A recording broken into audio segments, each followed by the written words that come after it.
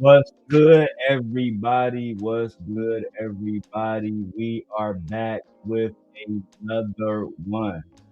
Hey, we are back with another one. Welcome to the Darrel Long Show. Go ahead and hit the like button for everybody that's coming in. We are back. All right. There's a few different things that I got to work on in the background, but for the most part, we should have a great day today. For the most part, hold on. Let me do something. Gotta take off these jogging pants. I'm too hot. We're gonna have a great day today, man. We got a few videos we're gonna break down. But first, before we get into all the messy stuff, I actually want to give you guys a great show. You know what I'm saying? Because we're about to actually get back, to 12-hour shows on a daily basis. We're about to get back to full-time content creation. Let me put it down now. We're about to get back to full-time content creation. And truthfully, I'm looking forward to seeing how far we grow. All right. I'm looking forward to see how far we grow. Now, I do want to have a conversation. Oh my God, now my sister calling me. Hey sis. Hello? Hey, what's up? Yeah, I'm good. I'm working right now. Can I call you back? Okay. I still got you on that Pokemon game too. I ain't forget about you.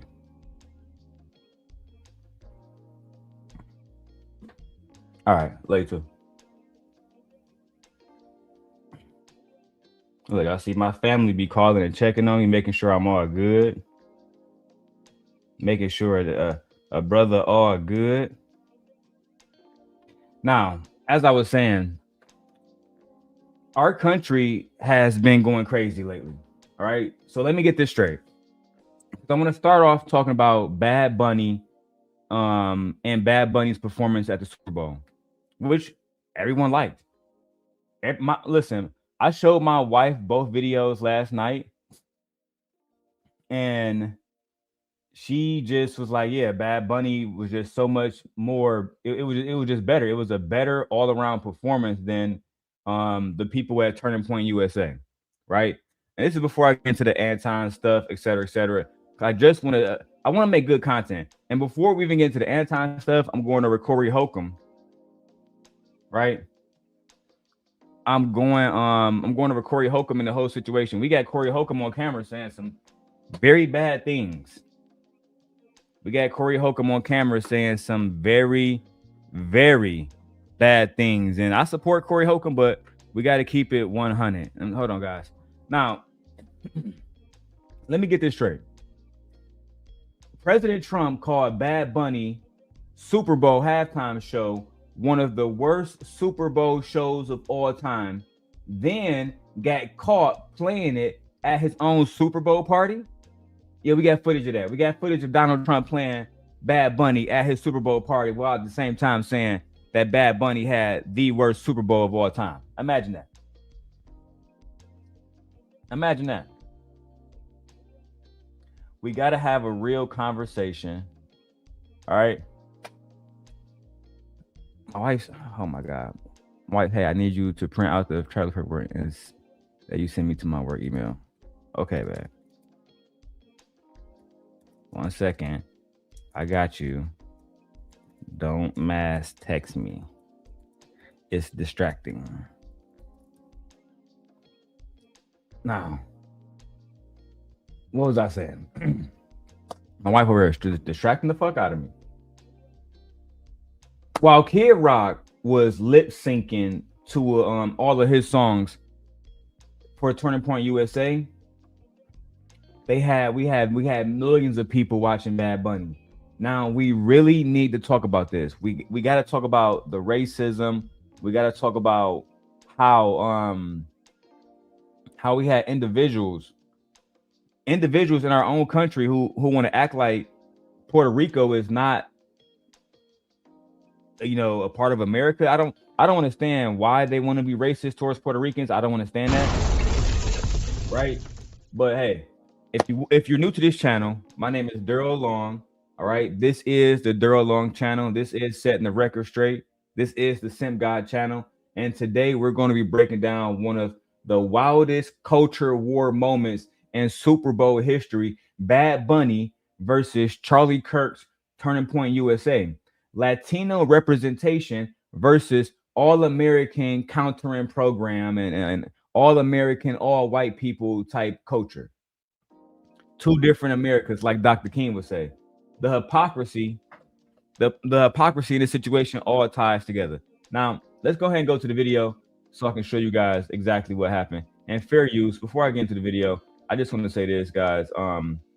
Disclaimer under Section 107 of the Copyright Act of 1976.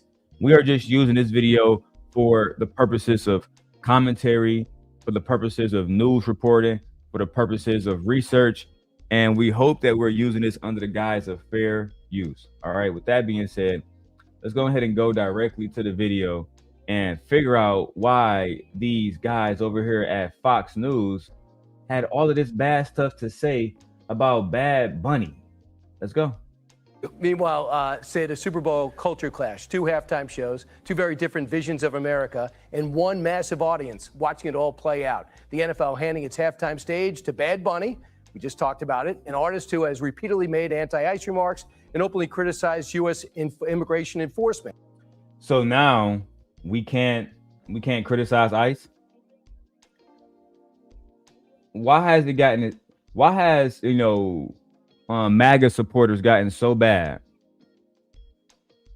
that they will automatically say, well, this guy was talking bad about ICE. He was anti-ICE. Yeah, I'm anti-ICE too, and I was born in Detroit, Michigan. I'm a full-blooded American, and I'm anti-ICE too. What's the problem? I'm against what ICE is doing too. Right? When Obama was getting rid of ICE, when Obama was getting rid of illegal immigrants and using ICE to do it, he wasn't doing it in a way that was destroying people's lives. He was doing it in a way that made people feel like, you know what, we don't even know what the fuck is happening. We got a person that's keeping us safe. It's not racist. It's not predatory. They're not chasing little girls down the street. When President Trump comes into office, now as Americans, we can't even exercise our First Amendment right to speak about how we feel about this organization because there's going to be some type of punishment for it. And this is why the radical right, the radical right is the major enemy of America, not just black people, but of America, right? Bad Bunny is an American citizen. Bad Bunny was born in Puerto Rico, which is a province of the United States of America. We know this because Americans like Jake Paul lives in Puerto Rico and is still considered the United States. So you know what? Let's go back to the video. I'm gonna show you guys more about what's been going on lately. The decision sparking backlash from critics saying this isn't just entertainment, it's a political message on America's biggest stage. In response, Turning Point USA rolled out their star-studded all-American halftime show featuring patriotic themes, conservative voices too. Watch. The artists that have teamed up with us, I just want to say thank you to them. It's very brave of them to do this. It's powerful because what Charlie always loved and knew is that he wanted to be in the forefront of the culture war. And what better way to honor him than just to get in the middle of this and be able to offer an alternative to families. That's the thing that's so beautiful about Turning Point USA and all of our programs. And joining us, they never wanted to offer that alternative for everybody else in America. It was always just white America. Because that's like, I watched the Turning Point halftime show afterwards, right? I'm getting some editing done. I'm working, et cetera, and I see a video pop up after the Bad Bunny video. I'm watching it, and I see Turning Point USA, Kid Rock, et cetera. I'm a Kid Rock fan, so I go and I click on it. You know, it wasn't bad. The music wasn't bad. What I don't like about it is you claim that the NFL had a political blah blah blah, when it was actually you. You were the one who were actually having conservative people come up and talk about conservative things, talk about ICE. Talk about how you support this, blah, blah, blah, blah, blah. I don't respect that. I don't respect that at all, actually. Right? I think it's cowardly for them to go against the NFL and claim that they're just trying to offer an alternative when y'all have never done that before. Y'all have never had alternative halftime show for a different group of Americans. This is just giving racist, bro. I was trying to dance around it to so I won't get in trouble with YouTube, but I hopefully I don't get flagged for saying that this was a racist moment in America. This was a group of one specific individuals with a certain complexion saying, hey, we don't like what's going on. This is un-American. What is American is country music, fried chicken, and politics. Football is an American game. I mean, that's Megyn Kelly talking about this situation. You know what? One thing at a time, bro. Let's go back to the video. Shout out to you guys for watching, even though a lot of you guys don't like actually leaving comments because people are going to attack you just for being over here. So I appreciate you guys for, joining us. So let's go. This is Turning Point USA spokesperson Andrew Colvett. Andrew, I watched your show. It was great. How did you do? Do you have a sense of how many people watched? Yeah, it was kind of blew our minds actually a little bit, Brian. And we saw at one point across all the different social channels, we saw over 10 million concurrent views. So that was adding up all of Rumble and all of our partners just on the social side. So I do believe that. I do believe that they probably got 10 million views. Listen, I believe that. I can see that. What's going on, Kojak? Hey, Kojak, man. Hit a brother with a super chat or a cash app, my brother. I be seeing you over there supporting other people. I'm not hating. I want you to support other people, but I need support too, my brother. Help a brother out. I'm going full time. So I'm leaving my job. I'm going full time, recreating Simp Nation and rebuilding it. That's why I didn't start this off with Anton Daniels. You know what I mean? We're going to talk about Anton, obviously, but we have to start diversifying ourselves. That way we can have genuine content and not just be known like Freezy or somebody else as somebody who's hating on Anton. So I appreciate it. The super chat should be open. The membership should be open. Merchandise is open. If you guys want to go buy a Simp Nation hoodie, I will begin rocking the merchandise myself again on camera. That way we can sell it. But anyway, let's go back to this. I do believe that they was getting 10 million viewers because the country is divided. The country is divided right now. Half the country believe that Donald Trump is doing the right thing. Half the country believe that Donald Trump is doing the wrong thing. Right? The country is divided, like YouTube is divided. Half the people feel like Freezy has the right to speak about that situation with Anton. And you get people like Kojak who believe Freezy a lame. Now, Kojak, put a 1 in the chat if you saw the video of Anton Daniels Son speaking out. That's right. We got exclusive footage of Anton Daniels Son speaking out for the first time. For the first time since all that Corey Holcomb stuff, I got the footage. He even called Anton daddy. You never saw that? Let's go ahead and wrap up this Bad Bunny. Let's go ahead and wrap up this Bad Bunny topic. We got to put this on 1.5 now because we got to go to that immediately. And now the numbers keep trickling in. I mean, right now as I'm sitting here, YouTube's numbers keep updating. And so we're trying to put it all together. What I can safely say is that we are now over 20 million viewers across just social. So we haven't even gotten our partner broadcasters, their analytics. As you know, sometimes the ratings take a little while, but that's 20 million viewers. And we don't know how many people were gathered together, 3, 4, 10 in a room watching together. So we're going to try and put a final number on that when we can. What we can safely say is over 20 million Americans tuned in to the All-American Halftime Show tonight. Now, let me go ahead and wrap this part up so we can get to Anton Daniels Son.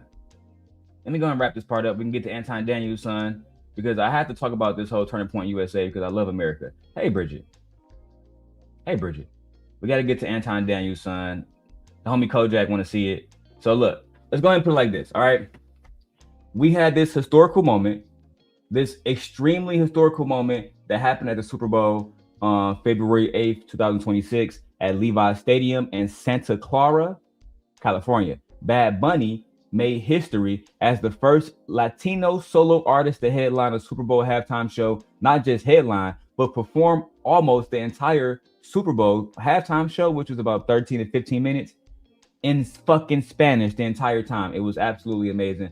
I loved it. My wife loved it. The production was good. It sent a political message saying that we are American. Us in Puerto Rico, we are Americans. Okay. Now, I have a lot to say about that. I'm going to circle back around to that.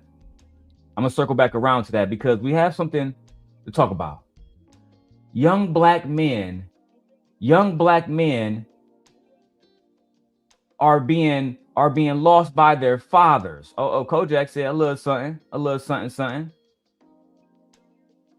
Oh yeah, the gaming channel gonna be lit, man. Shout out to Kojak. Now, hey, Bridget. Thank you, Bridget. And listen, shout out to Kojak for hitting us with that super chat, bro. I appreciate you. We are $90 away from our stream goal. Listen, man, I get in a good mood when people just support. And I appreciate you. I got kids, I got a wife. Support the Sim God so we can get to this Anton Daniels content. Ooh, cash make the coochie go woo woo. Now here we go. Go share it. Share the video right now to all your friends. Y'all never seen this before.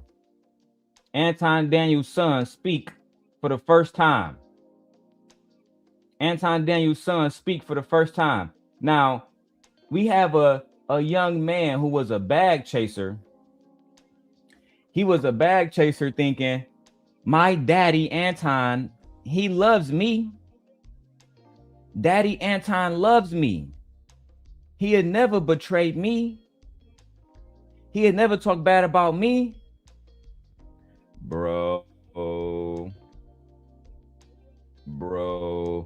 We got to break this one down. All right. Now let's go ahead and throw the fair use joint up. Because again, I don't want to get struck by this young man. He already in his feelings.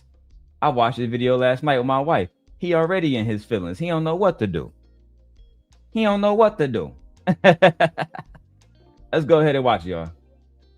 Happened to your little YouTube thing? Huh? Oh, hold on. The title of this video is Why I Stopped Watching Anton Daniels. Wow. The name of this video is Why I Stopped Watching Anton Daniels. Bridget says, is this his real son? Wait around and see, Bridget. Wait around and see. You're going to hear it out of this young man's mouth. You don't have to hear it from me. Wait around and see. Look, Kojak just spoiled the goddamn show. Adopted son, not his biological son. Goddamn. Let's go ahead and hear what Anton Daniels Son had to say. Fair use. What happened to your little YouTube thing? Damn. Huh? What happened to your little YouTube job? You said you was a content creator. Damn. Young man tried to come into YouTube, tried to be a content creator, and Anton shitted on. But this is a good one. Put your seatbelts on. Get your cup of coffee. I certainly have mine. Okay. I certainly have my coffee this morning. This one is going to be good, ladies and gentlemen. Let's go. Hey man, what happened to your little YouTube thing? Huh? What happened to your little YouTube job? You said you was a content creator. You making $100 a month. Damn. Not you making $100 a month.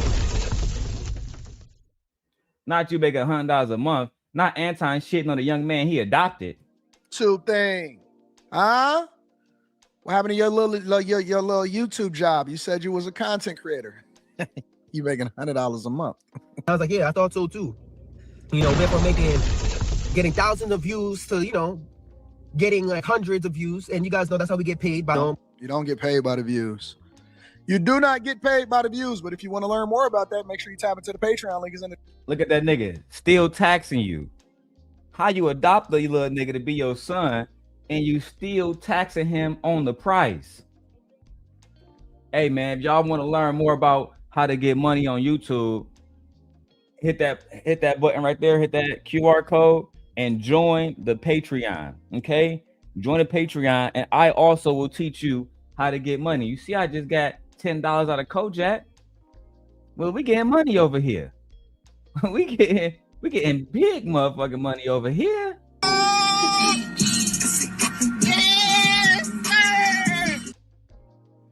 Okay, I can show you how to get my brother Kojak to send you $10 too, but you got to be good with this.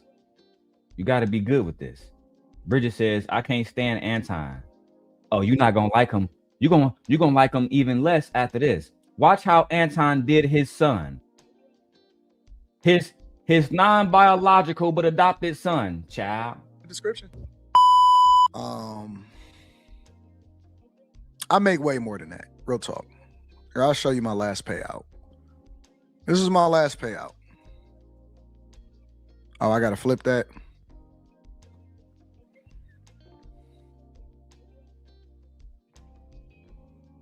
I do. I make way more than that. That's not even a question. Damn, not Anton showing y'all how much money he make on here. And I have a Cash App that just came through. Shout out to my brother Gary with his $5 Cash App. Listen, man, do you want to get money? Do y'all want to be a bag chaser? Then subscribe to Simp Nation. Yeah, we on our way to getting 172,000 in 1 month. I just need my brother Jerry to send $5 500 more times. You feel me? I need every one of y'all to send $5 500 times. And then we too will get paid like Anton. But we never gonna be adopted. Yeah. This is the same shit that happened to Freezy. Are you taking guests today? Yeah, come up. I am taking guests today. Look, I'll drop the link. I'm not like an a-hole. You feel me? I'm not an a-hole, guys. If you guys want to come up and we can be respectful and we can stay on topic and not disturb the content, then you guys can come up. But let's hear more from Anton Daniels Son. Exclusive.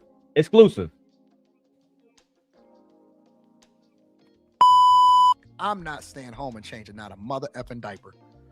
So the young man just had a son and he was saying that he was staying at home to change a diaper. And Anton shamed him for staying at home to change diapers. Let's keep going. Oh, all right, Smooth G. I got you, Smooth. So you don't like your real name being used on here? I got you. I'm just say Smooth. My brother Smooth G with the $5. I'm not staying home and changing not a mother effing diaper. I'm not the type. I'm just gonna be honest with you. I'm not the type of guy to be sitting home with you under the baby. I don't want to kick it with you that much. So check it out. I know everybody right now currently. This is Anton's son, y'all. Let me go to the chat. Let me put myself over to the left a little bit, so y'all can see this man's face a little bit. This man was depressed. This man had a wife, and he got child. Y'all gotta listen to this one. Listen. Is talking bad about Anton Daniels. You know, it's like the downfall of Anton Daniels right now is crazy, right? But I don't really believe in a downfall. He's literally going to call Anton his father. Y'all think I'm lying? Y'all think I'm lying? I do not lie. Because if you're still hustling, if you're still grinding, like, is it truly a downfall? I feel like your downfall is only if you stop. So as long as you don't stop, you're good. But this is what I want to tell you guys, man. I was Anton Daniels' biggest fanboy. I'm talking about. I was Anton Daniels' biggest fanboy. You see, that's how the relationship started. I was Anton Daniels' biggest fanboy. That's how the relationship started. Listen. This is what I want to tell you guys, man. I was Anton Daniels' biggest fanboy. I'm talking about season 1 when he had like the Jordans, you know, the sneaker background he had behind him. I've been watching Anton for years. Then he had the graffiti background, season 2, season 3. Guys, I've been watching this man's journey. Uh-oh. He a fan. Freaky ass. He a fan. He telling y'all, I was Anton #1 fan since day one. I've been Anton #1 fan since day one, daddy. But it don't stop there, y'all. You would think that it stopped there, but it don't stop there. The young man was heartbroken. He was led astray. He was bamboozled. Oh, Kojak, this just the beginning. Kojak says, damn, an even bigger groupie than the moderator, Yakar. Kojak. It's, think about it like this. Yakar, if this is the NBA, Yakar would be, let's say, Jason Kidd. This young man is the Michael Jordan of bag chasers. This young man is the Michael Jordan of Anton Daniels fanboys. Listen. In my mind, I viewed him as the Black Dave Ramsey, man. What? I watched Anton for years. Then he had the graffiti background season 2, season 3. Guys, I've been watching this man's journey. In my mind, I viewed him as the Black Dave Ramsey, man. That nigga said he viewed Anton as the Black Dave Ramsey. Gemini check real quick, because this is crazy. Dave Ramsey versus Anton. Let's see. I was listening to Anton Daniels Son, and he mentioned Dave Ramsey. He said that Anton Daniels and Dave Ramsey are one and the same. Does Anton Daniels and Dave Ramsey have the same background, education, etc., etc.? What can you tell me?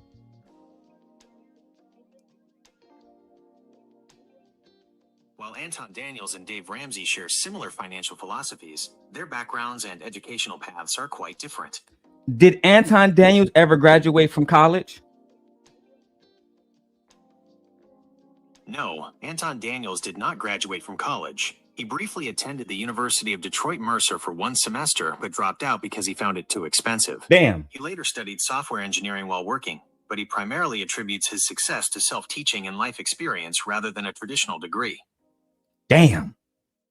Does Dave Ramsey have a degree? Yes, Dave Ramsey has a Bachelor of Science in Finance and Real Estate from the University of Tennessee, Knoxville. Would you like me to look up more about his early career in real estate before he started his media business? You mean to tell me that Dave Ramsey was already successful before he began making YouTube videos about finance? Yes, Dave Ramsey was highly successful long before YouTube even existed. By age 26, he had built a $4 million real estate portfolio and was a millionaire. Although he lost it all and filed for bankruptcy in 1988, he rebuilt his wealth through a financial coaching business and launched his nationally syndicated radio show in 1992. By the time YouTube launched in 2005, Ramsey was already a household name with a massive media empire and several best-selling books. Would you like to know more about how he lost his first million or how he started his radio career? So, young man, Anton is not Dave Ramsey. Okay? Let's go ahead and debunk that in real time. I thought Anton was the Black Dave Ramsey, man. The nigga with no degree, with no experience, dropped out of college in 1 semester. You were bamboozled, sir. You was led astray, sir. And even worse, Kojak, I can't even blame Anton on this one. After you listen to the video, Kojak, we can only blame this young man. Yeah. I like his style, like his graffiti background season 2, season 3. Guys, I've been watching this man's journey.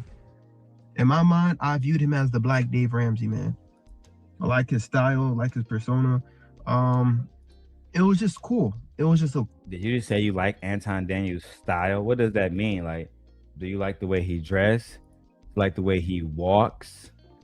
You like the way he talk? Like, what do you like about Anton Daniels' style? I mean, like, were you getting fashion tips from Anton Daniels? Were you like trying to rock the Versace robe? Like, I'm just confused. Because usually when somebody is talking about Anton, the last thing they're talking about is style. Like, did you go buy one of the rich bully fucking hoodies from San Antonio? It's like, what the fuck is happening? This nigga's worse than Freezy, y'all. I mean, I said what I said. This nigga is worse than Freezy. I mean, I can't imagine being this addicted to somebody else. And then I see somebody in the back chat simply investing. It says your device not connected, bro. Yeah, you might have to cam up on your other laptop. Let's keep going. Cool older brother vibe I got from him, right? What? And it was just cool. It was just a cool older brother vibe I got from him, right? And Older brother vibe is crazy. This is why it's important for young men to have real life families, because as you can see, some of these young men out here today, they're misguided.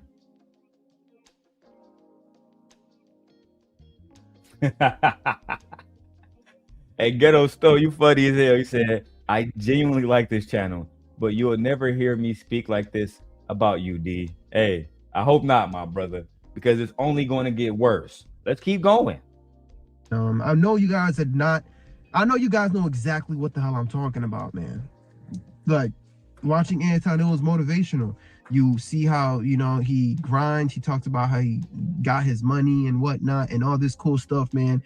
And guys, it got so bad to a point, I'll be honest with you, I put Anton on a pedestal.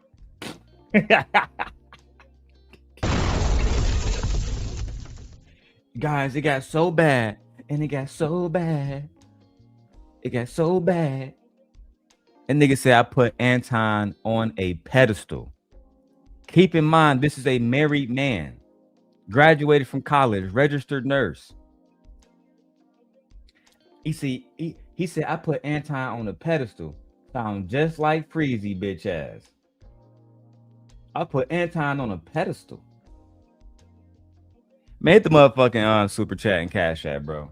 Because this is the only place you're going to see this content, right? You might see it eventually at Freezy channel. You know, Freezy be doing it. He copied me. He copied my style. Hey, Kojak, this nigga say he put Anton on a pedestal. Listen. He got his money and whatnot and all this cool stuff, man. And guys, it got so bad to a point, I'll be honest with you, I put Anton on a pedestal. I'm just keeping it a buck with y'all. I put him on a pedestal. I don't know if that was his goal. I don't know, man. But he, as a black... The fuck? How you gonna say that it was Anton goal that you put him on a pedestal? Now you want some victim Olympic shit. I don't know if that was Anton goal, you know what I'm saying, to you know what I'm saying, to get me to worship him, but shit, it happened. I love that nigga Anton. Oh, Stoic going there. Stoic says, I can tell this dude came from a single mother home. Unfortunately, I would usually push back against that and say, no, black women raise kings. But unfortunately, he does go on to confirm that he came to YouTube looking for a father, and he found a father in Anton Daniels. If I'm lying, I'm dying, nigga. Let's go back and watch it. Black man, pedestal, on a pedestal. So bad to a point, I'll be honest with you, I put Anton on a pedestal. I'm just keeping it a buck with y'all. I put him on a pedestal. I don't know if that was his goal. I don't know, man. But he, as a black man, touched my heart. And I'm like, yo, look at what's possible if you do this, X, Y, and Z. You feel me? And guys, you know what? Like, they always say this, man, never meet your heroes. And I didn't even necessarily meet Anton, but what happened was last year around this time. This nigga said, never meet your heroes. Never meet your heroes. Why is y'all coming online to have Anton Daniels be your hero in the first place? Why is Anton Daniels your hero? Why don't you have males in your actual life, in your city, in your county, somewhere that you can genuinely bond with? You know what I'm saying? Why is it there's no lawyers, doctors, teachers in your actual city that you can make a relationship with? I don't understand it. Let me see who I got up here, man. Simply Investing. What's going on, my brother? See, I got no audio from you, no audio. All right, put a 1 in the back chat when you're ready, all right? because I can't hear you. I see you, but I can't hear you. All right, let me know. Let me know when you're ready. Guys, you know what? Like, they always say this, man, never meet your heroes. And I didn't even necessarily meet Anton, but what happened was last year around this time, I wanted to quit YouTube. Damn. What's up, my brother? Is your mic working now? Okay. Oh, there it goes. I see it now. Yeah. All right. So before I let you go, the young man was saying that he wanted to quit YouTube. He was going through a lot of depression. So, you know, he came to YouTube and he found Anton Daniels, and you know, Anton became his father. What are your thoughts? Okay, yeah. Well, first I want to say congrats. I subscribed to you at like 300, and to see you blow up to 833, it's really impressive. So I hope you keep going. Thank you, sir, buddy. So, and I definitely like listening to you because I own a moving company, and how I found Anton is just through the algorithm and just listening while I'm driving hours on the road. So, okay. And I remember this guy's first video when he talked about Anton and how he joined his group, the bag chasers, one of his groups, the bag chasers, and like he got there, he got up to like 1,000, like somewhere between like 1,000 to 10,000 views for the videos he was doing, and then he was dropping off, and he didn't know why, but he wasn't getting good feedback. The video was like a year and a half ago, I think it was, for this guy. But I remember seeing him about being a nurse and being able to help take care of his wife and all this stuff and turning his life around. But to be honest, when I saw Anton Daniels, I think unfortunately this poor young guy was just used for Anton's platform, and it kind of like used both for his monthly payment, of course, but he was used as like an example. Like, here's an example. He has the Patreon, so he can get people to like keep watching his videos, which is like almost like a view botting without the bots. Of course. And they probably propped him up so he could say, okay, look what I did for this guy. But now that he's fallen off, he could say, hey, it's not my responsibility. And he just kind of threw him to the wolves instead of saying, hey, look, if you're going to be a real mentor, coach him, develop him, things like that. Help him say, hey, you're hitting a rough spot. You're going to hit this rough spot. This is how I overcame it. What are you doing? How can I help you? Things like that. If you're paying for one-on-one coaching on a Patreon, which I think his was like $500 a month for that. I think it was less than that. The Patreon, I'm not sure. Like, it's different tiers. I'm not sure, but I think the smallest one was like 15, then 40. Anything beyond that, I'm not sure. Oh yeah. So I know it was something like for one-on-one exclusive. Like one-on-one coaching. It probably was expensive. Yeah, it's like you for $500. Like if I invest $500 into advertising, I have to see a certain amount to get back. There's no way I can just keep doing that and get the bare minimum. All right, let's keep going with the video. As the young man said, he was going to quit YouTube, but he found hope in Anton Daniels, and my brothers in the chat believes that he might be going both ways. But let's not go there yet. Let's see what we got here. Because I was just depressed. I was just in a mental space, man, where I felt like giving up, right? I feel the same way this year right now. Damn. You guys already know how the economy kicks our ass, all the things, right, that's going on right now, guys. I'm a registered nurse, okay? And I still have to go through my struggles, right? So imagine somebody who's not even a nurse with a career, you know what I mean? Just your average person, man. I'm telling you guys, America is mad tough. So we come on this thing called YouTube sometimes looking for motivation and inspiration. And you know what, man? Like when Anton reacted to that video, guys, I got so happy. I was so excited. I told my wife to sit down, come watch my man Anton, you know. Hey, Kojak, this nigga thought he made it because Anton reacted to his video, right? only for Anton, right? Imagine sitting your wife down to hear Anton say this. Hey man, what happened to your little YouTube thing? Huh? What happened to your little YouTube job? You said you was a content creator. You making $100 a month. I was like, yeah, I thought so too. You know, went from getting thousands of views to, you know, getting like hundreds of views. And you guys know that's how we get paid by them. You don't get paid by the views. You do not get paid by the views, but if you want to learn more about that, make sure you tap into the Patreon link is in the description.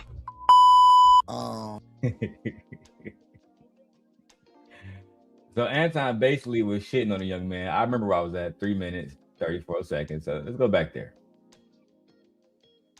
You know what, man? Like when Anton reacted to that video, guys, I got so, man, you guys already know how the economy kicks our ass, all the things, right, that's going on right now, guys. I'm a registered nurse, okay? And I still have to go through my struggles, right? So imagine somebody who's not even a nurse with a career, you know what I mean? Just your average person, man. I'm telling you guys, America is mad tough. So we come on this thing called YouTube sometimes looking for motivation and inspiration. And you know what, man? Like when Anton reacted to that video, guys, I got so happy. I was so excited. I told my wife to sit down, come watch my man Anton. You know, I thought I made it, guys. I thought I made it. Like how I thought, guys, honestly, because I don't know if you guys know, I went on the That nigga thought he hit the lottery, y'all. He thought he won $1 million, Kojak, just by joining Anton Daniels' panel. Not even that, by having Anton react to him. The nigga really thought he made it. Stoic, what's good? Welcome to the show, bro.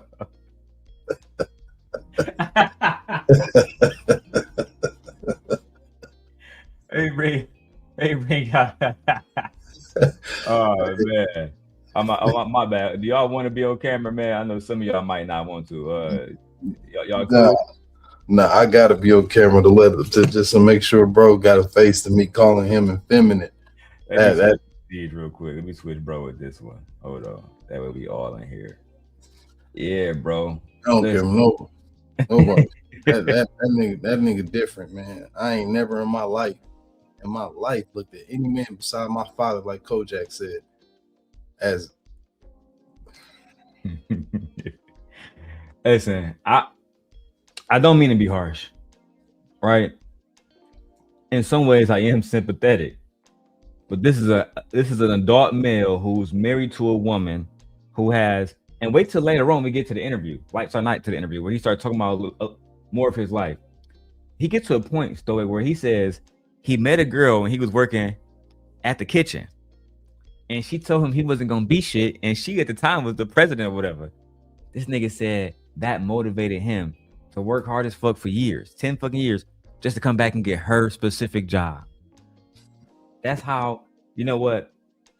Let me just keep going, because I believe this man low-key needs some serious help, bro. Let's watch it. The O'Neal show, I was excited, very respectful guy, man. And, you know, he showed bad love, nothing but love. And I just appreciated being on his platform. But then I'm like, oh, snap, I'm about to go on oh, snap, Anton. Yo, I was about to sign up for his, Patreon, be a bag chaser and all that, guys. Look how excited this nigga was just now. Being on his platform. But then I'm like, oh, snap, I'm about to go on oh, snap, Anton. Yo, I was about to sign up for his, Patreon, be a bag chaser and all that, guys. But after I watched that video, man, that nigga said I was about to sign up to be a bag chaser. I was about to sign up to do everything. Fanning out. This is a problem that I've always had with the manosphere, is they used to tell me when I was going against them, it's just the internet, Darrel. It's not that serious. Is it? You know, is it not impacting real people? You know, it's crazy. D, he act like those followers off of Fresh and Fit. You see what they be saying in the comment section, man? They treat Myron and Fresh like they ain't the squares niggas that they are, man. Bro, them niggas literally came online in a fucking Clans hoodie to talk shit about Abba and preach. I was done after that, bro. Damn. And I got the receipts. They talk bad about sisters, man. I stopped messing with them some years, actually a year ago, some change. But for some men, them talking bad about the sisters is okay. But nah. It's not okay for me either. But if you're a black man and he's saying these guys are monkeys, man, or blah blah blah, Myron be going crazy on Twitter, bro. Yeah. So it's a whole different conversation. Let's stick to Anton Daniels Son, and why y'all should never, ever, ever, ever, especially as an adult male, it's even more as a husband, never put your faith in another man. You only put your faith in Jesus Christ. You only put your faith in Allah. If you don't subject yourself to a religion, then put your faith in yourself. Fact. Believe that God put you here for a reason. Never put it in another man. That's a fact. That thing just like it pissed me off because I didn't get, like what I was expecting. I was just expecting advice to how to pivot and where I'm at right now in my situation. Now, he did say some things, you know what I mean? He did say like, yeah, man, you got to grind, find some time to do what you got to do, which I respect. And I know that generic answer, I understand that. But what he mainly did, guys, on that episode was flex on me. That's it. My face was just paused on one side. Nobody knew who I was. But you know what? In front of thousands of people, he was just flexing on me, showing me, hey, look at this, look at this. And he didn't really sit down, break down a game plan for me, help me out. And in my mind, guys, I put him on the pedestal so much, I took that as motivation anyways. What, nigga?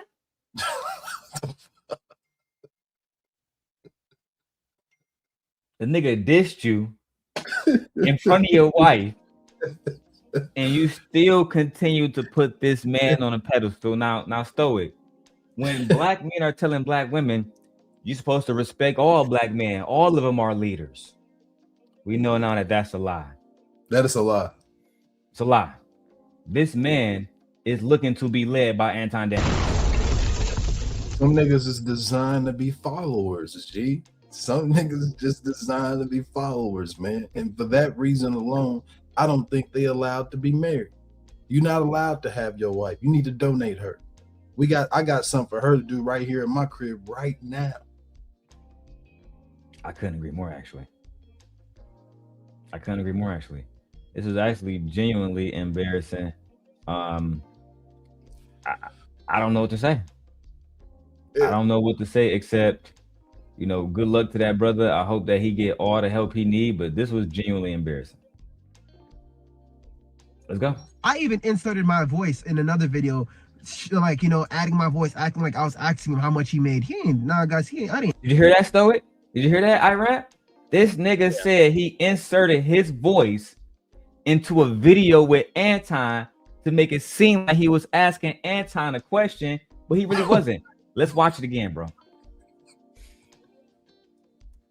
And in my mind, guys, I put him on the pedestal so much, I took that as motivation anyways. I even inserted my voice in another video, like, adding my voice, acting like I was asking him how much he made. I didn't ask him that. He just decided to show me for no reason, man.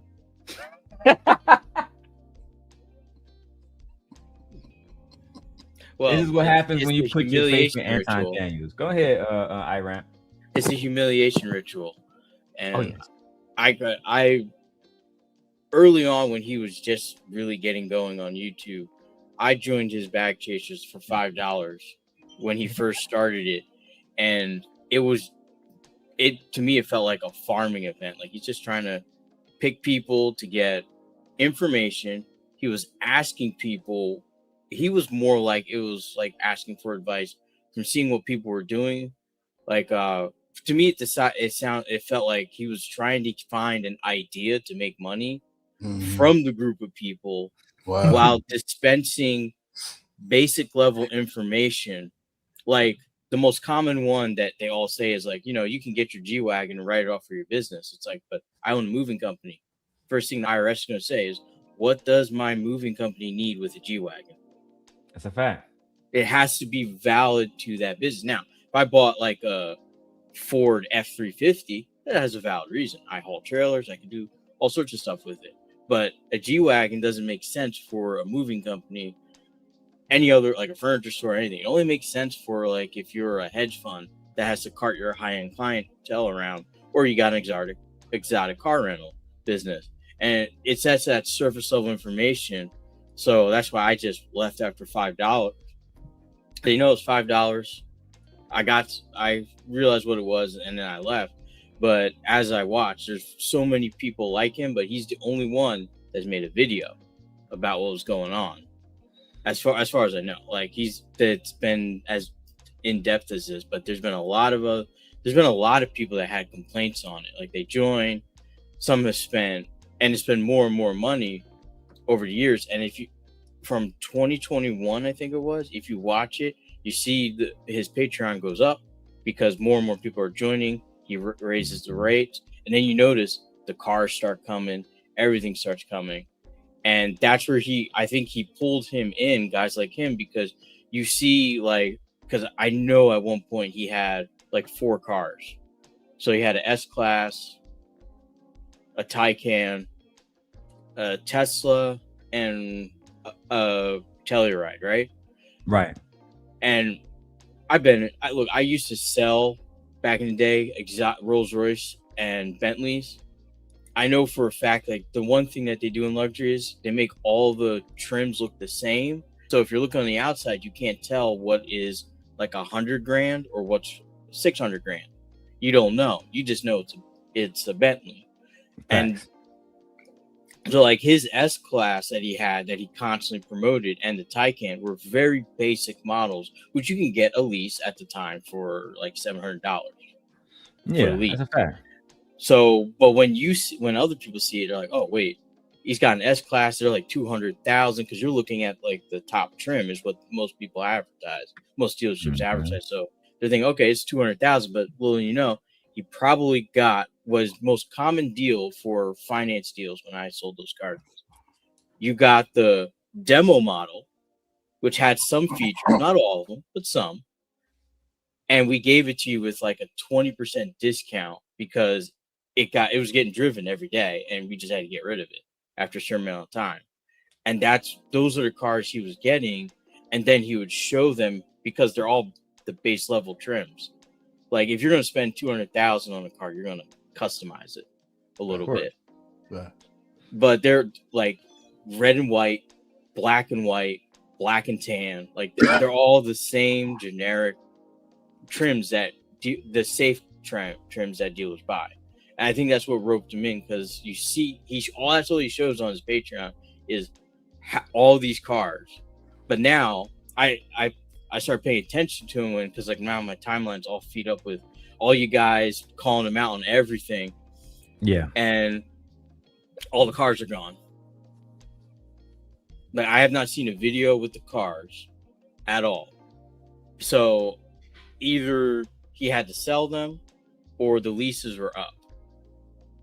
And given how there was one guy that actually knew, and I reached out to him, this was maybe about last year, he said that Anton Daniels has no credit whatsoever. So selling those cars, I'm going to tell you right now, if you don't walk in with a top tier credit score, I can't get you anything. I'll just escort you out the door politely. Say, hey, thanks for coming in. Can I get you a cup of coffee? And just shut the door behind you as you go out. Like, there's nothing I can do. Like, for $100,000 depreciating plus asset, you have to have good credit, and we're already going to look you up. Like, we're checking your businesses, your net worth. I drive a Hyundai Palisade. You see. Hey, that's better than that Palisade looks good in the inside. When I was watching Izzy stream yesterday, my Palisade is super clean. I got every feature that you can get in the G-Wagon. Yeah, I'm just being honest with you. From massage seats, Apple CarPlay, Android Auto. Hold on, D. Let me compliment you real quick. Let me compliment you real quick, because I was about to compliment you. You gotta let me compliment you. Let me finish my compliment. I was watching Izzy stream yesterday, and D was driving, and I said to myself, "Why the fuck is he on the stream right now? He need to be focused on the road." And you're a grown ass man, so I can't tell you that, right? So I just sat back and thought to myself, well, damn, I'm looking inside your car. I said, damn, that's a nice car. And I didn't say nothing else. So now you bringing up the Palisade, and I was like, okay, this is the perfect time. It's very nice car. I myself, I drive a 2014 pickup truck because I come from poor background. I was so poor I couldn't afford the O and the R. I was poor. Nah, dog. Yeah, we got two vehicles here. We got the 2024 Palisade fully loaded, and then we got 2019 Mazda that we about to replace soon. What you gonna replace it with? I want to get an Escalade, but because we got the Palisade, we already got a 3-row vehicle. It's we might not get it, and then I'm literally buying this house, in Vegas basically. So I'm trying to wrap that shit up before we make any other big purchases. But I don't know, bro. I want another big truck. I want a big ass Navigator or Escalade, maybe even the Expedition Max, but. Murdered when out. I was in Vegas, I had test drive the little not test drive. I had rented a Mustang fully loaded. That bitch was so sick, bro. But got too many kids for that. I'm an old man now, so it's over. Yeah, chill out on the Mustang. We don't need no Ford, bro. Just wait till they get a little older. Yeah, bro, that Ford shit played out, dog. You go get that big body though. Go get that big body and murder it out. Man, this is the best vehicle I bought to date. Hyundai Palisade, I'm trying to tell you. And the new 2026 one's even better. It looked like a damn Range Rover. How much you put in the gas tank? To fill up, about 65. But I get about 30 miles a gallon, bro. It's a fact. No, I mean, I ain't gonna lie to you. I ain't gonna even hurt your feelings, but I put $30 in my tank and I'm good for 2 weeks. Oh nah. I ain't getting nowhere. Bro, I'm in Chicago, so between traffic, how far shit is over, bro. Let's get back to Anton. I thought you was in the D. Nah, I moved, bro. I'm from Detroit, but I've been in Chicago for like 2 years now. Whoa. Yeah, bro. But like for the last 6 months, I was working in Milwaukee, so I'll just drive an hour north to Milwaukee, and then just come back down here and just do my thing. I like Chicago, but like I said, let's get back to the video. And I'm not like, I understand that's some people's personality, man, but at that moment, it motivated me, guys, to literally bust my butt. 1 and 2, never put somebody on a pedestal again, right? Fellas, it doesn't have to be Anton. You might come on YouTube looking at these alpha males, right? I'm not even trying to talk shit about fresh and fit, whatever the case may be, but you might look on YouTube. You're looking for a fatherly figure. You're looking for a daddy. What, nigga? Well, okay. Yeah. Hold on. Yeah, this nigga threw me for a loop. Hey, I was with him when he said that he ended up looking at him and was like, I ain't gonna put him on a pedestal. I ain't gonna do that no more. I'm like, okay, I retract my statement. You know what I mean, Rand? But then he hit me with a curveball again and said, we all look for daddies when we get online. That's like, what? We getting on here looking for a daddy. Nah, blood. What? I only got one father and I got one mother. That's the way God made it. I never can replace them. To come on, and this is where it get nasty. Because then he said Anton was my daddy. Oh. And then he blamed Anton for not wanting to be his father no more. Listen, guys, Anton only has one child, a daughter. She's underage. She'll be of age soon. I haven't talked to Anton in years personally, but I'm almost sure it's the only child he has biologically. He don't give a fuck about you, sir. That's just the facts. It's crazy that Iramp is here and he was going over the Patreon stuff because I used to date one of Anton Patreon members. We can call her Not So Lucky. And she we used to go to war, right? And she was my little what's the right word? Concubine. She gave me all the intel on Anton. Anton knows this now. It's all good. There's no beef now. But she said the same thing that bro said. He said, I was getting basic information. Don't worry about that. I went over that video the other day. If you guys want, I'll go over it again today, man. I'm back to this shit full of time. Let's get it. Looking at these alpha males, right? I'm not even trying to talk shit about fresh and fit, whatever the case may be, but you might look on YouTube. You're looking for a fatherly figure. You're looking for a daddy, to be honest. You might be growing up without a father in your life, so you don't even understand that you're doing this subconsciously, but you're... Stoic wins again. Stoic said this nigga did. He grew up in a single mother household. I didn't want to. Usually I got to defend single moms, right? I rant, but this look bad. Ladies, this look bad. Well, just because women are the reason why these dudes develop like this don't mean they still to blame. Because the reality is they doing subconsciously what they think is the right move. And that's really being intuitive with the feelings and stuff. But these dudes grow up, and that's what, and this is a product of being in tune with your feelings. You know what I mean? So, but let me ask y'all some real shit. And either one of y'all can go first. Y'all don't gotta go on mute. We all good. We just chilling, bro. Have y'all ever walked into a space and said, I'm looking for a new father today? No, definitely not. Definitely not. Definitely not. Never have. Yeah, I'm like my brother Kojak, man. I'm still down with my dad to this day, man. My pops is everything to me. And it's crazy because he told me, he said, when I was 5 years old, I stopped calling that nigga daddy. I don't know if it was off the tongue, it just didn't feel right. I don't know what it was, but he said, I just told him, can I call you Pops? And he was like, yeah, what's wrong? And he said that I told him, I just don't want to call you daddy no more. Nigga said, I can't use that word, bro. And he laughed and he was like, yeah, man, call me dad, pops, father, I don't care. And I called him. No, it's not masculine. I just can't. I don't know what it was, but keep in mind, my dad was born and raised Southside Chicago. You know, so he wanted those. He wanted those, you know, one of them. My wife was born on the west side. Yeah. He came from that background. Then he raised me in Kansas City, Missouri, which is another slum. If anybody knows. So Kansas City, a whole nother animal. Oh yeah. Do a lot of business out there. Gotta watch the truck when you're unloaded. It's crazy because we cousins to Chicago and Detroit. It's all Midwest, man. It's all Midwest. Yep. Yeah. Shout out to Anton Son. Uniting the door. Hey, I guess you're looking at this time. Talk shit about fresh and fit, whatever the case may be. But you might look on YouTube. You're looking for a fatherly figure. You're looking for a daddy, to be honest. You might be growing up without a father in your life, so you don't even understand that you're doing this subconsciously. But you're coming here. You're looking for a role model. You're looking for a trend. You're looking for somebody who can influence you. And I'm not gonna lie, bro. Black people, we are easily influenced, right? Hold on. Don't make this about black people. This is not a generalized thing. Right. Irant never looked for a daddy. Stoic never looked for a daddy. And I never looked for a daddy. This is an isolated situation with you, sir.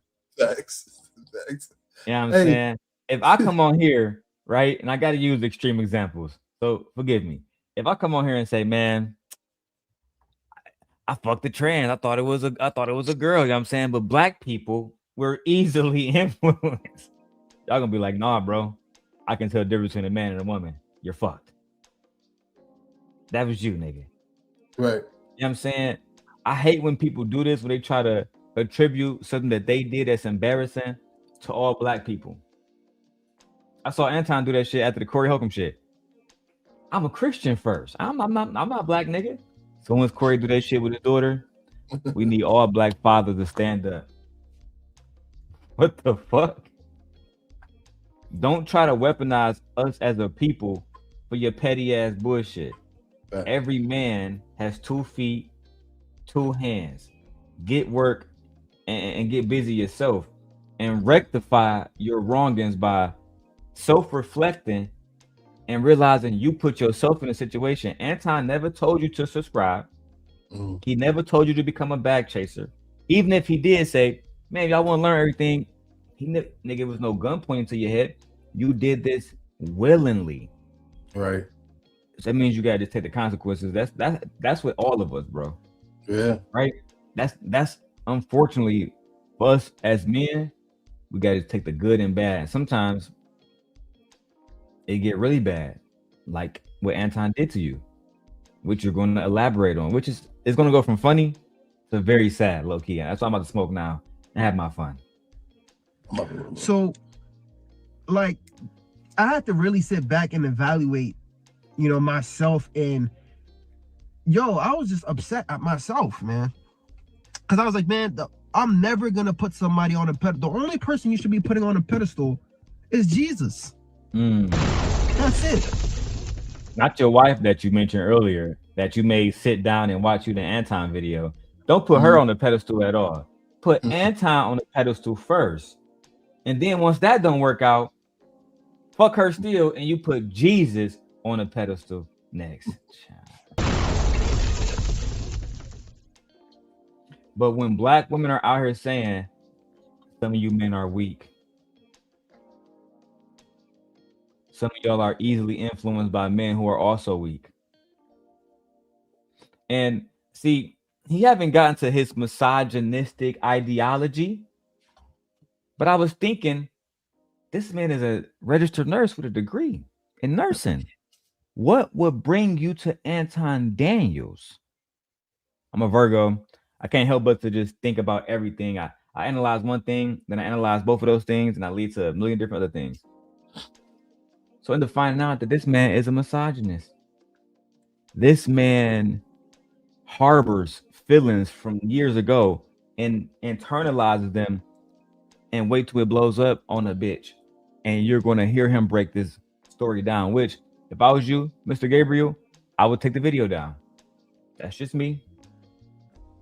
I would not let this shit get out of hand. Well, right now, it's being freezing. Eventually, everybody's going to react to this shit. Take it down.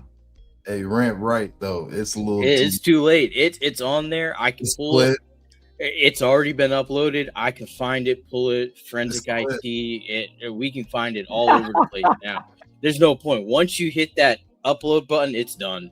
You can do as much as you want. It's in. It's unfortunately. It sounds like he's been listening to a lot more than just Anton Daniels. But even Anton Daniels started to move into that market. Now I get it. I'm a mixed guy. My mom is as black as midnight. My dad's as white as snow, and I grew up in an all-white neighborhood. Okay. Am I going to be upset forever that I went to high school and none of the white girls really wanted to be bothered with me? I mean, this was we're talking 90s, and you just got to say, hey, whatever. And when I got to college, and I found out, okay, well, my first girlfriend was a Haitian girl, so, and then after that, it was just down that road. So it's so many beautiful women. You gotta let it go. You gotta let that. I think he might be stemming from it. You get rebuffed by the women you want, but not by the women that actually like you. Right. And even my dad said that you don't have to be liked by everyone. You just find someone that understands you and likes you for what you're doing. That's and go get a hobby and find someone in that hobby. And you'll be all right. Yeah. So, but if all roads fail, just go to Detroit. Guarantee you'll find a sister out there, no problem. I'm telling you, God put something special in the water in Detroit, man. The best women in this country is in Detroit. There's a lot of beautiful women I've everywhere. never lived in Detroit, so I have to take the word for it. So. You would never know that to go look for women if you following Anton. But hey, let me show y'all this. Let's get it, man. Shout out to y'all for being over here in fair use, young man. Also tag the young man Fish Gabriel. So if you want to come up and explain why you became so obsessed with Anton and put him on such a pedestal, then I would love to have a conversation with you. That's the only person you should try to be like. You know what I mean? You're trying to be like these hip hop celebrities. You're trying to be like somebody from Hollywood, but you don't know what the heck they have going on. You don't know how they got their wealth. And this is no disrespect to Anton. I know there's allegations saying that he got his money from, basically a freak accident with his father. I don't even want to go into that. And I don't want to I don't want to discredit his hard work, his work ethic, and everything he built up. Nigga just shitted on you, blood. Just shitted on everything you did. You brought your wife in there. He still shitted on you. It's the same But you thing. don't want to talk bad about him. I'm not a racist, but you know the next thing coming. It's like no disrespect, but it's gonna be full on disrespect. No, right. Of course. But hey, let's go. To now, it's just that at that moment, right, when you view somebody as a hero, as a role model, and you think, damn, they about to give you some key game advice, bro. My guy was making me feel bad for changing my son's diapers, man. I get what he was saying though, because he was like, oh, hey, bro, calm down. You know how Anton get down. He don't change diapers. He don't change diapers. Yeah, he made you feel bad about changing your son's diapers. In his mind, you can be spending that time making money, but instead you're taking care of your children. How dare you?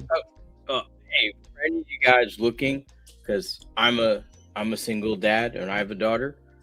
I'll tell you one thing, and I'm not even in the best shape, nor do I think I'm the best looking, but you a single dad and you're taking care of your kids, there's women just are attracted to that stuff. I don't know what it is. You gotta change your diapers, you gotta take care of them, you gotta be patient, you gotta do a lot of stuff for kids. There's nothing wrong with having to do it. I'm not saying you should have kids specifically for this. No. I get you. When you have kids, it's like I never looked and said at my daughter saying, I'm not changing her diapers. Like, I gotta change it. If anything, I was more paranoid because I had a daughter. I was like, I gotta change this diaper real quick. I don't want her to get sick. I want her to do anything because anything that happened to this little girl. So I don't understand why it's not an effeminate thing. It's like you just have to do it. That's why there's a rule that says it takes two to tango. It's going to take two of you to raise it.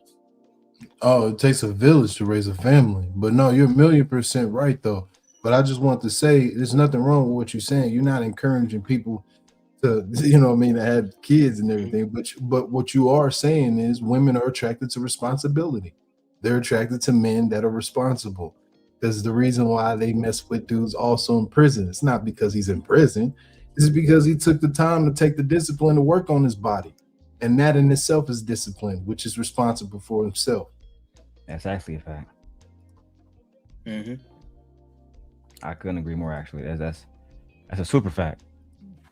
Let's keep going. Like if I had debt or if I had problems, I'd be at work. I'm not changing no baby's diapers, bro. But like, you know what? What's wrong with changing your son's diaper? What's wrong with being there for your kids? Like, I do agree with things that he say, but you have to stand up and be honest and be like, yo, I disagree too. Because I wanted to make this video since last year, guys, but like I respected him so much and I had him on a pedestal for so long. I just couldn't believe it, so I just stayed quiet. But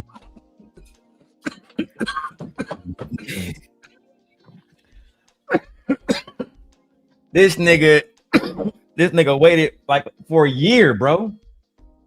With this shit on his mind. With this shit in his heart.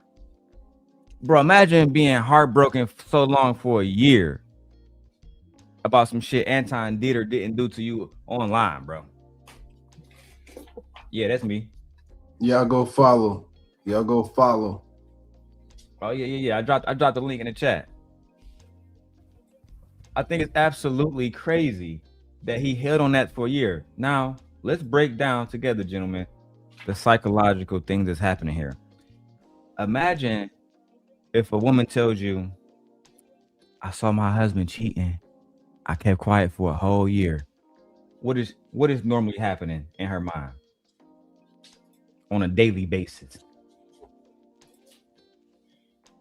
We're talking about real psychological damage. Now, facts. I did this last night with my wife. I'm going to show you guys tonight. This morning. Because I don't know everything, IRAMP, but I do know how to use technology. And I will show you guys right here. So I was listening to Anton Daniels Son, and he said that Anton made him mad. And for over a year, he stayed silent until it all bubbled up and then he blew up. Now, which form of trauma does this fall under? This pattern of suppressing emotions until they erupt is often referred to as emotional bottling or gunny sacking. While it isn't a standalone medical diagnosis, it is a common symptom of complex PTSD, CPTSD, or developmental trauma. Which of the three forms of trauma would this fall under? This specifically aligns with complex trauma, type 2. Unlike acute trauma from a single event, complex trauma results from repeated, prolonged exposure to emotional stress within a specific relationship or environment. The bottling and blowing cycle typically stems from a long-term power imbalance or an environment where it felt unsafe to speak up in the moment. Over time, this erodes the person's ability to regulate emotions, leading to the delayed, explosive reactions you described. Would you like to? Do you guys know how dangerous that shit is? Mm-hmm. You guys know how dangerous that shit is, bro? When we have black men internalizing dark emotions, did you guys know that 80% of the self-deletions in the black community are black males? That's why I said the more we listen to this, it's going to go from, man, this nigga's funny to completely sad, low-key. This is a young man that was genuinely lost and had a wife. And this is the part that fucked me up, Stoic. You got a wife and kids. Who leading them if you're not led? Fact. This is why, and I don't talk about this all the time. This is why the only person that should be leading you outside of your parents, maybe your auntie or something like that, grandparents. But if it's not an elder, it got to be God himself. You have to listen to God himself. Otherwise, you will be led astray. That's a fact. It's easy to. I mean, we're just kind of dancing around the point. He was already targeted by Anton for this specific reason because he already had a predisposition to be taken advantage of, and given the false image of success that Anton has put out, I don't even know. Like, this guy is more than successful in life at what he was doing. He was headed in the right direction. The problem is that he wanted so desperately to be what is culturally considered to be wealthy, right, and to be successful. And that is he didn't fucking Versace robes. Sorry. Yep. I mean, what, a $400 Versace robe? Like, but anyway, that's not shit, man. That is the stuff they give to the regular people to make everyone think they're wealthy. The real wealth is they take you behind the store in a like 5,000. That's like 600 on this motherfucking Nintendo Switch too. Mm-hmm. Right, you know what I'm saying? I mean, everybody got expensive shit, bro. Let me show y'all something because I don't think I showed y'all yet. But Ghetto, I got something new, and I appreciate you supporting the show. I hope you spend another $100 because the cent guy gonna need it. Right? I got you real soon. Now look, soon. Y'all see what I got? I got the 49-inch OLED monitor, curve, bitch. I ain't gonna lie, that motherfucker sweet though. It's so clean, bro. It's so clean. Man, that looks good. Monitor $2,000, guys. Hey, I wonder if you're able to have like a split function inside the screen where you're able to use multiple windows inside the screen. Yes. Yes, I can use multiple different. I can have one side of the screen with all my shit while I'm doing the streaming shit. And I can have another side connected to my Nintendo Switch like I have it right now, or my PlayStation, which is over there. So if you want to do your YouTube purely on that screen, you could? Yes, that's what I'm doing. I'm doing it right now. Oh man, I'm gonna have to get one of them. Bro, yeah, that's clean. Look over here. Let me show you the other camera real quick. This camera. I got monitors everywhere, bro. I got a monitor for my other computer. This is my iMac right here that I kind of use for other stuff. Down here is my MacBook Pro Max that I'm using to host the stream, and obviously this is the monitor itself because it's big as hell. But yeah, and then this camera I use is an AI camera, so it follows me. Literally. I ain't gonna lie. What's more impressive to me for real, besides just the equipment, is the factor you have great space utilization. I'm serious though. Hey, Rant, hey, follow me on this one. How many people do you know you watch they stream you like, yo, it looks cramped up in there? Oh yeah, they're in like a little like a small section of a room. No, I'm not in a small space. No, that's what I'm saying. Great space utilization.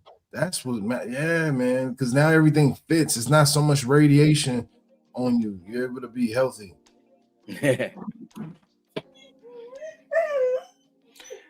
Anyway, like I was saying, he targets men like this, and unfortunately, there's a lot of them and enough for him to make a lifestyle off of it. All right, let's talk about that for a second. You think that Anton targeted him? I don't think that Anton targeted him, but I could be wrong. And I'm like Anton would say, I'm open to the possibility that I'm wrong, right? But I think that these young men aren't targeted. I think that they purposely make themselves available to Anton. Now, maybe at that point, he started to say, yeah, that 1 week and that 1 week and that 1 week. But I do believe they make the initial response to jump over there to become a bag chaser. He said as soon as he saw Anton, he wanted to become a bag chaser. That's something he did himself. He did make the conscious decision, and anyone who is being scammed has to want to be scammed.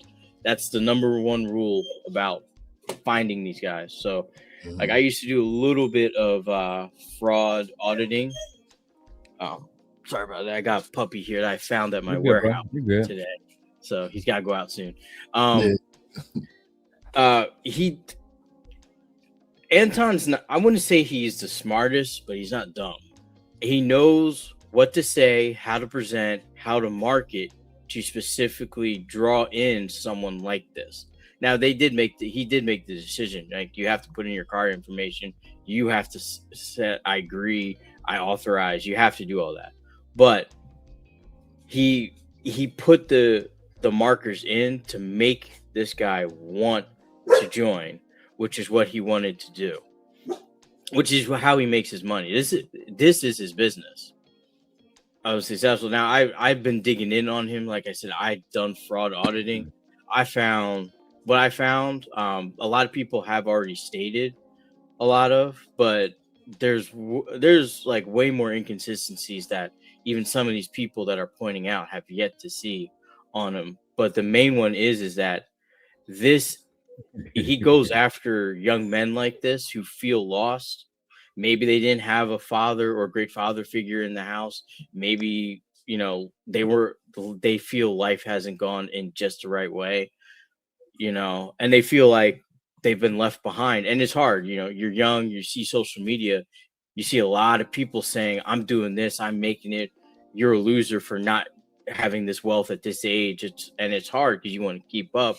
And to see that every day, nonstop on every platform, you're going to see some video on it.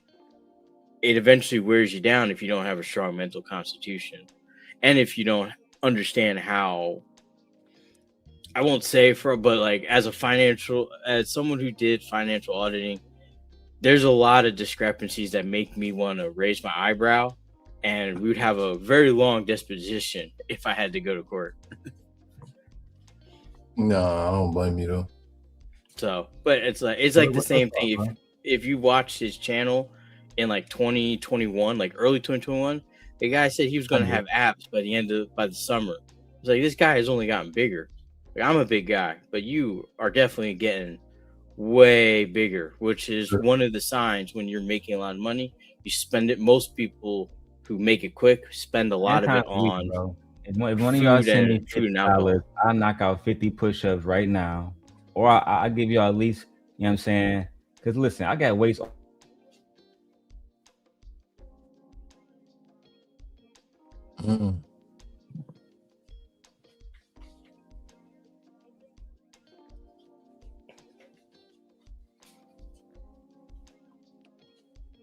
Did I fuck up? Can y'all hear me now? Yeah, I can hear you now. Oh, goddamn Wi-Fi. Switch to the other Wi-Fi. I hate when I got like 4 different Wi-Fi routers here, bro. That's another problem. Look. I I got the 25 right here. You feel me? 25. Let me throw these right back. That's all you need, low keys. I'm Curl 25. bar right here. Curl bar. That's a good one.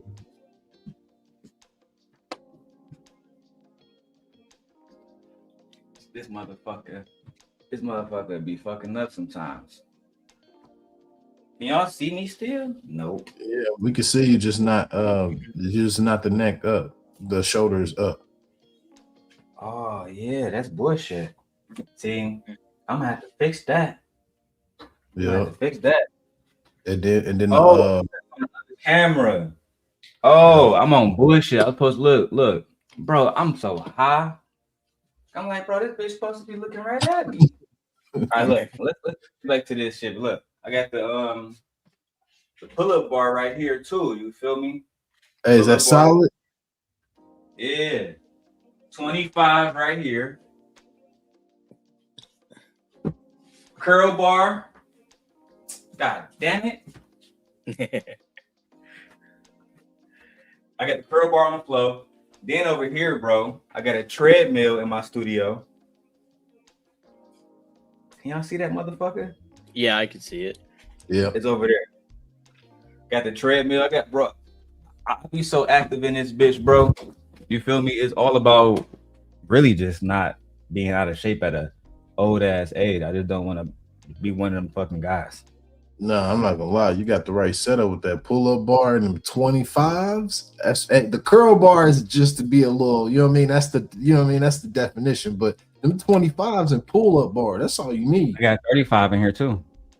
Yeah, I mean, I feel you. 35, cool. But that 25, that's a good number, That's the good balance. I got two of those. Yep. Lala says you hey. He's good, bro. He's good. I'm gonna throw the background sound on your mic. That way we don't even hear him. I just threw that on your mic.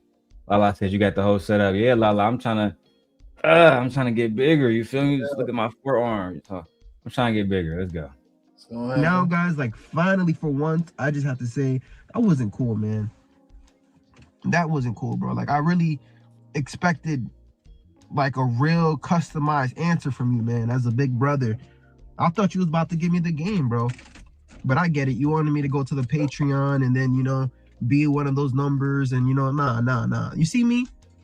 When I see something, like I'm the type of person, right? Like, because I told you guys, when my director of nursing, I was in the kitchen.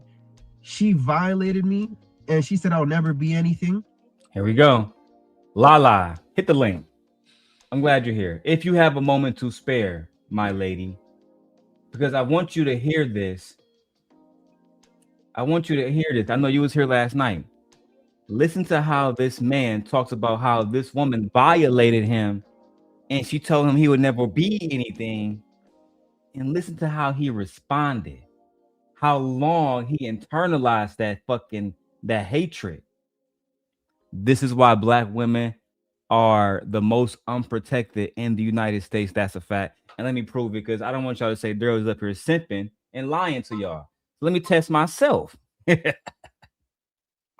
Gemini, I was listening to Darrel Long. How can I help you today? I was listening to myself and I said that Black women are the most unprotected of all the races of women when it comes to domestic violence, sexual assault, etc., etc. Is that true? It is a documented reality that Black women face disproportionate risks. According to the CDC and Department of Justice, approximately 45% of Black women experience contact sexual violence, physical violence, or stalking by an intimate partner in their lifetime, which is a higher rate than that of many other racial groups. It's over. It's over.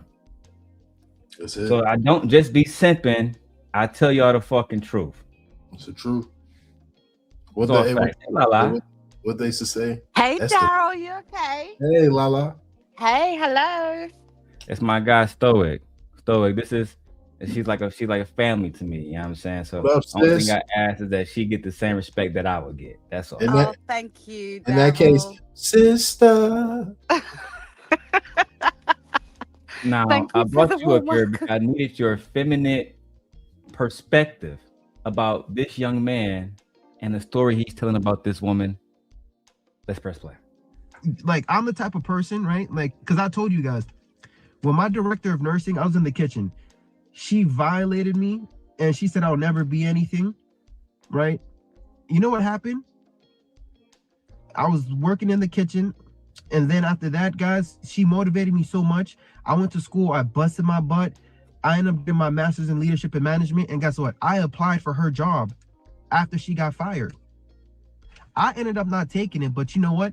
I was only 25 years old, and at that point, I said, wow, anything is possible if you put your... So this is my perspective of what I've just heard as a Virgo. A woman who already was in a position that you wanted while you was in the kitchen working, basically as a stable boy, and she told you was never going to be anything. That hurt your feelings so much that you internalized that. And that hatred motivated you. You wasn't motivated before. You wasn't in school before. But that statement motivated you.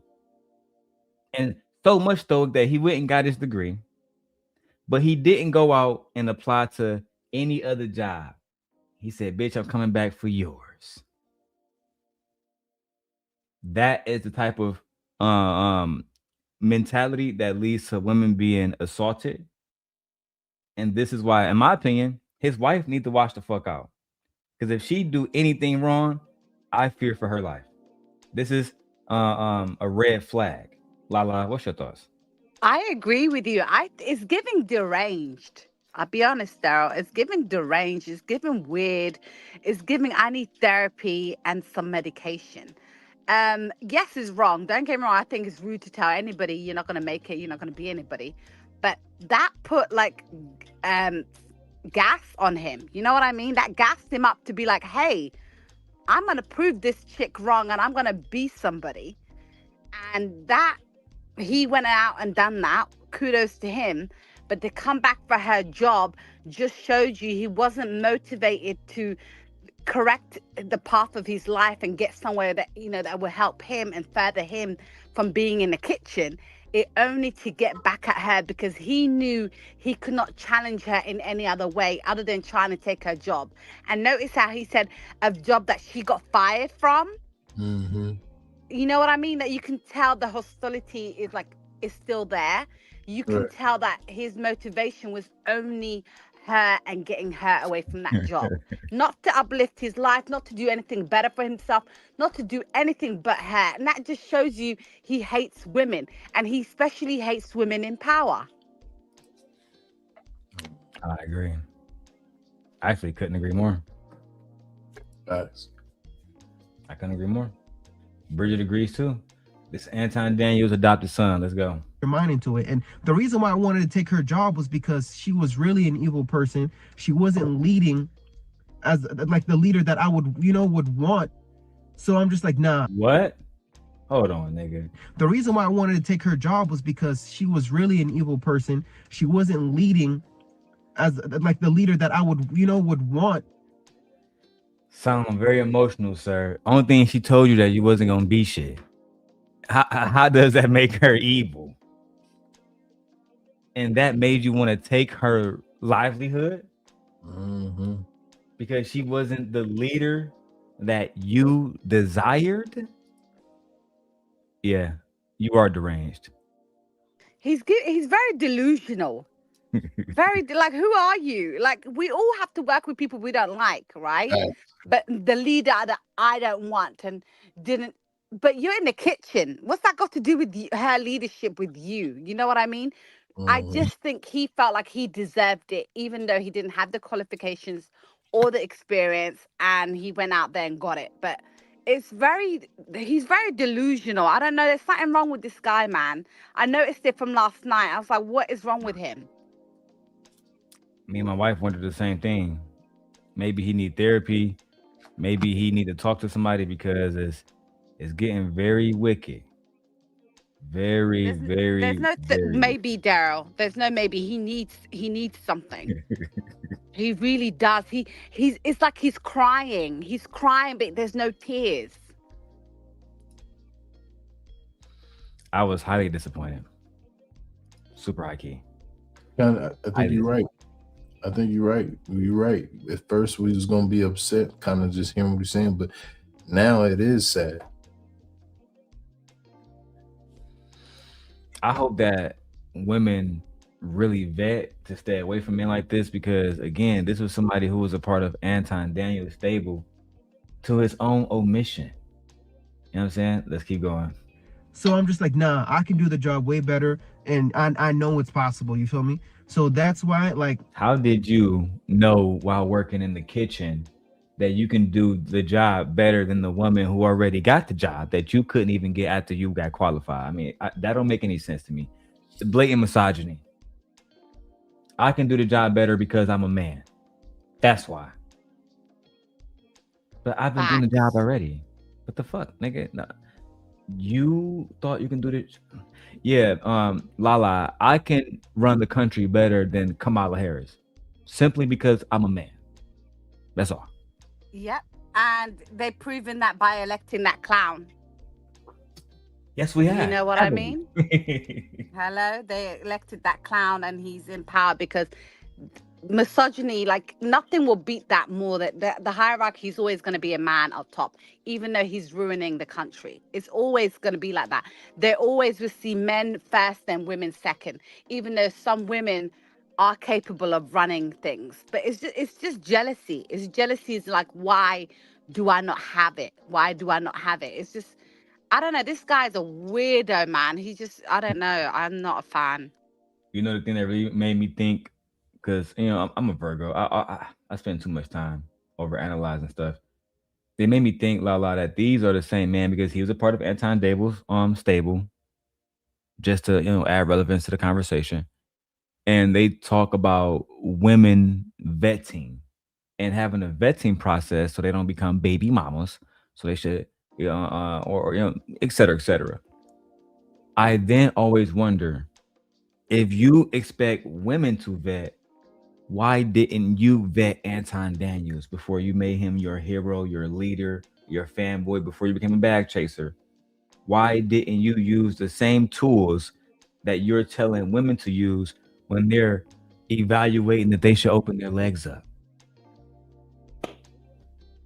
It's ulterior motives, isn't it? He wanted something from Anton. He wanted that recognition and all that stuff. And when it comes to women, I 100% believe vetting, because no offense, like, I'm not bashing. This is not all men, okay? It's just some. Men are not normal these days. They're not emotionally regulated. They are not raised the way they used to be back in the day.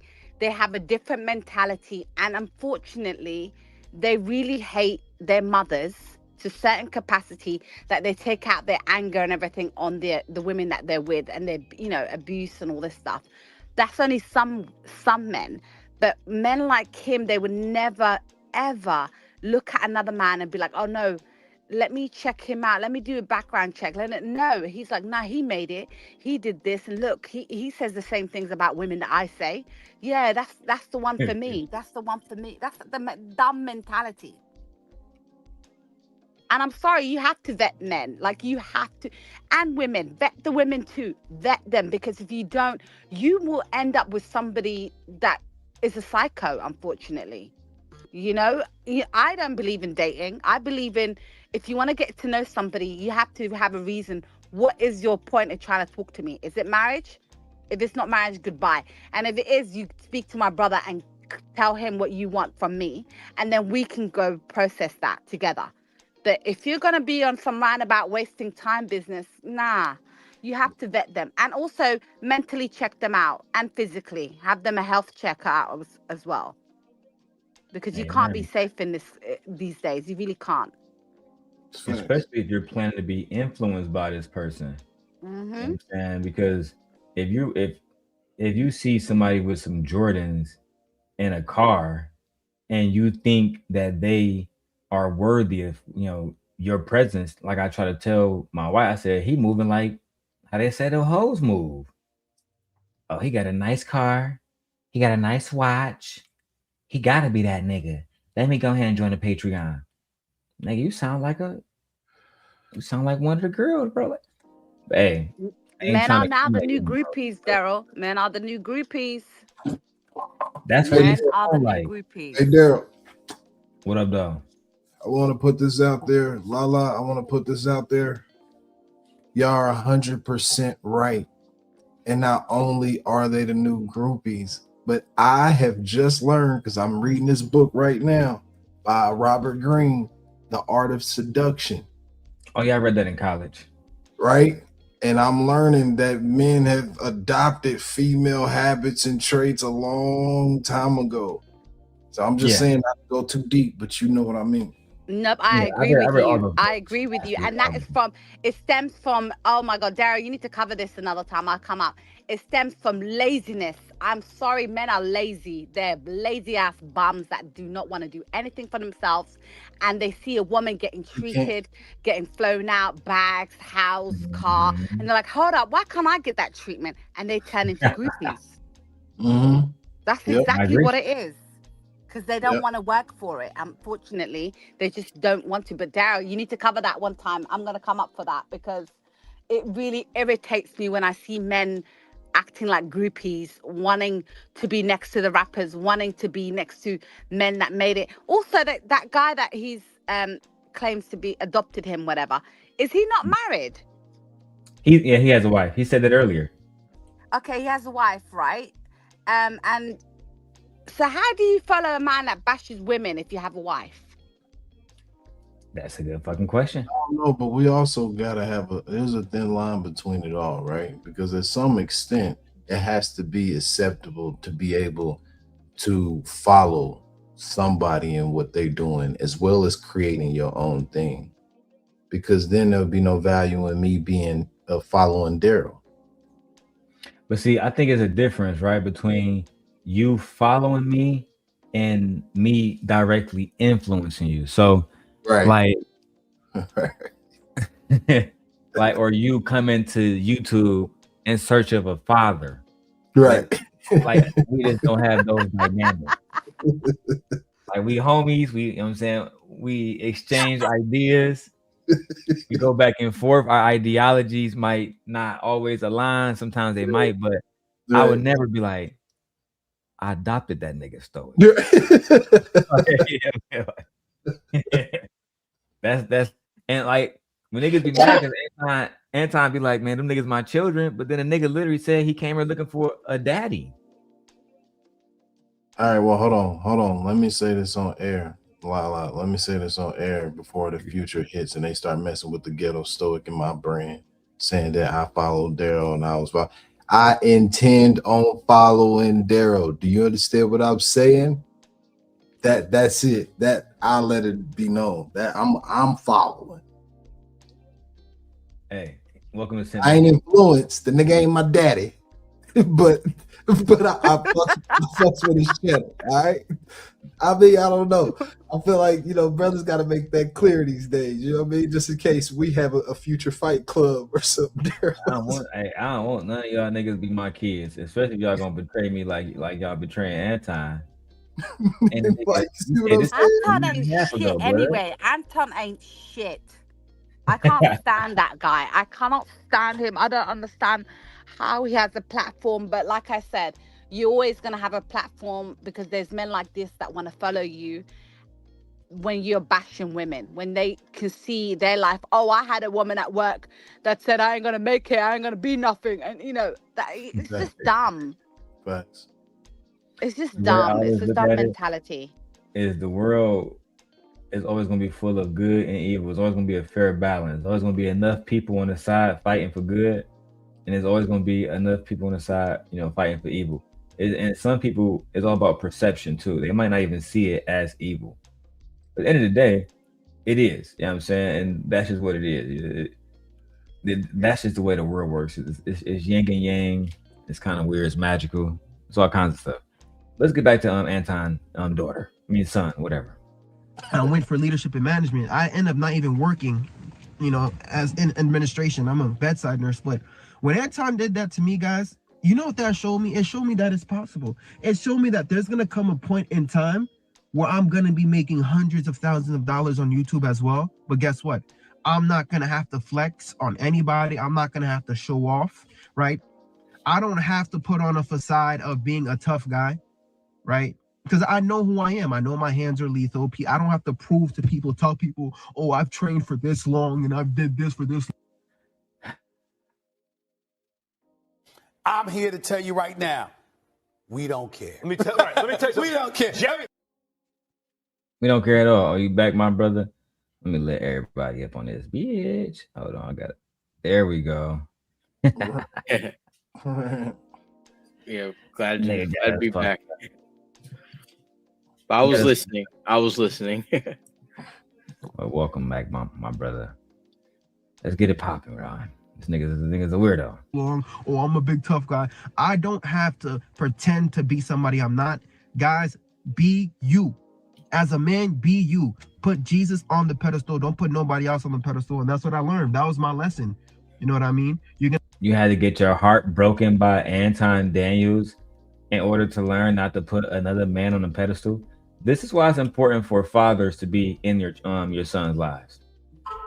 Very important. You could have learned this lesson in his adolescence. Hey, bro, only because my father taught me this. If you're not gonna look a nigga eye to eye, don't look him in the face at all. Just that simple. Every man is flesh and bone. And that's it. Flesh, blood, and bones to hold it all together. That's it. Well, yeah. They always say the devil knows the word too. Yeah. Yeah, my father told me. Worship none of these men. I respect people. I respect Stoic. I like Iran. I don't know him enough to respect him, but I respect everything he said today. See how genuine I am? I could have lied, like, I respect him. I don't know this nigga. You know what I'm saying? And he don't know me. We just get. I respect Lala. I've known her for a while. I respect Kojak. I respect Rooster. But I never would look up to a nigga and say that's my daddy. You know that's some whole shit. That's some weird shit. And you can follow behind somebody's lead. Like when I was working with Conversation with King, because it was his channel, I followed behind his lead. Never called a nigga my daddy. A lot of times we had a lot of conflict because we both was some would say alphas or whatever, but I don't get into all that shit. Right. The whole thing is this: is you a real nigga or you not? That's all I want to hear. Mm-hmm. And some of the times he wasn't being a real nigga. You know what I'm saying? Right. Kojak, right. Looking up to another dude is on some sucker shit. That is some sucker shit. I wouldn't look up to another dude. I couldn't do that. You know what I mean, Ram? I got nothing. Wi-Fi switched again. I get needing a mentor. Sometimes you need a mentor, but there's difference of like my dad's my role model. Yeah, my father's my role model, but like I had a really great mentor in business that I started working as like what was called an errand boy, which is you're in the office getting everyone's coffee, drinks. Sometimes through some of them, you're carting around their mistress or sometimes in their car, whatever they wanted you to get done. And you sat in the office and you learned a lot about business as you're in the meetings, you're in all this stuff, all the actions taking place in the business. But I wouldn't call that guy my dad, but I have respect because he was a World War II vet. Yeah. Well, and he had he came from the poor side of Boston, grew up, and he did the hardest thing after the war, which was deliver all the dead bodies for another 5 years after. And then he built his construction business and then eventually an answering service business and stuff. And I learned a lot from him, but I respect him, but he's not a role model. He's just a mentor that I happen to have come across, and he helped coach me in a lot of ways. No, business. No, so, shout out to him. But no, I think because what you did, the errand boy thing was niche specific. So it was in a business field. You know what I mean? It's kind of like my very favorite show, Suits. I love Suits. Suits is my favorite. And the reality of it is you can't really put that in the concept of what he was trying to do. No. He is full on. It's kind of like the Andrew Tate symptom. Yeah. A lot of guys said this is like my father figure, and it's okay to have a role model, but he is not a father figure. But you know what, dude? you know what? It's Why deep. would you want to come online and make a man your father figure? That's wicked, nasty work, bro. For the highest accord. Hey, Darrell, man, Like, this that's is a lot of responsibility, bro. hey, For Darrell, this somebody is to be called like your father figure, that's a lot of responsibility. That's not even a little bit. That's a lot of, come on, parenthood, nigga. bro. This is a Okay. topic of the time, bro. But I want us to really think about why was there so many successful cults, even though they were unsuccessful in its outcome. Why were there so many established successful cults in our historical, you know what I mean, in history? Because that really plays into the subconscious as to why people are so easily influenced. Yeah. That's a good question. I just don't know the It's answer. hopium. It's hopium. Yeah. hey, You're hoping for something. I love that. Hey, Darrell, you should low key clip that one though. Like, do something with that. Hopium. That's hard. Hopium is crazy. Yeah, I hate to say it. Like, I had a young guy that worked for me that had this same mindset when he was 20. He's now 25. And thank God he listened to myself and my mother, who does my accounting for my business. She sat down and told him like what you really need to do. But he was doing a lot of the things, saying a lot of the concepts.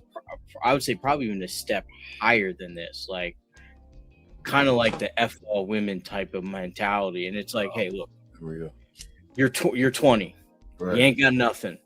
The only thing you got right now is that you're 6'3" and you're pretty good looking, but you got nothing. You have to build. Unfortunately, reality is us guys have to build. I'm not going to Anton looking for a daddy. Yeah, that shit lame. So, and he was one of those guys that had Andrew Tate in that role because he had a father, but he had like his father was he didn't want to be in that marriage, and he said constantly, unfortunately, I heard it over the phone to his poor son, like I never wanted to have kids, like stuff like that. And that's a hard thing. So he's now saying, well, my dad's weak. And this is kind of an important thing if you are a young father, how important it is for you to be the steadfast pillar. Because his father was weak, he became this. So it's not the solely single mothers that create this. It's really the lack of the father being the pillar. And it's like I've been there. I have a young daughter, and it's in the black community, in the rap game, they say if your daddy was a rat, the son is a mice. So no, we well up on that too. Yeah, we use that lingo just for those suckers, those sucker duckers too. But you know, I ain't gonna go too into it. Darrell, man, my bad, man. You know what I mean? Yeah. Me and Rap will rap about that too. So, but yeah, there's a lot of guys like his mentality. It's just that he's older, and I would never have thought that it would manifest this way in this guy. But it is kind of weird that you're in your 30s looking for a father figure. I get 20, I get 19, I get 21, but it don't matter. This late in the age game, you're almost the middle age. Like, I don't know. We're going to have to look into those cults, man. We're going to have to look into those cults because I'm really thinking about the subconscious. Why so many people just jump to 900 people drink Kool-Aid? Like, come on, yo. Like, bro, you know let's have a real conversation, right? Because we taking it off everything else, right? Not perfectly. I ain't going to y'all. But we got let's keep it where it's at. Niggas are following Anton because they were losers and they wanted to live like Anton. I told my brother this because he's trying to get his hey, I'll mute you for a second, bro. My brother has a channel about crypto, and I told him people watch Anton because they don't really want to learn about crypto. They don't really want to learn about it. Have to sit there, look at charts all fucking day, make money and shit. What they want to do is live a lifestyle. And let me explain that to you, right? I got a fleet of hoes. I'm that nigga. You feel me? My wife do what the fuck I say, and everywhere I go, I fly with a baddie. Versace, nigga. Porsche, nigga. I guess I got more money than your favorite rapper, nigga. I got more money than Corey Holcomb and Kwame Brown. Like that type of shit, buddy say.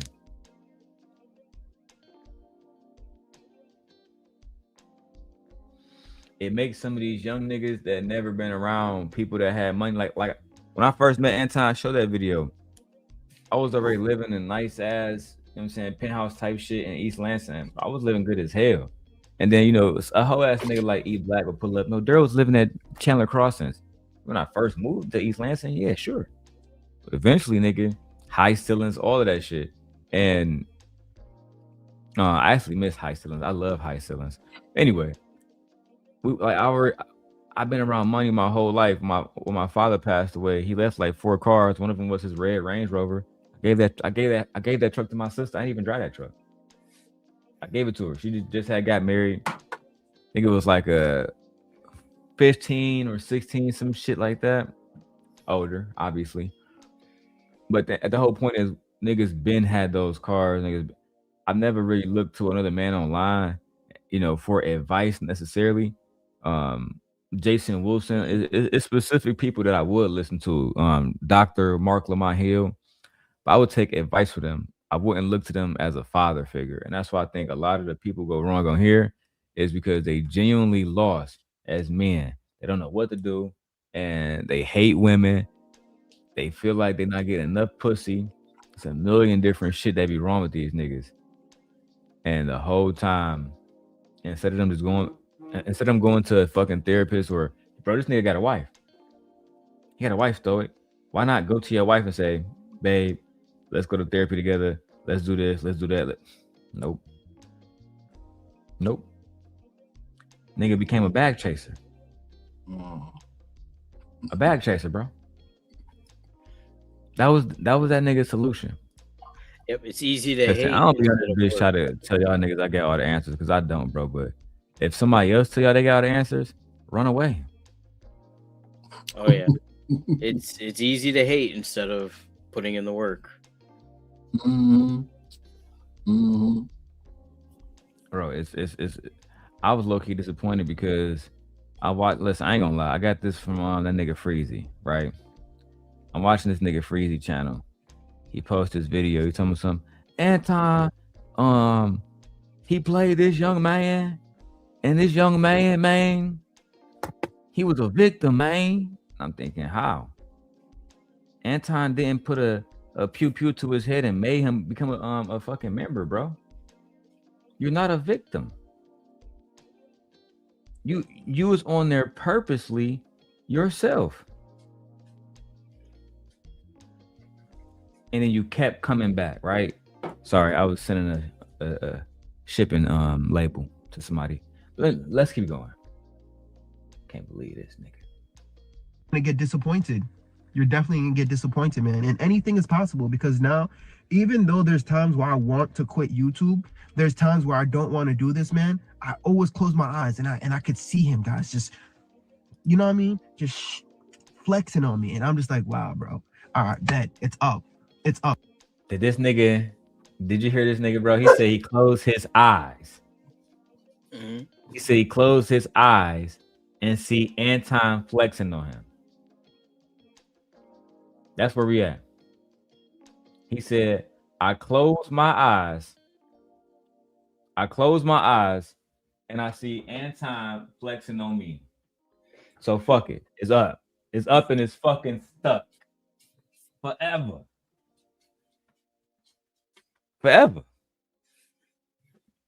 Look at what we dealing with these days.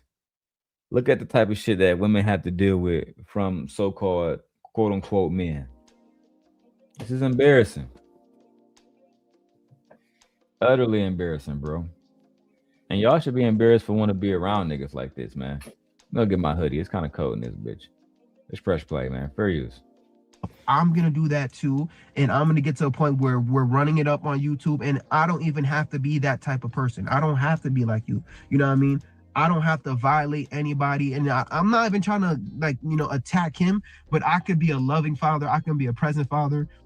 That I can be who I gotta be. And honestly, Anton, if you happen to see this video, my nigga, on God, bro, we can fight, bro. We can fight. And honestly, bro, listen, man. Ooh, I'm not even gonna listen, What you say, bro. boy? That I can be who I gotta be. And honestly, Anton, if you happen to see this video, my nigga, on God, bro, we can fight, bro.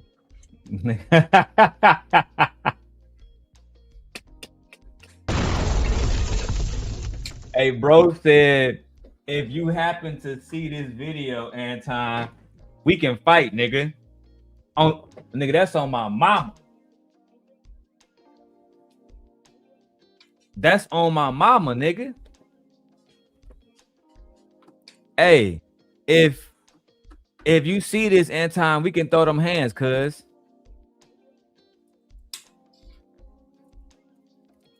This nigga talking gangster, bro. That nigga said he ready to throw them hands, nigga. Oh, of course. Let me listen. Look, hear it again. And look, y'all. Tag still on this bitch and everything. You feel me? Green Bay Packers joint. I gotta throw this joint on real quick. Hard. You feel me? People think I'm a Chiefs fan because I got the Kansas City on, but I'm a Kansas City person thing. I'm a Kansas City fan. I ain't no Chiefs fan for real. I'm not a fan. You know, I work in Milwaukee a lot. I be out there a lot. So, you know, them niggas out there, they fuck with that shit heavy. You got to get along to play. You know what I'm saying? Yeah, it's right. I guess they would say I'm manipulative too.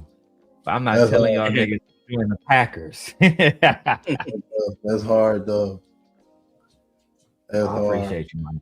You know what I'm saying? Just a little bit, you know, a better aesthetic. You feel me? It seemed like it low key seemed like it fit good on you, but looked like it's better on me. You know what I'm talking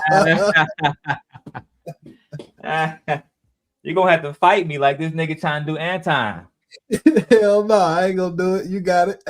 Hey, see that stamp? That stamp right there, Rent? That's real right there. That's authentic. Hey, we used to judge you back in high school with the remember the throwback jerseys back in the day? Oh yeah. Oh yeah. Oh yeah, I definitely remember. Hey, let's get to it. The nigga said he gonna beat up Anton, y'all. Let's go.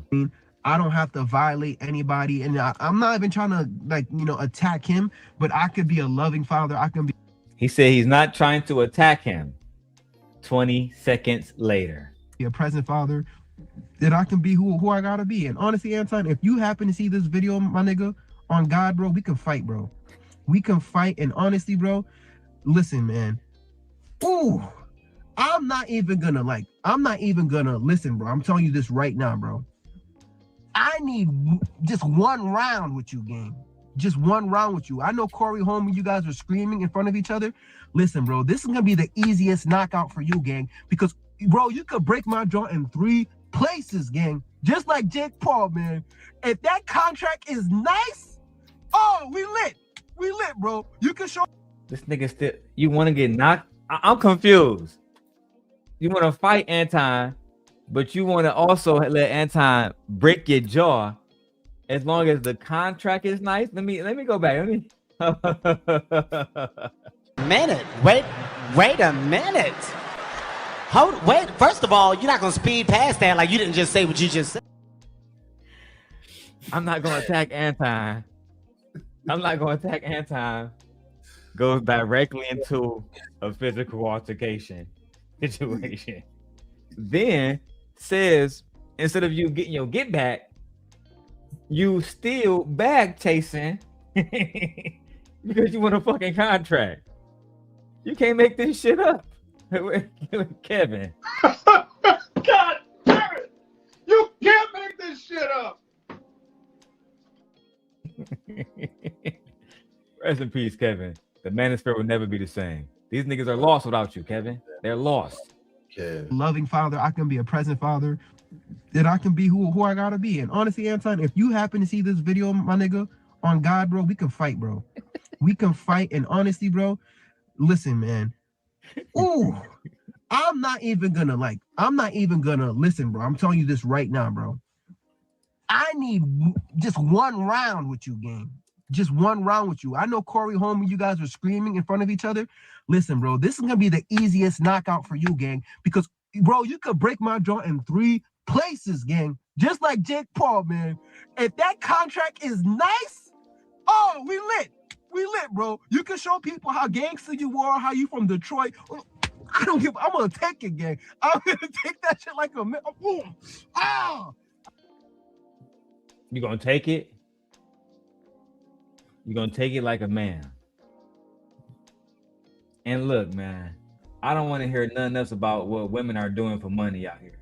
This nigga just said he want to take it to the face from Anton Daniels. And let me not, wordplay. He said he gonna take a fist to the face. And he's willing to just to chase a bag. But 5 seconds before, he said, I'm gonna get rich and I'll make 100K on YouTube and I don't gotta do none of that bullshit. You see how conflicted you are even right now, my nigga? Even when you trying to convey a message to us, how conflicted your spirit is, nigga? You don't know if you want to be a bag chaser or if you want to believe in yourself, nigga. You conflicted. Yep. Shout out to Joe. Hit the like button. Hit the like button.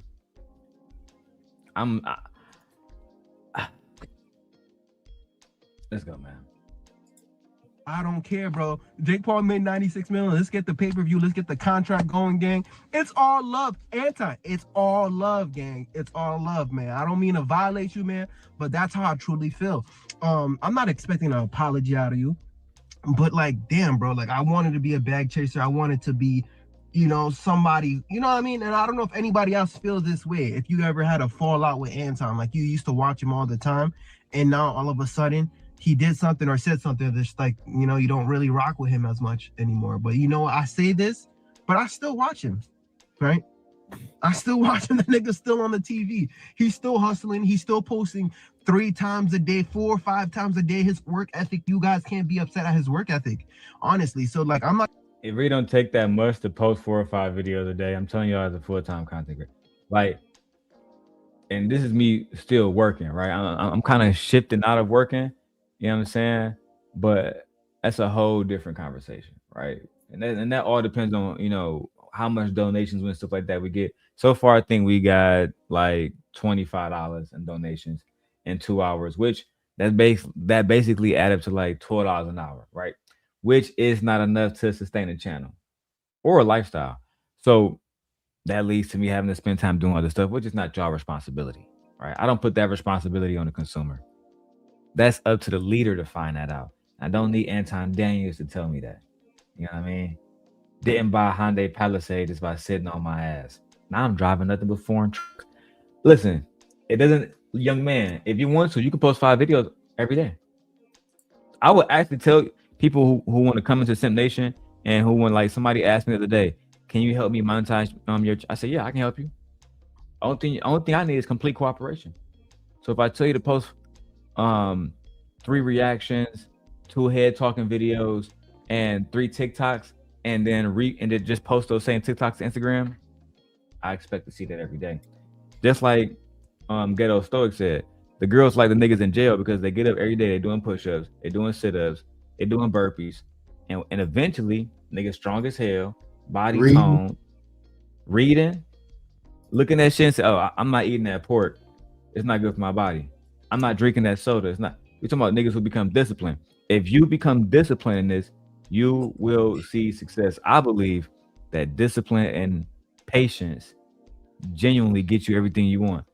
Like Iran was saying, a lot of y'all niggas was following Anton because he was selling that lifestyle. Hey, you want to be like me?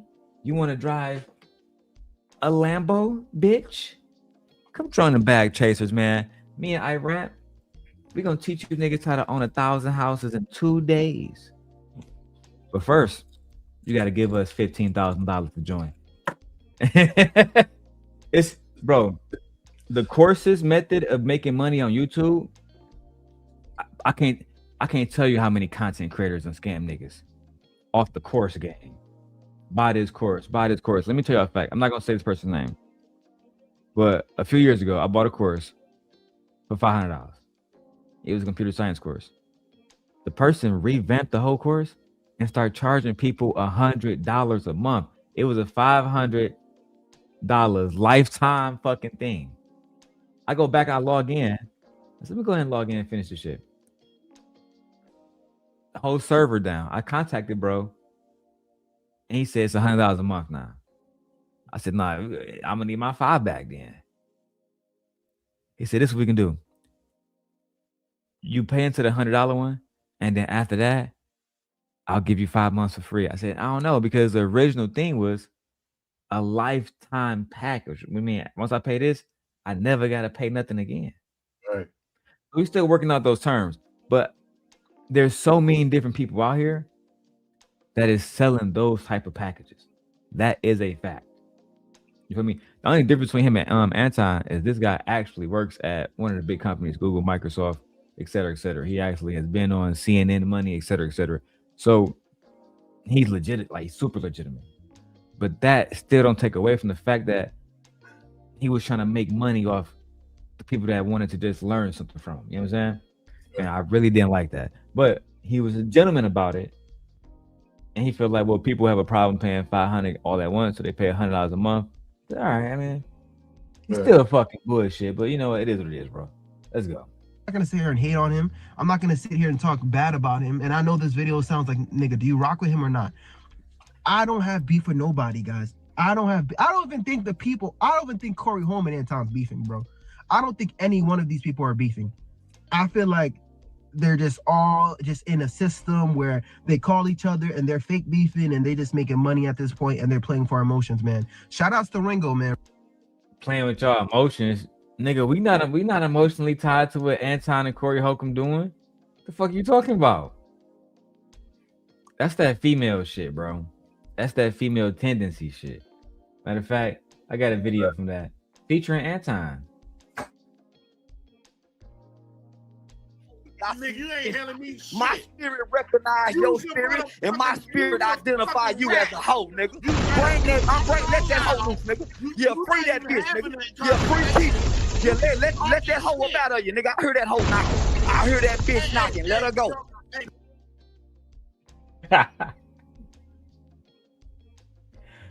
I was on that episode. Me, Anton, Charleston White, and Jay Prince. A long time ago when me and Anton was friends. But nevertheless, let's go. Ringo TV reactions, because honestly, I went on his live stream because around that time, you know, I was really down. And honestly, I watch Ringo anyways because he's just mad wise and he just be dropping gems just left and right, gems. And he's been on YouTube for so long. He gave me so much advice, guys, in like a 5-minute live stream. And I was just like so shocked. His advice is what motivated me to continue to just do YouTube. You feel me? To not give up. And guys, I'm at a point right. You wasn't motivated to take care of your family, take care of your wife, buy a house, you know, provide, protect.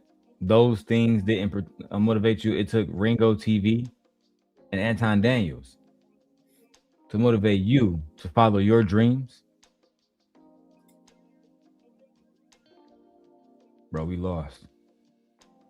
I told my wife all the time, they don't make men with they, you know, the way that they used to.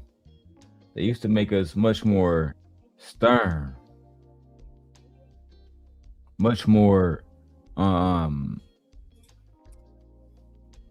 responsible. Right, responsible, but almost like we was responsible. I guess that is the right word.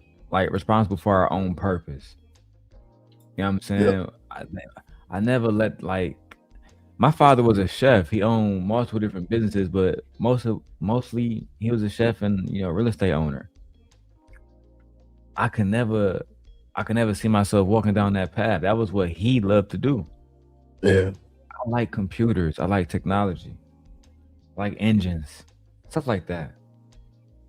Everybody got to make their own paths. I have no doubt that my sons are going to graduate college, but what I do believe is they're going to all have their own paths, all have their own things that they love, et cetera, et cetera. And it don't have to be attached to me. What I don't understand about this young man is I don't see nothing that set him apart.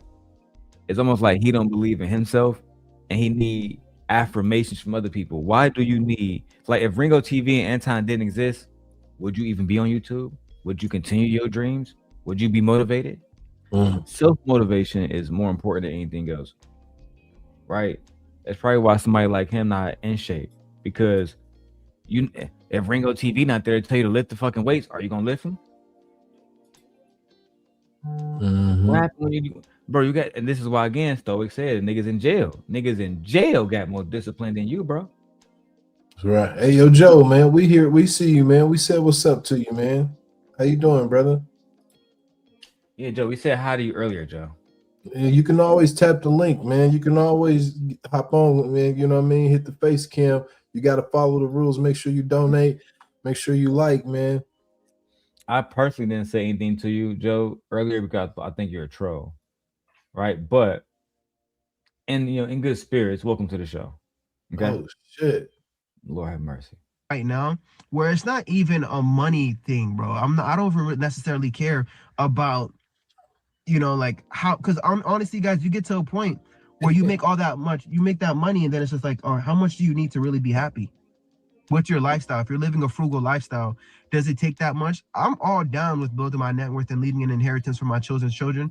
But guys, I'm not trying to just work my life away just to flex on you, just to show you guys that I'm better than you. I think, there's so much more to life. And I feel like your character, right?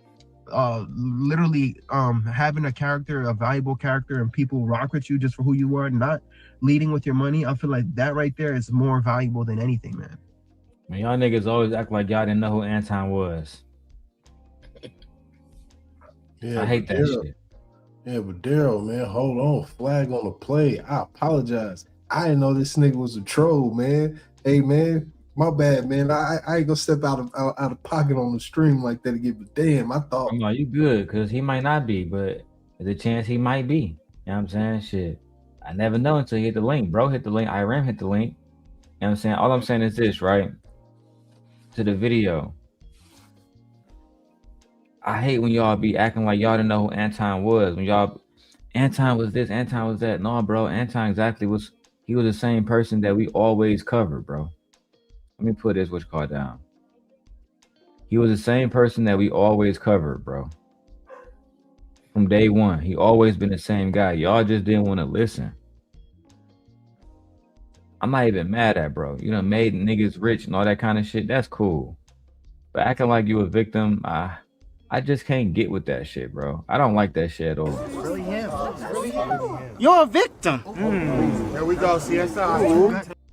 Yes, Especially from somebody who was claiming to be a bag chaser.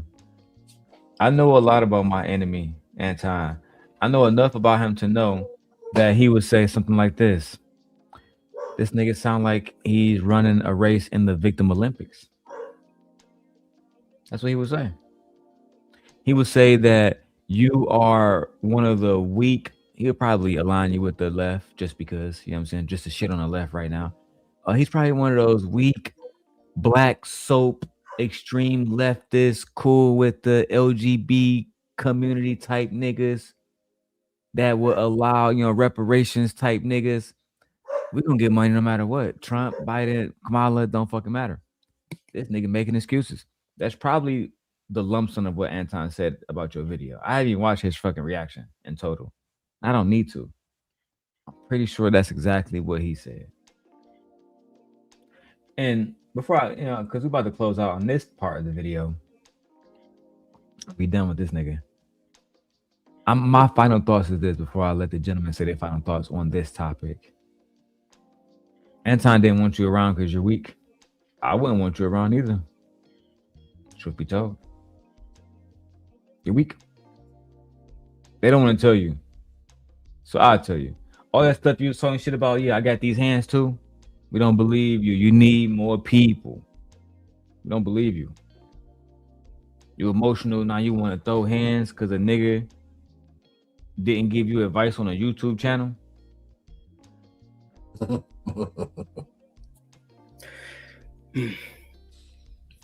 That's emotional, bro.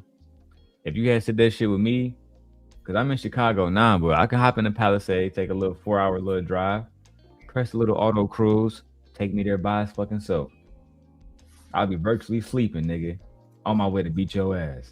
That's a fact. You feel me? So I think you really, because I know he gonna watch this video. I think you need to self-evaluate, bro. Talk to God, go to the gym, work out, fuck your wife. Do that. And spend more time taking her out and stuff like that. Spend less time investing into, Anton Daniels and the bag chasers. Trust me, he got enough niggas over there spending money. He don't need your $40 every month. And you're not gonna get shit out of it. Clearly. Y'all got it, fellas. Final thoughts on this one. What he said, and you need to find something bigger than man on earth. That's it. Yeah, I think he really just needs to have a chat with his wife, figure out their game plan for something, because there's a lot of misdirected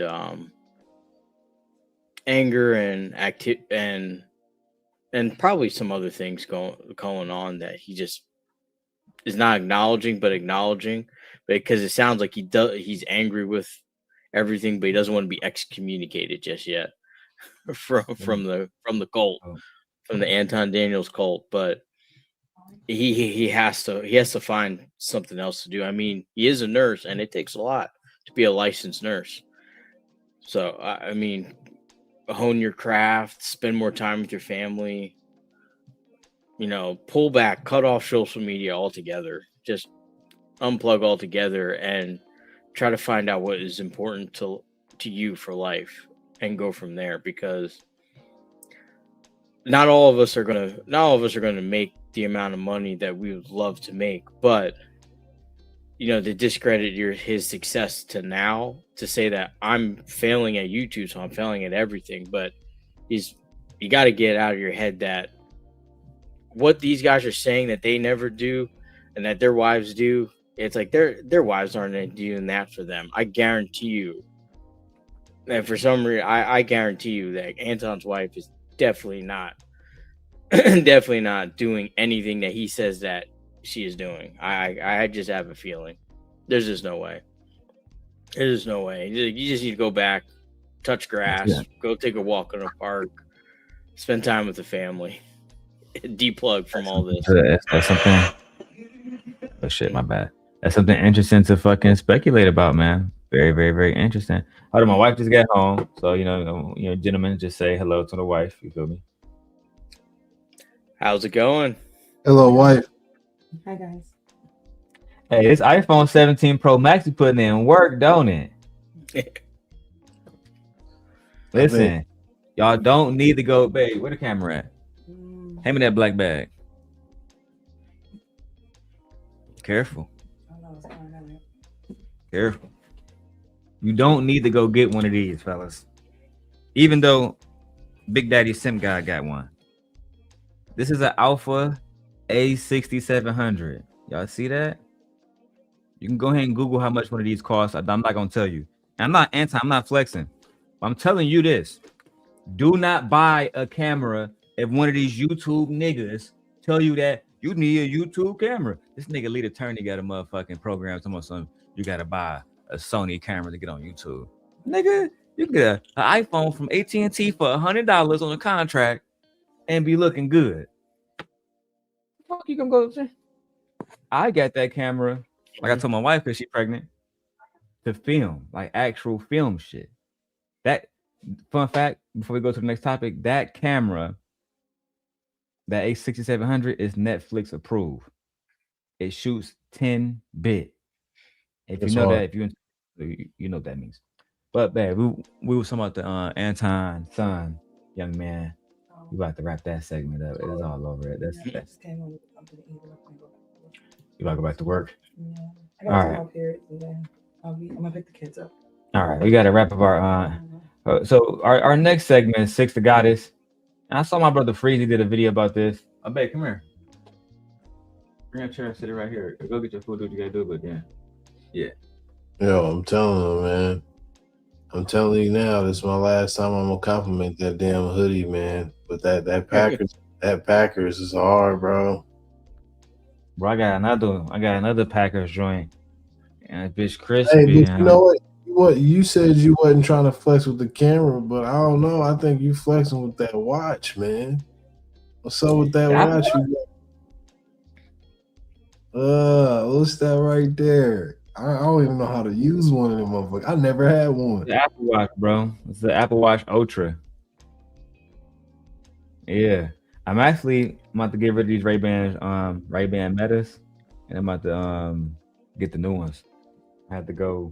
He's actually broken. I actually broke him. So, Hey. Now, were you able to get those size, or are they one size fit all? Because I wasn't able to get the Metas because at Lens Crafters they told me they one size fit all at Lens Crafters though. Nah, bro. So I actually went to Lens Crafters too. Actually, I still got my receipt and everything, but like they have different. For one, they have different like models and shit, and I think these are the Wayfarers. I forgot, bro, but they do size some bitches. Like they had like a little thing for my nose and my like the one like they had all that shit, bro. I had tested them and shit, and then it took like 2 weeks for them to put the lenses in and shit. You know what I'm saying? The transition bitches. Outside of that, bro, them bitches was running. Hey, Darrel, look, check this out. I want to use this as an example of ramp of why brothers got to show each other more love, because we low-key the exact same way. I tried to get the ones he got, but my Lens Crafters didn't have them. Look, bro, I got Ray-Bans too, but I use them on my wife's insurance, man. I didn't have to pay for them. I paid like $80 for mine. You know what I mean? I paid like $5. No, I almost paid like basically $600. Yeah, they about $600, $700, $800. Nigga, I saw the receipt, but the insurance that we got, I paid about $73 for them, and that's all I had to kick out. I was prepared though to pay about something. I thought something. But Yeah, I like them. They got an Oakley pair now, Ray-Bans. No, yeah, man, yeah. If y'all fuck Shout with out the to my Oakley. wife, man. Shout out to my baby, man. Yeah, she her insurance just she damn near can lock all you niggas up. All right, let's get back to the content, get back to the business. So we have 6 to guide us here, right? Yeah, we shitting on Anton further before we get to other topics. All right, I gotta stretch this out for 12 hours. I don't give a fuck if I got 3 people here. That's the hustle. That's a fact. Big fact. Keep running the views up until the algorithm pick your shit up and share it to more people. So 6 to guide is Danica Marie, Anton Daniels, friendship over due to his affiliations with just pearly things. Yes, the white one. I beg your pardon.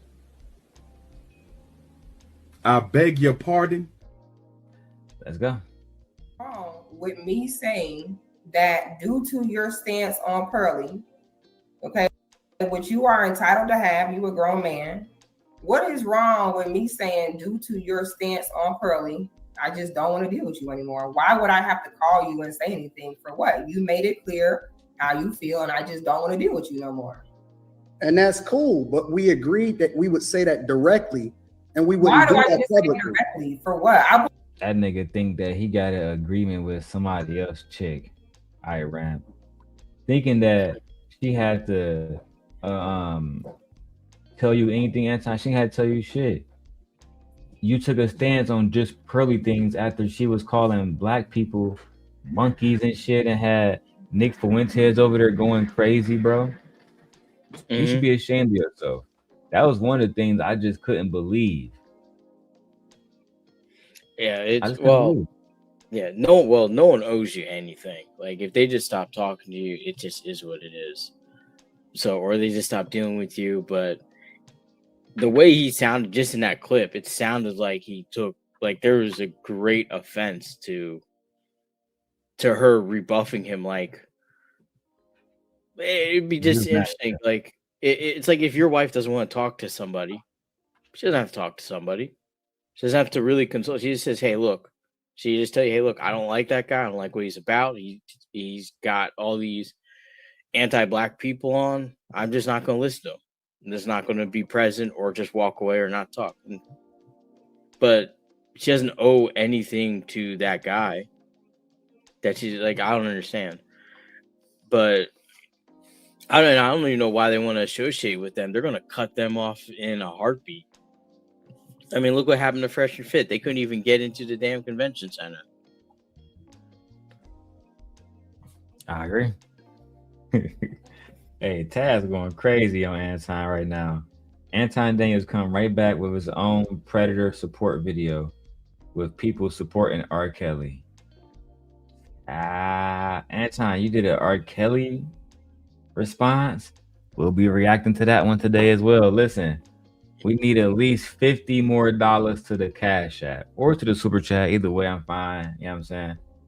But we need at least $50 to the Cash App. Who's gonna sponsor the show? All right, let's go. What is wrong with me saying that due to your stance on Pearly, okay, which you are entitled to have, you a grown man. What is wrong with me saying due to your stance on Pearly, I just don't want to deal with you anymore? Why would I have to call you and say anything for what? You made it clear how you feel, and I just don't want to deal with you no more. And that's cool, but we agreed that we would say that directly, and we wouldn't do that publicly. Directly for what? I'm supposed to go to because that's what we agreed to. No, I didn't agree to that. You agreed to that. Anton always believes that he has some type of influence amongst other people. And I tried to tell him years ago, Iran, you know what I'm saying, if you wish, I can show you a video. But years ago when me and him were cordial, I tried to tell him, hey, these people don't really fuck with you. They use you for the money. Six the Goddess, she's one of the most beautiful women that we have all seen. That's a fact. She's only around you, short little chubby nigga, because of the money that you provide and the opportunity and visibility. Yeah, and I'm the only person that's gonna put it out there like that. I gotta say it to make it offensive because it is offensive. How you think they talk about you behind your back? Right? Now we get to see how she really talk, because Anton go live with Island Girl Q. And then that brought out the demon and Six the Goddess. One step at a time, guys. Go ahead, Anton. Why do you do that? Like, why do you create the narrative before we even had a conversation? I don't need to have a conversation with you, Anton, because you lie. What did I lie about? Damn. Not you a liar. So again, Anton's son comes out and say it. Anton, former apprentice, not so lucky, comes out and say it. Breezy, Anton's stepchild, comes out and say it. How many more people got to call Anton a liar for y'all to believe it? I'm sorry for that. I keep looking at him. I think he's a Kirkland Rick Ross.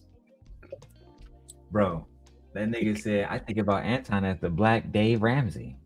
Child, niggas is lost. Niggas is lost. Yo. I don't want to go back and forth with you guys. You always say you never saw the video.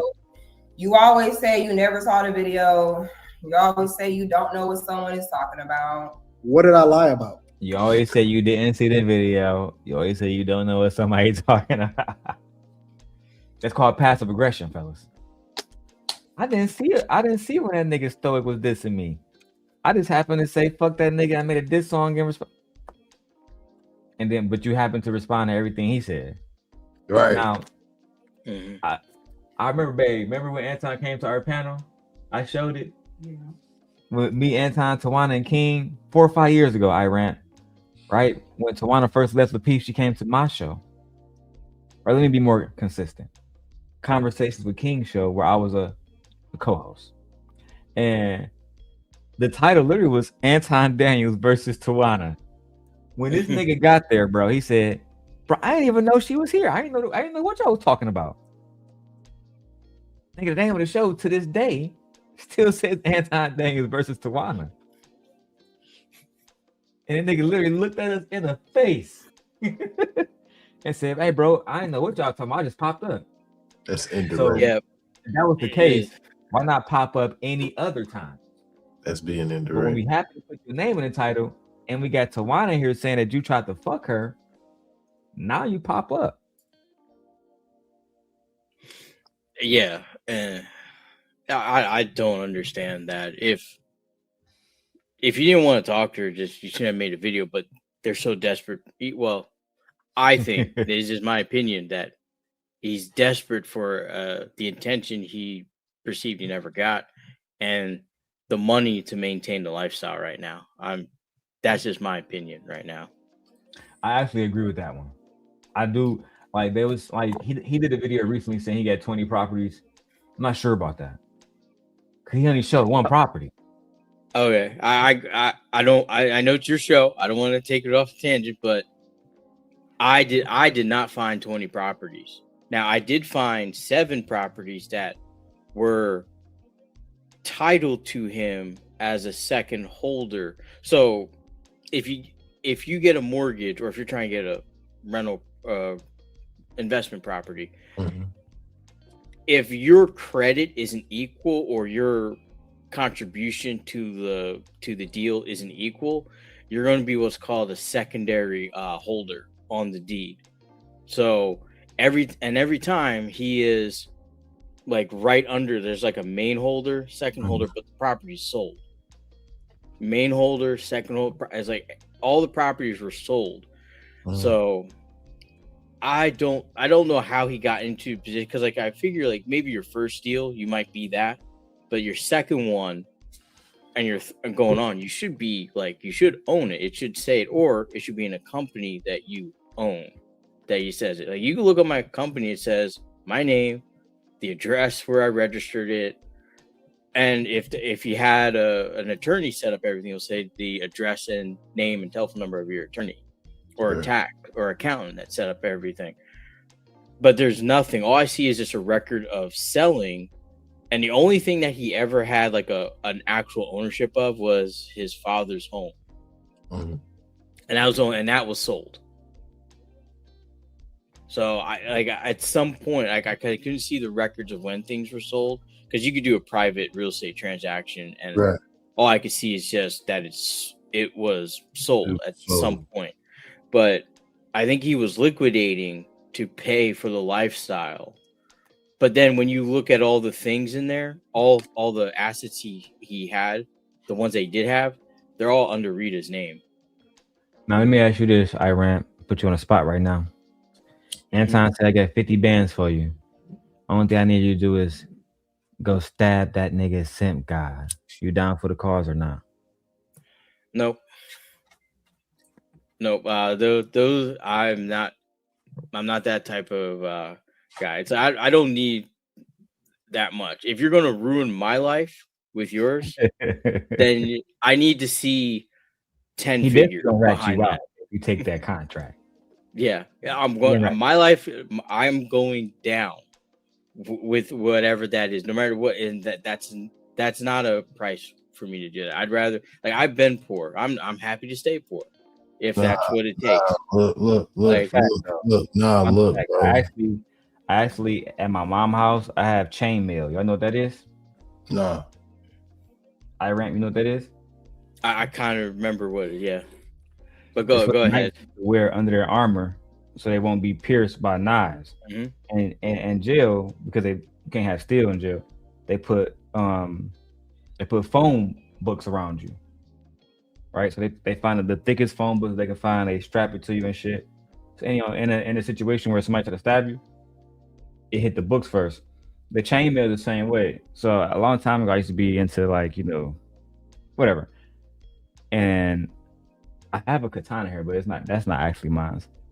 I do have other stuff here that is actually mine. But the chainmail is at my mother's house, and you can wear it like a shirt. But if somebody was to try to shank you, it'd be almost impossible for them to get it through this. Like, they would have to have a specific type of metal or like a hollow tip. You know what I'm saying? It'd be so hard for them to take you down. But yeah, y'all should look into that. All right, let's go back to the video of her shitting on Anton. Specifically. What did you come on here to say, Anton? I came to say that this is some fake shit, Six, because you know you got my number in real life. What and do I need to say? anytime, no, if you're gonna let me speak, let me speak. Anytime that anybody has ever had a question, you know we didn't always reached out to each other. I even when motherfuckers that I was rocking with, that I was paying, that I was having conversations with, when they was coming against you, I never turned on you. I never. And no, hold on. It's not exactly true. Oh, you could tell by his eyes, by the way his eyes are. He's always looking away from the camera when he's speaking about. Not just his eyes, though, Iran. I have a video of Six the Goddess, and maybe my wife never heard about this. Maybe you haven't either. But one time she hopped on Lapeef where Chaotic Truth was there, and he began talking about her vagina. And you know, Chaotic Truth, he identifies as a white man, even though he's a black man. So you know, he really be going at black women real hard. She was invited there by Anton Lapeef. When they got into the back and forth, guess what Anton Lapeef both did? Dropped off the panel and let them fight. Then after the fight, she did a reaction video. Anton came up there and told something. Me and JR, we had to go somewhere. You know what I'm saying? She said, "But so you left me in your house basically with a nigga attacking me, talking about my vagina, talking about my mom, my dead mom, all kind of shit. And your only excuse is you had something to do." Imagine if that was the other way around. Anton, because she lived in Atlanta. Imagine Anton fly to Atlanta. She lived him in the studio with some Atlanta niggas. I'll be right back. They beating the shit out of Anton. She get back. Hey, I had to go to Wingstop real quick with the homies. You good? I have no accountability over this at all. Like Anton, you was on some whole shit, bro. Then you set B Taylor up, knowing all these girls is cool with B Taylor. Even though B Taylor can be a fucking dingbat sometimes, people love her. I got a great deal of respect for her. So that Pearl shit after Nick Fuentes, bro, it was just too much to deal with. And only people like that fucking young dude, Mr. Gabriel, was still influenced by you. Losers. And it's crazy because he has more intelligence than Anton, but not at the same time. Oh, hold on. You know this. You know this because we had real conversations in person. You sat in my crib and we had these conversations. You know I defended you. You know I never mentioned your name one time. We didn't always disagree on almost everything that we stood on. Me and you had a conversation about how much we disagreed in my motherfucking kitchen. And I told you specifically, I said, yo, if you ever got a problem with me, if you ever have any disagreement. Hold on, Anton, because you kind of skating over that. And I had that video too. They had a conversation, Stoic, inside Anton's kitchen. Now, maybe Stoic, you haven't seen the video, but Anton was in Miami and he got into it with this white man, right? Anton had his bagel shop. You can let me know if you ever saw the video. If you need to, I'll pull it up to so you can see with your own eyes. You feel me, on some real nigga shit. So you don't believe I'm just making this shit up to disparage Anton's name. That's not the case. Anton at the bagel shop. He filming like he usually do, talking that, you know, that bag chaser shit. White man, you know, to credit this shit 100%. White man was visibly drunk as fuck. He didn't like being on camera. Till Anton don't film, Anton start talking shit. White boy wasn't having it. He get to the point where he didn't even let Anton order his food. You can't order shit here. Fuck it. Do something about it. Then Anton kept filming him. So he started breaking shit down. He said, bro, I got a Porsche. I'm saying, I'm Anton. He said, a Porsche? He said, nigga, I own this fucking block. My family been on this fucking block for years. Why you think none of these people calling the police on me in here? You can't order nothing. You can't get a bagel. You can't do shit. The goddess said at that point that she felt like Anton was a hoe because you talk all that shit about smacking black women and shit, but that white man got in your face and you ain't do shit. Yeah. That's a fact. It's a different story when you're in person. It's a different story. I mean, yeah, bro, because that dude, he probably would have. I ain't gonna say. I really think Anton probably would have beat him up. No cap. Yeah, but he would have looked like Denzel Washington off of Training Day, touching that man. Exactly. It would have came back on him a 1,000-fold, bro. That's how I felt about that shit, bro. Let me see if I can find that video real quick because I remember seeing that. I was like, yep. Oh, you all that remember seeing bravado online, and you're not going to stand up to yourself. For sure. Nah, I remember seeing that shit too, bro. I'm gonna have to find that shit. It was absolutely diabolical. All right. Anyway, let's go back to this video for now. Agreement with me. All you got to do is hit me personally, and I will tell you to your face whether or not I got a disagreement with you. And then the next thing you know, I look up and I see my name in your mouth publicly. And it's like, wait a minute. How is my name in her mouth publicly when specifically me and you agreed that if we ever had a problem with each other, we would call each other directly? I don't understand. Like, how you gonna say one thing publicly and then move differently privately when me and you personally had a conversation and we agreed how we was gonna move when it came to each other? I ain't never talk smut on your name. I ain't. 1 second, Mr. Daniels. You're doing a lot of talking, my nigga. But let me just show the people how you be when you have white men in your face. Shout out to Michi X. You feel me? I want the little version of the video. Let's go. He was finna deal with Corey or anybody else who want to catch a fair one. Wouldn't be giving you this information at all. What's going on? But we can't communicate. You're talking. Well, good for you. I don't really care about whether or not you can. I don't care about what you're talking about, bro. I know you don't, because you're the new generation. None of you guys care what we think. Why don't you record? Yeah, I want to hear what you got to say. None of your generation cares what we think. Okay? Mm-hmm. You said that yourself, right? You're talking about being considerate, but yet you are very inconsiderate as I cannot hear what's going on. How did you address it? Podcast said on the motherfucking web that I helped build. Let me ask you, can I ask you a question? Yeah. How did you address it? Podcast said on the motherfucking web that I helped build. Let me ask you, can I ask you a question? Take care of yourself. Can I ask you a question? Strawberry cheesecake. But see, Ignore that nigga and order a strawberry cheesecake right afterwards. Diabolical, nigga. Imagine cussing a nigga out. All right, yeah, fuck you, bitch. Nah, nigga, give me that motherfucking Starbucks frappuccino that I need, nigga. Hey, bro was really in his bag. let me ask you, can I ask you a question? Take care of yourself. Can I ask you a question? Strawberry cheesecake. But see, No, you can't, because you can't afford my fucking time. You And he ain't lying. He ain't even flexing. No. He's dead ass serious. He looked him dead in the eye. Like he was Didn't dead ass stray serious. away. He said, and Can I ask you a question, sir? Hey. No, you can't afford me, nigga. he got his Negro card, his Hey, Negro bro. wake up call right He there. got cooked. He ordered a Look. milk. the motherfucking web that I helped build. let me ask you, can I ask you a question? Take care of yourself. Can I ask you a question? Strawberry cheesecake. But see, No, you can't, because you can't afford my fucking time. You're a little boy compared to what I grew up in. I grew up in Hollywood, Florida. My grandfather owned that fucking corner. I grew up in Grosse Pointe, okay? On Yorkshire Street, 2 houses off fucking And Jefferson. you Where think do you fucking live? This Now is- you can't record. You know, your people can't hear now because I'm being I'm gonna make you considerate. famous. Considerate. I'm gonna make you famous. Make me fucking famous. James Francis, a little junior. I'm in Facebook jail right now for talking shit like this. It's called reality. My grandfather helped build this motherfucking city. And you know what? The people who see me on this recording are gonna laugh their fucking asses off. They're gonna fucking laugh. I'm gonna Oh, how he was right. Shout out to the OG for exposing Anton. make you They're so gonna laugh famous. so fucking hard.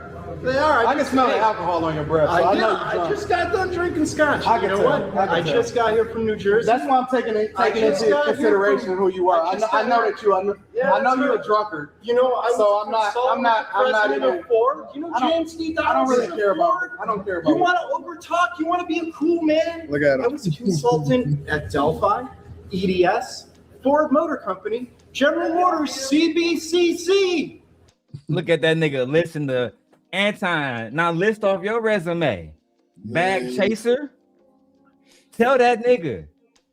You started Fight Club, The Morning Show, Room 9. You never been a part of no real company. You've been lying, niggas. Talking about something. I used to work at University of Michigan. Prove it. Well, he did as a help desk. How about to say? As a As a help regular IT guy, just saying, hey, Can you help me log into my email? I got you. I don't even think it was that from when I looked up. I think he was like a receptionist, like just an online receptionist. Just there watching people sign in and yep. He just helped you answer questions, stuff like that. Not I don't think he had it. Work at University of Michigan teaching and shit. Damn. Fraudulent. How about that? Anything else? Fucking crazy, isn't it? Yeah, I'm going back home to Florida next week. Been in New Jersey 4 months, business consultant. What makes us not listen to old people, and I'm gonna say it in front of him because I want him to understand. Oh, you don't do teddy bears, suckers, safe spaces, corners, and blankies, all right? You can be a man and look at my face and tell me. You don't have to look at me. Corners and blankies, all right? You can be a man and look at my face and tell me. You don't have to look at me. Meanwhile, he's telling us about how he's in Facebook jail, but he's so rich. Yeah, okay. I am. No. What does Facebook jail have to do with you being rich? The problem is that he's conflating his world with that guy's world. Completely different types of people. Completely. Right. To him, it's all clout. That's the most important thing. So being locked out means you don't have access to the revenue you can create from clout. But to him, he doesn't care about that. It's just some gadget that everyone uses. That's all it is to him.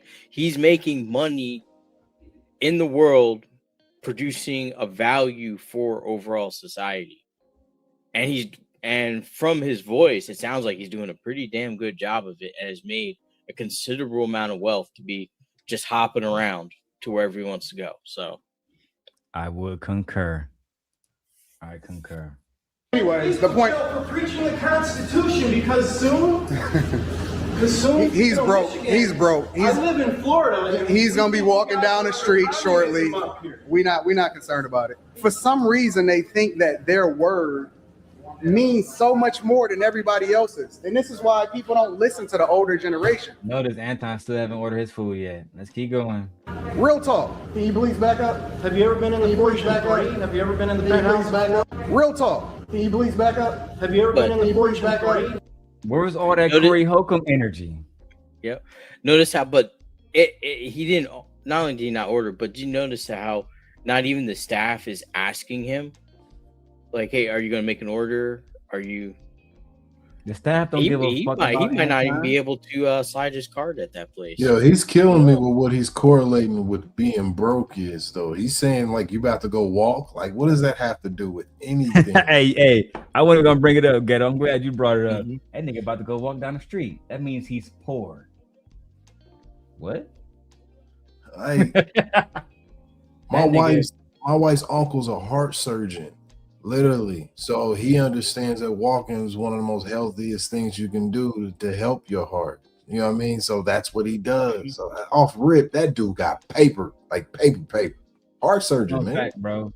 When I was working in Milwaukee at the Amazon factory up there in Wauwatosa specifically, because every one of those factories, even though it's overall owned by the Amazon owner, I think that's Bezos or whatever, but every factory had their own owner.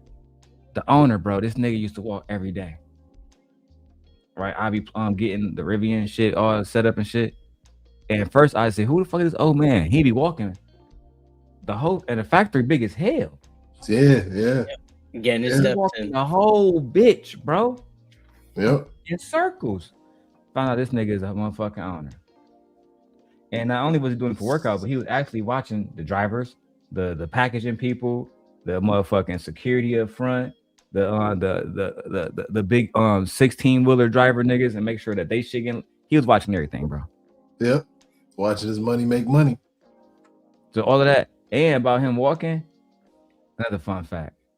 That nigga drove one of the white Amazon vans to where he told us that. He said, while or Ecoline, he drove a fucking van today to work every day. Yep. You would never know he was the richest person there. Yeah. That's a fact. Actually, the best person with the best car, I can't even say that my Palisade. It was really this guy. He had a Mercedes truck. That bitch was clean. But he was just the warehouse manager. Literally. That was it. Yeah. He can get fired at any time. The owner, I don't even know what kind of car this nigga have. I only see him in the rented vans. I'm just saying, bro. You never know who really got cheese. Especially, I learned that in Wisconsin. Everybody got cheese. Bro. Wisconsin might be low-key the richest state in the United States. I never been there. Somebody told me that the most billionaires live in Wisconsin and in New York. But you know what? I've never seen as much money ever than when I went to Wisconsin. Anyway, let's keep going, man. Have you ever been in the penthouse back up? Dude is a drunk. And this is why people don't listen to the older generation. Real talk. Can you please back up? Have you ever been in the porch back up? Have you ever been in the penthouse back up? Dude is a drunk. Okay with it too. Dude is a drunk. And as a result, he thinks we care about his fake stories about who he is and where he come from, when the reality is that we don't care about any of it. When the reality is that I'm gonna show you pictures of my fucking life. You want to see me on that 80-foot? I know you broke, bro. The beauty. I'm gonna show you pictures of my fucking life. You want to see me on that 80-foot? I know you broke. Nigga said you want to see me on an 80-foot yacht. Anton, all that I know you broke shit. The nigga just said I can show you a picture of me on an 80-foot yacht. Let me ask y'all something. I ran Stoic. When the last time y'all niggas been on an 80-foot yacht? Never. Never. Never. Most of us, even if you don't own that, just to be on that motherfucker, you want a whole nother level in society. This is something that I often don't speak about too, but I did in college a lot. Because this disproportionately affects people by race and gender. Classes. Classism. People like Anton and other people, they act like we live in a classless society, but that's not true at all. Our society has classes. Like I told Anton when I first met him, there is a place for you, but you are a C student that never graduated from college, that predominantly has made most of your money talking about black women. That place is not to give us financial advice no longer. Now, if you're going to teach us how to get rich on YouTube, how to scam, how to run Patreon, how to get people, to support you, I think you are qualified more than most. It's a fact. Anton is more qualified than me to give y'all advice on YouTube. That's a fact. That's just a fact. But what he's not qualified on is to teach y'all about stocks, to teach you about real estate, even at an investment level. Again, that's just what I know about Anton. Maybe I ran for somebody else knows something different. He's not qualified. When bro said he was a black Dave Ramsey, that's disrespectful. That's like saying he's a black Warren Buffett or some shit. There's different levels to this shit. It's so funny to call this dude this dude that. Like, it's crazy. And we always show this video because bro got in his face right in his shit. Can you please back up, sir? Listen, bro, I tried to tell y'all like a long time ago. Real Detroit niggas, when you get in their face, don't watch Anton Daniels and think you can get into you can go to Detroit, get into a nigga face, and think he's gonna say, please back up, sir. Bro, I'm trying to tell you, you playing with your life. If y'all really trying to mimic this man, and listen to me. If a dude press you in Detroit, I'm in Chicago now. If a nigga press you, if you want to go home, hey, bro, I'm good. I'm not from the city. I'm not banging. I'm just chilling. If that's not a sufficient answer, then handle your business, because clearly there's going to be a problem. But do not, under any circumstances, think that you can, because Anton did this with an old white man. If this had been a OG, an old black OG, this would have got real rowdy, real fast. I'm just keeping it 100 with y'all. Bro, the beauty of it is that I caught it in real time for you guys to see. I seen his beater. I seen his broke car. I seen how broke he really is. And now he want to show me some pictures, right? And he's drunk. So we gonna continue to have matter. Anytime I got a video of you drunk right now, I can show Stoic at any given time. Only thing you gotta say green light. I go get a video of you flirting with a bitch right now, drunk to the motherfucking flow. It's a fact. So you can't shame somebody for being drunk when we get videos of you being drunk. And we all adults. That's like me shaming Ramp for getting pussy. Oh, bro, you fucked 3 girls this week? The fuck, nigga? I don't know, bro. I can't even say certain stuff like I used to, but that's giving real rainbow vibes. I'm saying niggas be all in other niggas' business and shit like that. Worry about if they getting drunk or what they doing. You need to worry about why that nigga in your face and not letting you order your food. You know what I'm saying? I'm hungry, nigga. Or why no one's addressing you. Yeah, and nobody said, sir, Nobody else has said a word to him. Right. Like that is the strangest thing. This nigga supposed to be the king of Detroit. You would think somebody step in right Stoke and say, this is Mr. Daniels, nigga. You don't know who you talking to?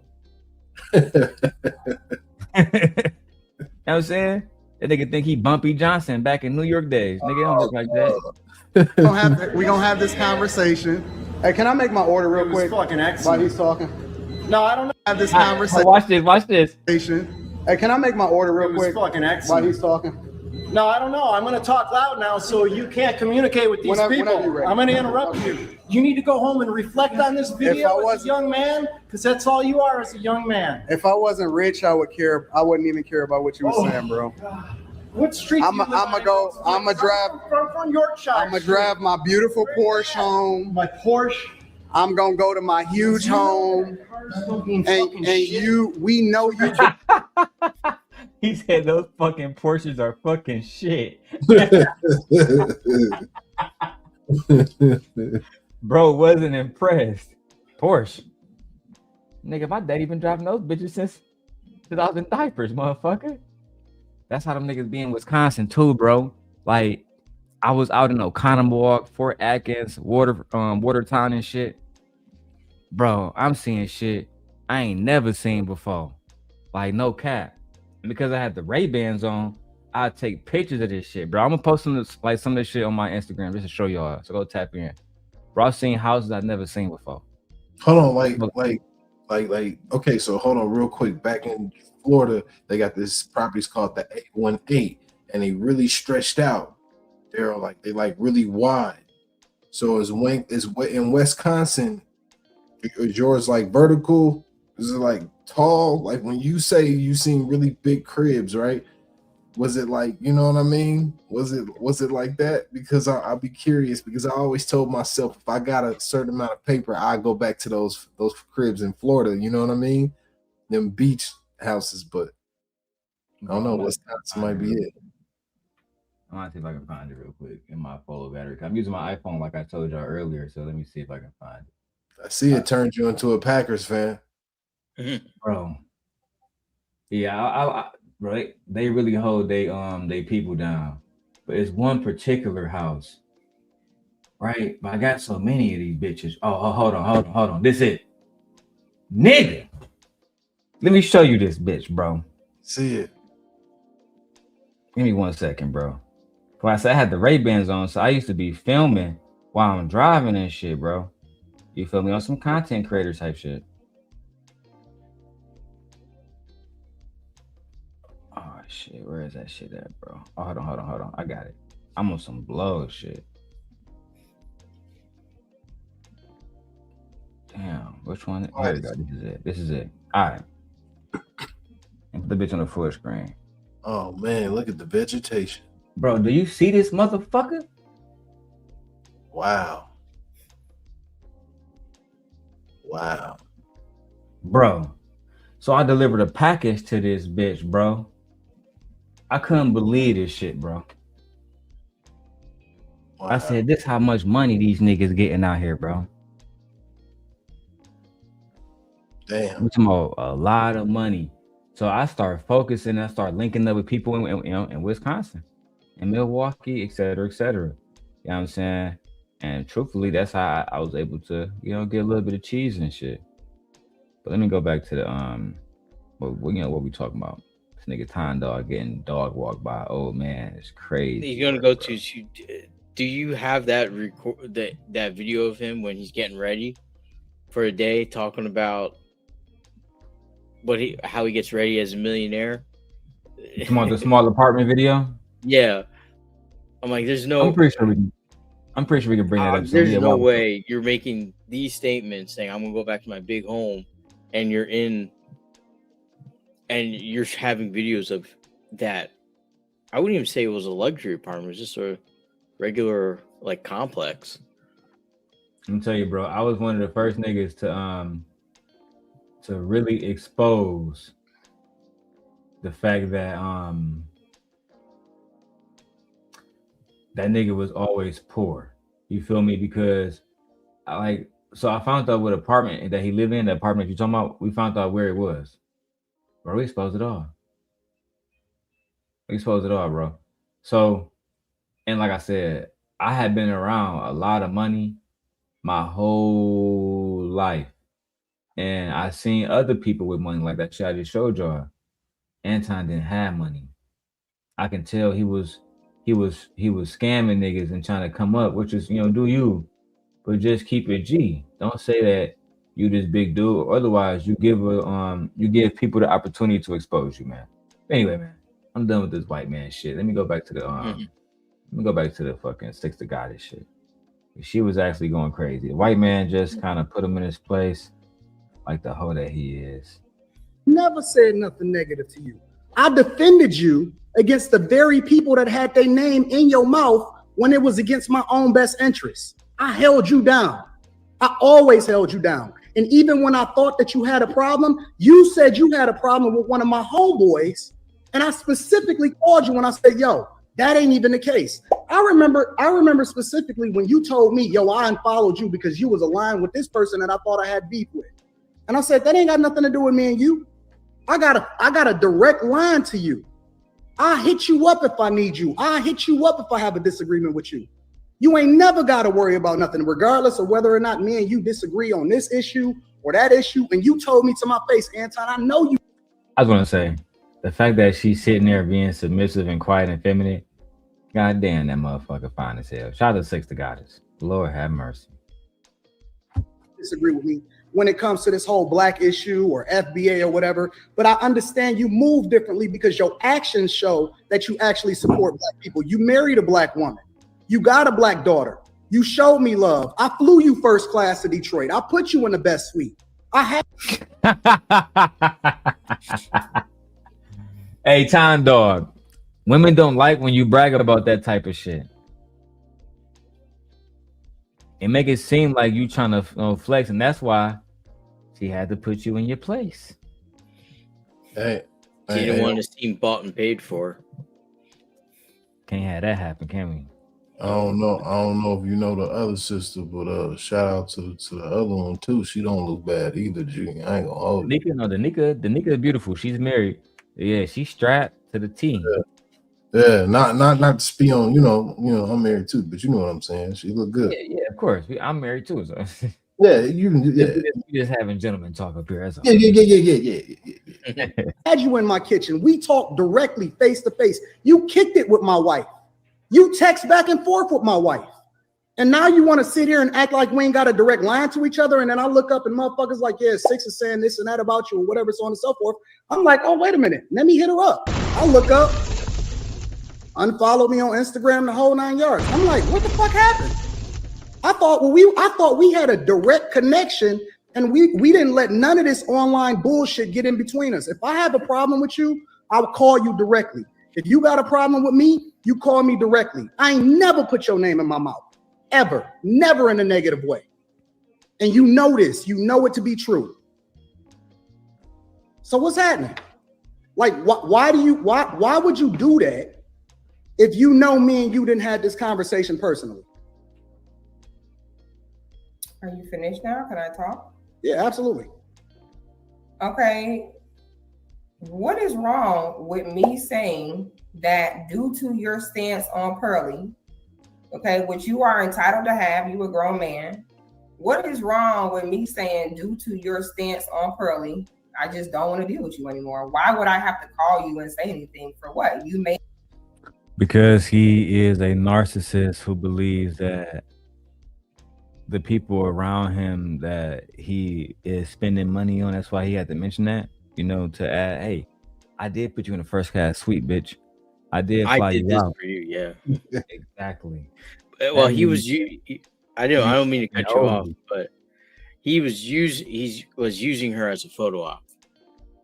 Of course. Like course. because now that she's not in a circle, because when he said I always have a fine chick with me, it's like we don't. It's like from a picture you can't tell like this was just like either stage event or they were just on some show. But if he like just a simple picture of him with her, it's like, oh hey, I'm always with this I'm gonna type put of it out women. there right It's like, now. If you believe that Anton was hitting this, you a fool, nigga. Right. I know he wasn't, but I know he wanted to. And I ain't talking about you. And that's why he's mad in this Anybody who video. believes that. Because if y'all believe that, if there's anybody in my chat right now that believe that he was hitting 6, and that's how you get down, then if you send me 700, I'll send you 6 numbers, right? I mean, if you I don't know, I can sell you niggas anything at that point. I feel like you can sell raid to a bug at that point. I don't know, bro. I wouldn't see a picture of Stoic and 6 and be like, that nigga for sure fucking. Right. Unless he's sitting on his lap, tongue kissing the nigga or something. Right. He don't be moving like that. He'd be walking down the street with 2 hoes and they'd be like, that nigga's a player. Well, I also think that if you really had women in your lifetime, certain type of women and certain type of men don't necessarily match, even though they might coexist as far as communicate. You know what I mean? You could tell the intimacy. Yeah. Nah, dog. They exist on a business realm. She not calling her friends like, girl, I got a nigga like Anton and friends and all his friends. They all short and fat too. We all about to. Nah, they don't want that. And that's exactly why I think that Coogee sweater that he's wearing in the video should not be allowed to be sold to fat lame niggas like him, and it should be only sold to brothers like myself, because it's like the women ain't gonna even look at you and really compliment you. They only gonna compliment brothers like me and Darrel and rant with you know what I mean, if you get that front part, you know what I mean, and we in there. Yeah, y'all new here, but like I said a long time ago, I made Anton Daniels. He had a squire. She was a beautiful woman, still is, but I made her mine. I snatched her right up like Trump did fucking Maduro. You know what I'm saying? Hey, let's go. Made it clear how you feel, and I just don't want to deal with you no more. And that's cool, but we agreed that we would say that directly, and we Why wouldn't do do I that need to say publicly. directly? For what? I was going to Because that's what we agreed to. No, I didn't agree to that. You agreed to that. You said, hey, you could just come to me. And I was like, okay. I never said, oh, Anton, if we ever fall out, I'm going to come to you. There's no reason to come to you. You're a grown-ass man. I can't tell you what to do. Rita, no. Did she not say this directly in our kitchen, in our crib? Anton, let me ask you this. That's crazy. Who was this video about? Now, as I just told y'all, Anton had an apprentice and other women that was on my team that was betraying him for the team, and they end up exposing all of his business to the simp god. Now, this video, he's gonna make it seem like it was about B. Taylor, but I'm just gonna let you guys listen to it. Because I find it very interesting. It was no. It was specifically. You want to know directly? I'll name names. No. Because I find it very interesting that 24 hours before you made this video, I did a video about how white people need to keep black people issues out their mouth. The next day you made this video. Who was this about? Specifically, it was about Courtney. And the reason that I went into detail about it, because I said that specifically it was women that was working behind the scenes trying to destroy us and had different people working. And it was more than just Courtney, but it wasn't just Courtney by herself, but it was people behind the scenes when we had got into it, because when she left the Peace Network the first time, she was working with my enemies. It was Story, would you hear today? I did the Not So Lucky video, Anton Apprentice, when she broke down how they was sending me information. Yeah, beginning of it, I was. Were you here? Was you here? Iran? You was? I remember. I think I remember that. Remember that from a while ago. I think I actually saw some of your content way back. Not because now that I remember. Patreon. We're gonna go dig into the Patreon real quick. The best thing about this fucking 47-inch, 49 inches, I can just put so much shit up. Hey, But- Darrel, Yes, sir. can you do a is there any way, is it possible you can make a lifetime membership or you can't? It only allows you to do certain tiers. Yeah, I I was only just, make it through the monthly, man, unfortunately. oh, okay. But what I will do if somebody wants to do like a lifetime membership, because it's hard to do it like and actually have you on like to actually have you as a member on YouTube. You know what I'm saying? Because it's still gonna charge you a card. YouTube want their percentage, blah blah blah blah. The only way I can maybe do that is like give people access to like fucking Patreon. They want to pay like a flat fee of, and I don't like listing those prices because I can say 500 or 200 whatever, but to me I always tell people this: if you just want to support me, send me whatever you want to, and then whatever you need from me, just hit me up about it. You feel me? I'm very accessible.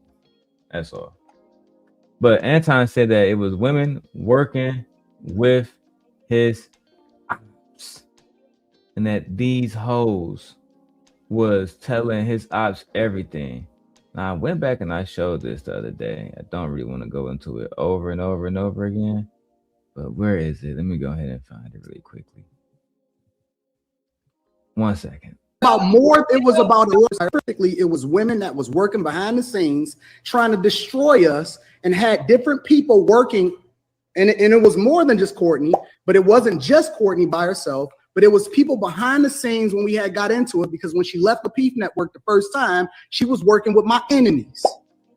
It was Okay. Found it. Very easy. Now, would you believe Iramp? Would you believe? Because he said Courtney and other people, right? Did y'all hear that part? Mm-hmm. Oh yeah. Okay. Now, would you believe that Anton's former apprentice, Not So Lucky, and Courtney Michelle came up to have a conversation about the simp guy and about betraying Anton? Oh, it's here on my Patreon if y'all want to watch the full 5-hour episode. But let's go ahead and break this down. Oh, let's say I am Courtney Michelle right there at the bottom, gentlemen. Let's figure out what happened, because Anton Apprentice was accusing Courtney of sending me information. Courtney said, "Bitch, oh, is that me up there?" Wow. I'm not a narcissist. Let's get my part. Let's get my part from now. Let's let the ladies defend my honor. Fucking simp guy. Anyway, I'll show you guys what Anton was talking about, because I like to give context. You know what I'm saying? Iramp and Stoic. That way you guys can say, oh, what was Anton talking about? Now you know. Let's go ahead and go to the video right fucking now.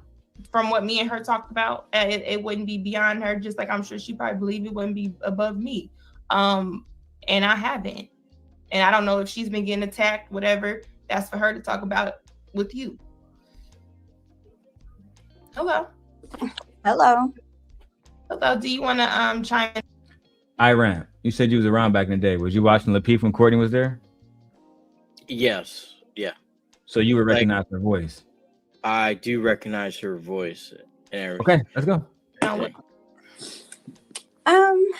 So I'm listening, and it's a lot of stuff that is being said and it's not being said.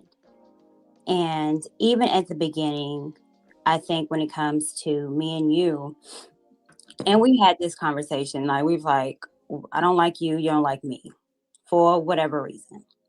And TJ did try to be like, she's in the middle now. It was like, I think you guys have a lot in common. And come to find out, we did. Come to find out, we had a lot of conversations, even just between me and you. And it was, some of the stuff wasn't even personal. Like we would talk about Tasha K, and we would talk about love and hip hop and all that kind of stuff. And we did say personal stuff to each other, because even when TJ said that she could relate to a lot of stuff that has happened to you, I told you that I could relate to a lot of stuff as well. And that was genuine.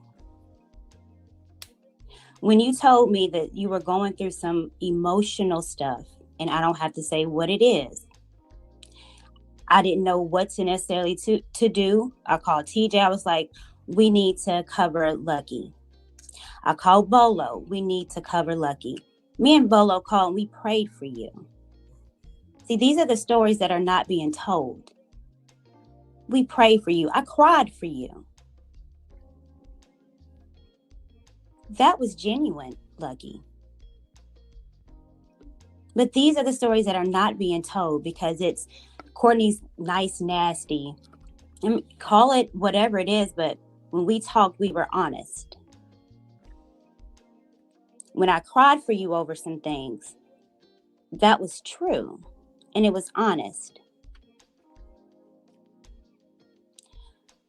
When I saw how Darrel was moving. Oh my God, why I gotta always be brought into stuff? Why me, Stoic? Just because Anton Apprentice wanted to ride this pony all the way back to the West Coast with me.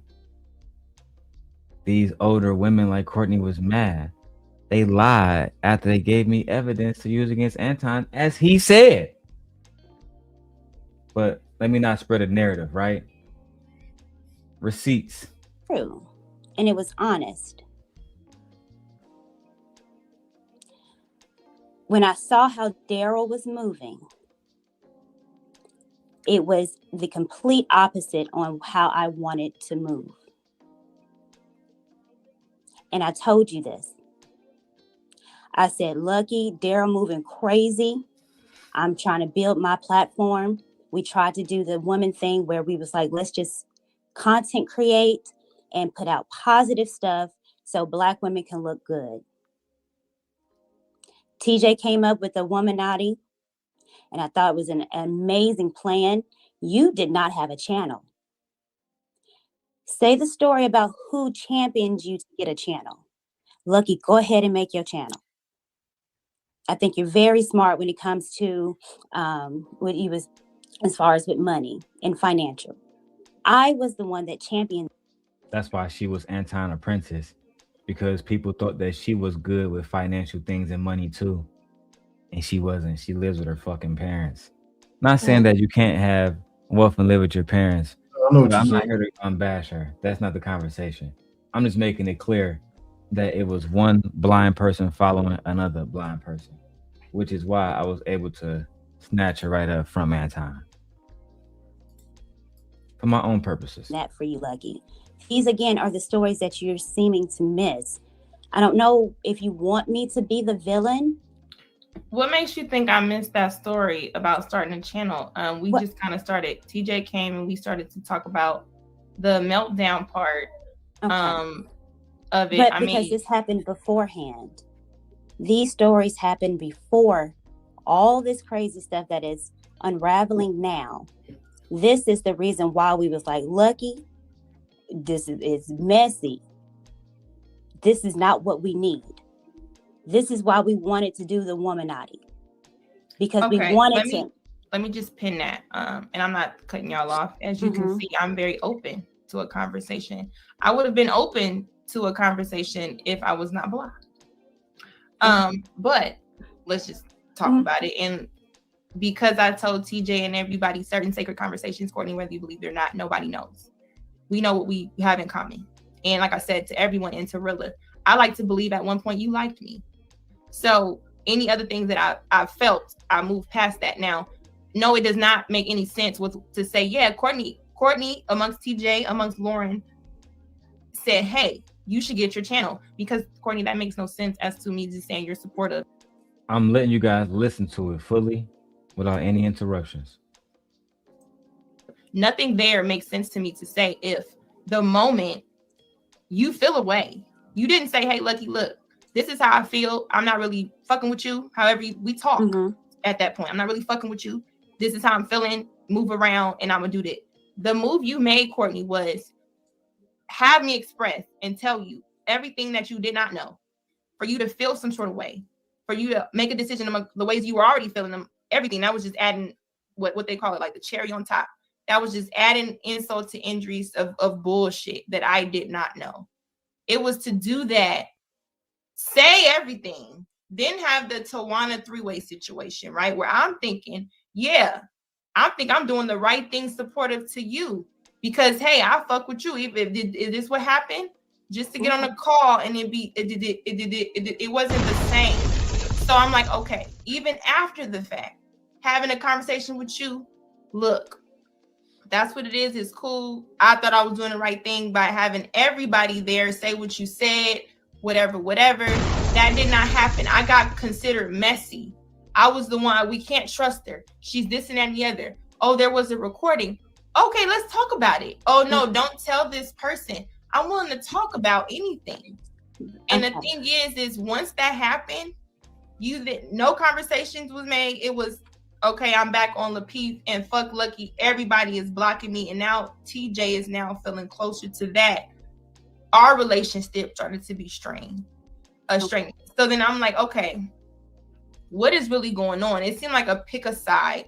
How dare I get used to then tell you anything, Courtney? Or what was the point of you saying, want to know any of that information, to go at Lapeef, to send this to Darrel, to do this thing, Courtney? Or what was the point of you saying, want to know any of that information, to go at Lapeef, to send this to Darrel, to do this, to come at them? We worked for months, fellas. I'm telling y'all the truth. Put this on I swear to y'all. We worked for months, devising surviving Lapeef to go against Anton. Only to have Courtney come in, get upset, and tell that nigga JR Anton everything. Next thing you know, no more information, bro. All I'm saying is this, right? Because I'm not about to drain y'all with that video. But when Anton was talking to Six, and he was saying that video was about B. Taylor, and it was about Six the Goddess, it wasn't. B. Taylor wasn't on the team at this point. She wasn't a part of that. That was a lie. That video that he is doing right now was specifically about, like he said, Courtney and somebody else. It wasn't about B. Taylor. He just threw that in just to shit on her. I'm just being honest with y'all. It was about a lot of different women. And it was more than just Courtney. Specifically, it was about Courtney. And the reason that I went into detail about it, because I said that specifically it was women that was working behind the scenes, trying to destroy us, and had different people working. And it was more than just Courtney, but it wasn't just Courtney by herself, but it was people behind the scenes when we had got into it, because when she left the Lapeef Network the first time, she was working with my enemies. It was about a lot of different women, but it specifically, it wasn't about you, and it was not about Crimson Cure. I have never watched any of your streams about this whole Pearly thing. Okay, so you still were willing to throw another black woman under the bus to put Pearly above and to take up for Pearly? And if it's busy, he thought that because it wasn't about her, he was gonna slide. So you gonna throw another black woman under the bus to fuck with the white bitch still, nigga? We still giving you no credit.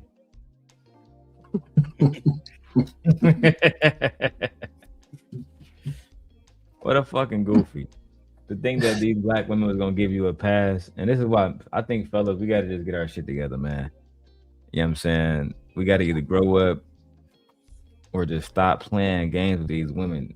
And truthfully, he didn't have to come up there and to expose himself. He could have just, again, stayed in the chat. Yeah. You know what I'm saying? Right.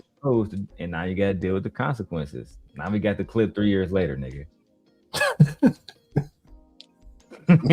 I'm just saying. Now Freezy got the clip, man. Corey got the clip. Everybody got the fucking clip now. You know what I'm saying? Yep.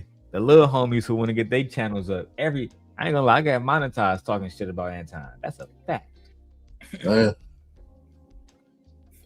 Hey, here we are, man. YouTube, we love this opportunity. No, you're just collecting the money he drops. About me, then why did you say? Oh, my this? bad. Who said something?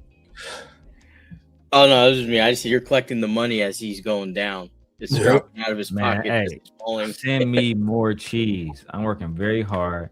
I got a big family, and I just appreciate more money. I love y'all, nigga. Let's go. Towards the end, go be getting it. Of my very, very thankful. Stop being envious. Stop always looking to criticize, but instead look to add value and get your ass to work and push. When everybody else is grinding, you just sitting there twiddling your thumbs, talking about I'm on vacation. I'm not shooting no content.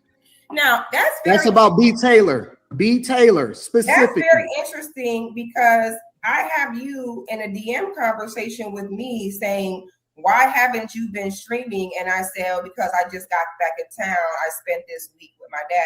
I'm back on it. How long ago was that DM, 6? It was only a few months before that. So what the hell are you talking about? I just had a conversation in the stream with B. Taylor, and I told B. Taylor, get your ass off your ass, stop taking vacations, and start streaming. No. And it's literally on the internet right now. Do I need to rewind your words? You specifically said, stop talking about how you're not posting because you're on vacation. Not months ago. And you specifically said, keep on talking about how you're not posting because you're on vacation. Months ago. And then I just talked to B. Taylor and we did a live stream together. So you're saying I that told if her, we contact B. Taylor, B. Taylor will say that. Nah, B. Taylor reconfirmed you was like, Why the fuck you lying? Why you always lying? Oh my God, stop your fucking lying.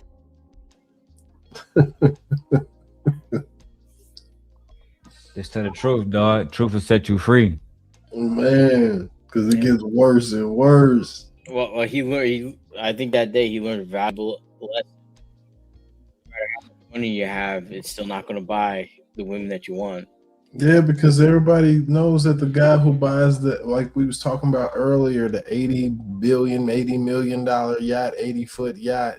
Yeah, that's cool. We respect the guy that buys it, but we respect the guy that knows how to build it more. I just honestly think the respect is in the skill, man, not in the build. But man, that nigga Anton gonna watch this shit and clip you. You got this dusty ass nigga over here talking about something. He respect the nigga that built it more than a billionaire that owns it. We bag chasers. That's what he gonna say, bro. No, that's cool. Oh, he probably is watching right now. No, that's ninja watching. No, that's cool. I hope he clip it, but he'll see my Instagram followers and see I'm working. So I ain't worried about him. We can't afford to worry about. You got a stoic nation on my side, man. For me, to be perfectly honest, I'm over here getting my content done with you guys, over here doing my Coursera stuff.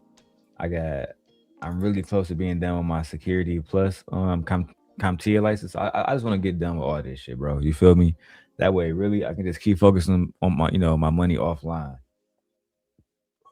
I get it. We all work pretty much paycheck to paycheck. I don't even expect everybody here to come in. Like how Stola gave me that 150. I don't expect him every day to throw a nigga 150. That'd be fucking absurd. Well, you know you don't know. You may never know. What I'm saying is, right, that's what Anton would do. I saw Sharon over there saying, "Oh, y'all don't want to support me, but y'all support Anton. Y'all support all the bad guys." I don't know, bro. That's just some whole shit.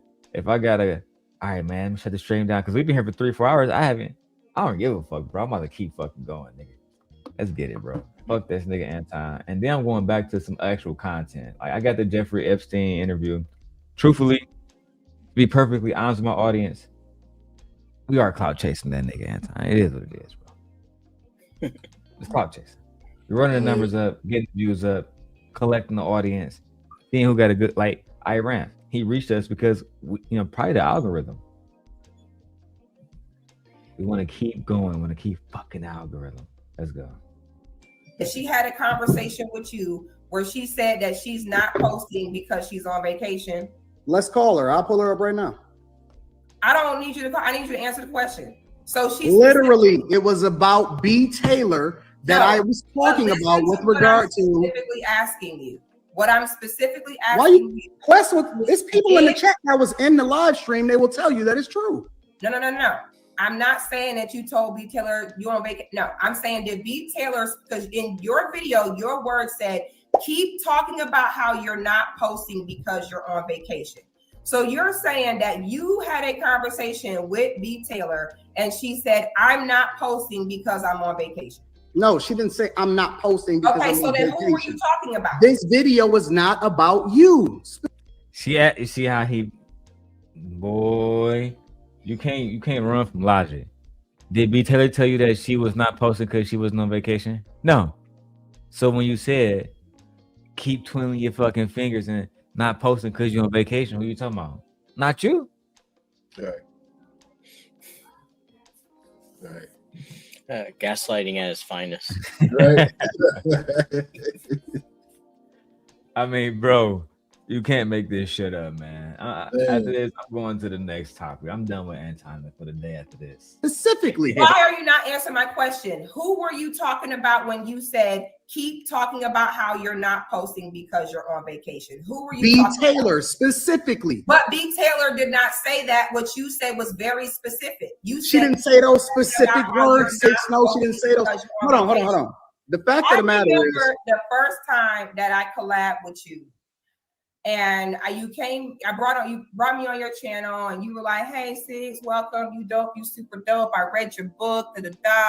Then later on the stream, you were like, "Yeah." I mean, I didn't read your book, but like you're a smooth talker, Anton. I know how you move. Okay, you tried to convince me that you collab with Nathan because you hadn't saw the 7-hour live stream, but I knew you did, so I already see the way you move.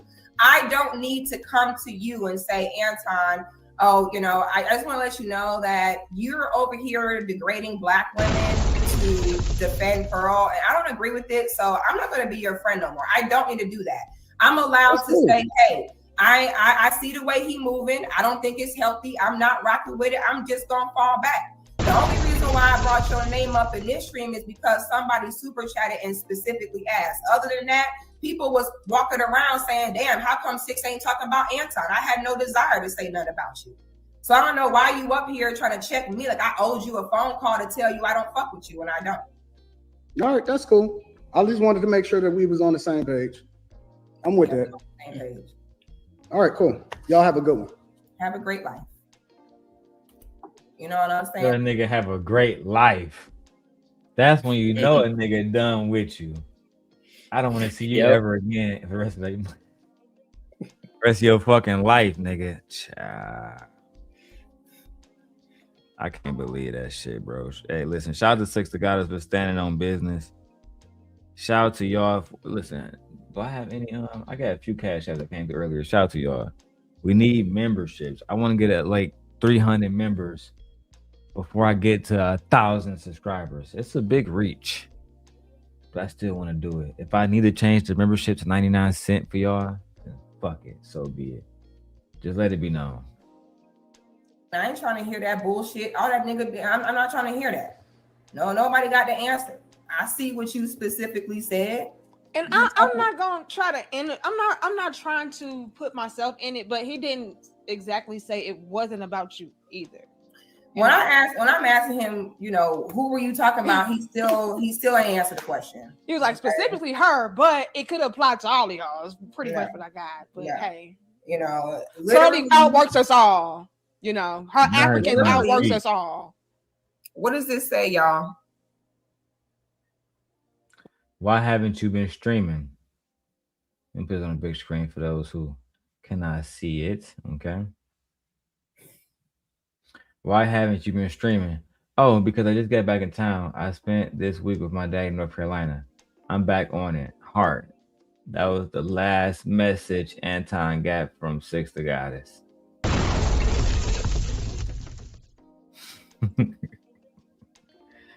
It's funny, Ramp, how these guys move out here. Why haven't you been streaming? Oh, because I just got back in town. I spent the week with my dad in NC. I'm back on it. Okay. I specifically told him that I was not streaming because I was on vacation. I was on holiday. So he want to say it's not me. He was talking about, is it a coincidence? So I made a video saying, you know, non-black people need to stop speaking on black people. And the next day you make that video. I mean, call it coincidence if you want to, but you know, for me, it's not. So. And Pearly does not outwork us. She does not. Her African does. Her Africans do. Can y'all stop? Yeah, we gotta stop. If we had Africans, we would outwork her too. Yeah, we gotta stop with that narrative. Yeah, that whole narrative that Pearl was more successful than black women on YouTube because she was a much harder worker was a diabolical take, Anton. I ain't gonna lie. Shit, I'm surprised black women still support you after that shit. What's your thoughts, man? I know we over here chilling and shit. Rand, what's your thoughts, man? Well, I could tell right away he was mainly upset that she's no longer going and be involved with him in any way. That was what I took from it. But yeah, major blow. But I don't understand why, as a guy, you come on there.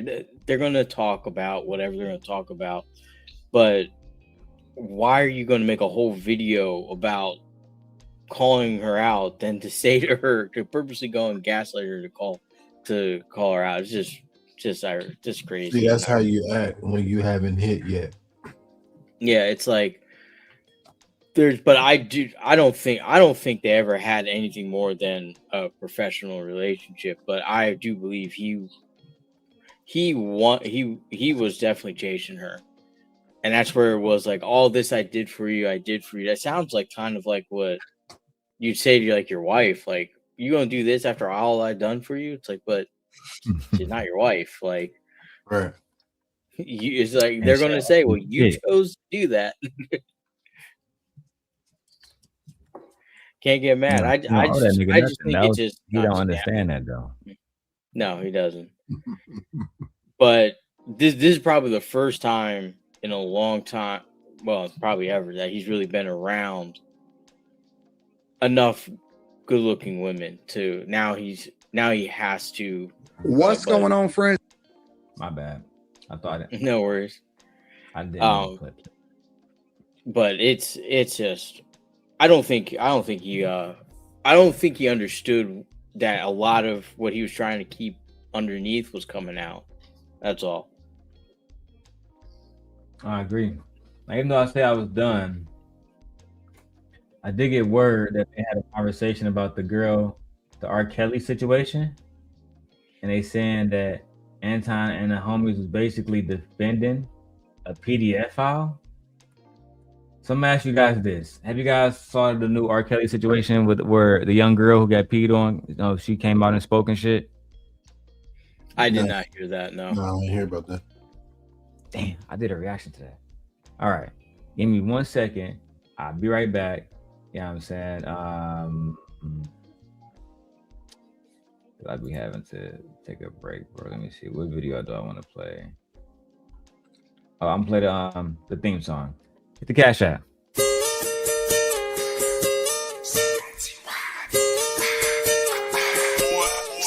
It's time for the circulator. It's time for the circulator. I'ma shake my money. I'ma shake my money. It's time for the circulator. It's time for the circulator. It's time for the circulator. It's time for the circulator. I don't know how to dance but can lean, and maybe get a bitch put the hands on their knees. I don't know how to dance but can lean. I don't know how to dance but can lean. I don't know how to dance but can lean, and maybe get a bitch put the hands on their knees. Maybe get a bitch put the hands on their knees. Maybe get a bitch put the hands on my JT, I'm fly with it. CIT, ride with it. Right cheek, left cheek with it. Fun size on fleek with it. Slim, thick, petite with it. She wet, we keep missing. One time for my freak bitches. After hour, no sleep bitches. When I get my freak on, they throwing money like me chong. When I do my 10, money fight, these niggas throwing pins. JT, I ain't playing. Back. Right on time, dog. All right. So this read the last one for real talk. But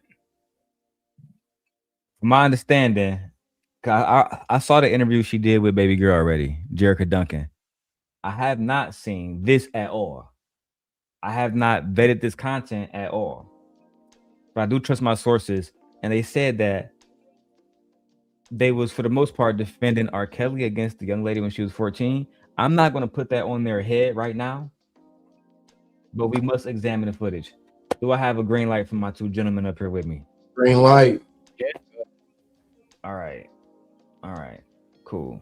So recently, I'm pretty sure we're all old enough to remember that R. Kelly was in a situation where he allegedly urinated on a 14-year-old girl. Do you guys remember that story? Mm-hmm. Oh yeah. Well, for years she's always been Jane Doe until recently. Recently, she came out with a book talking about what happened that day when she was urinated on. She has since gotten married, had a kid, etc.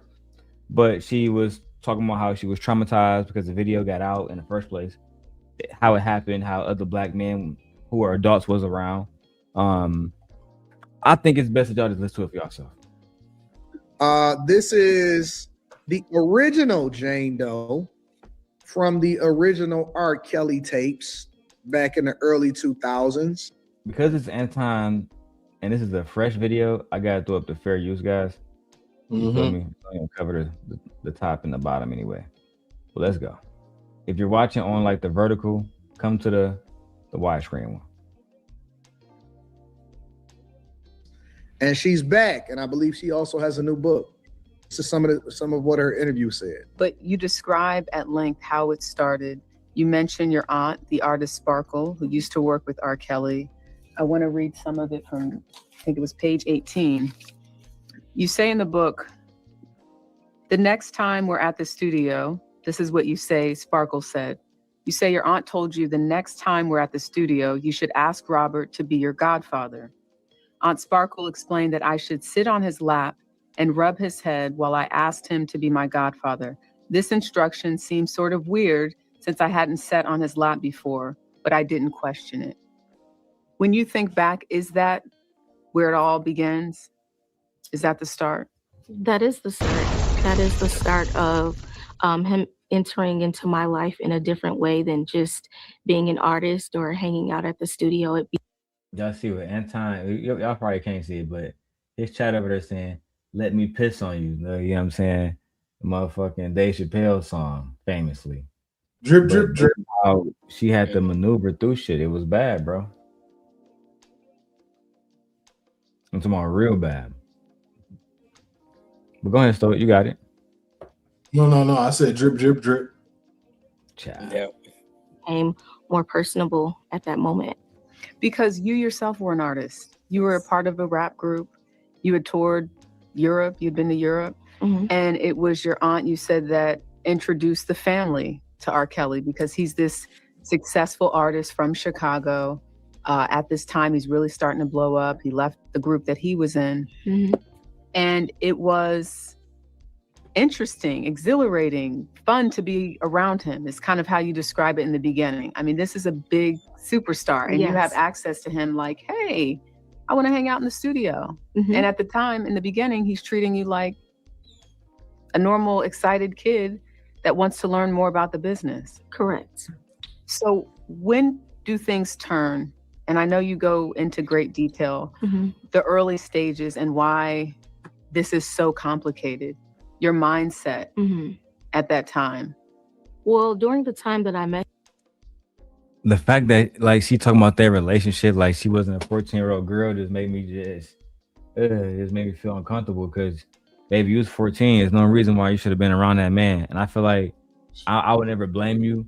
You know what I'm saying? But at the same time, I just remember myself at that age, I knew not to be around certain adults, especially in certain situations.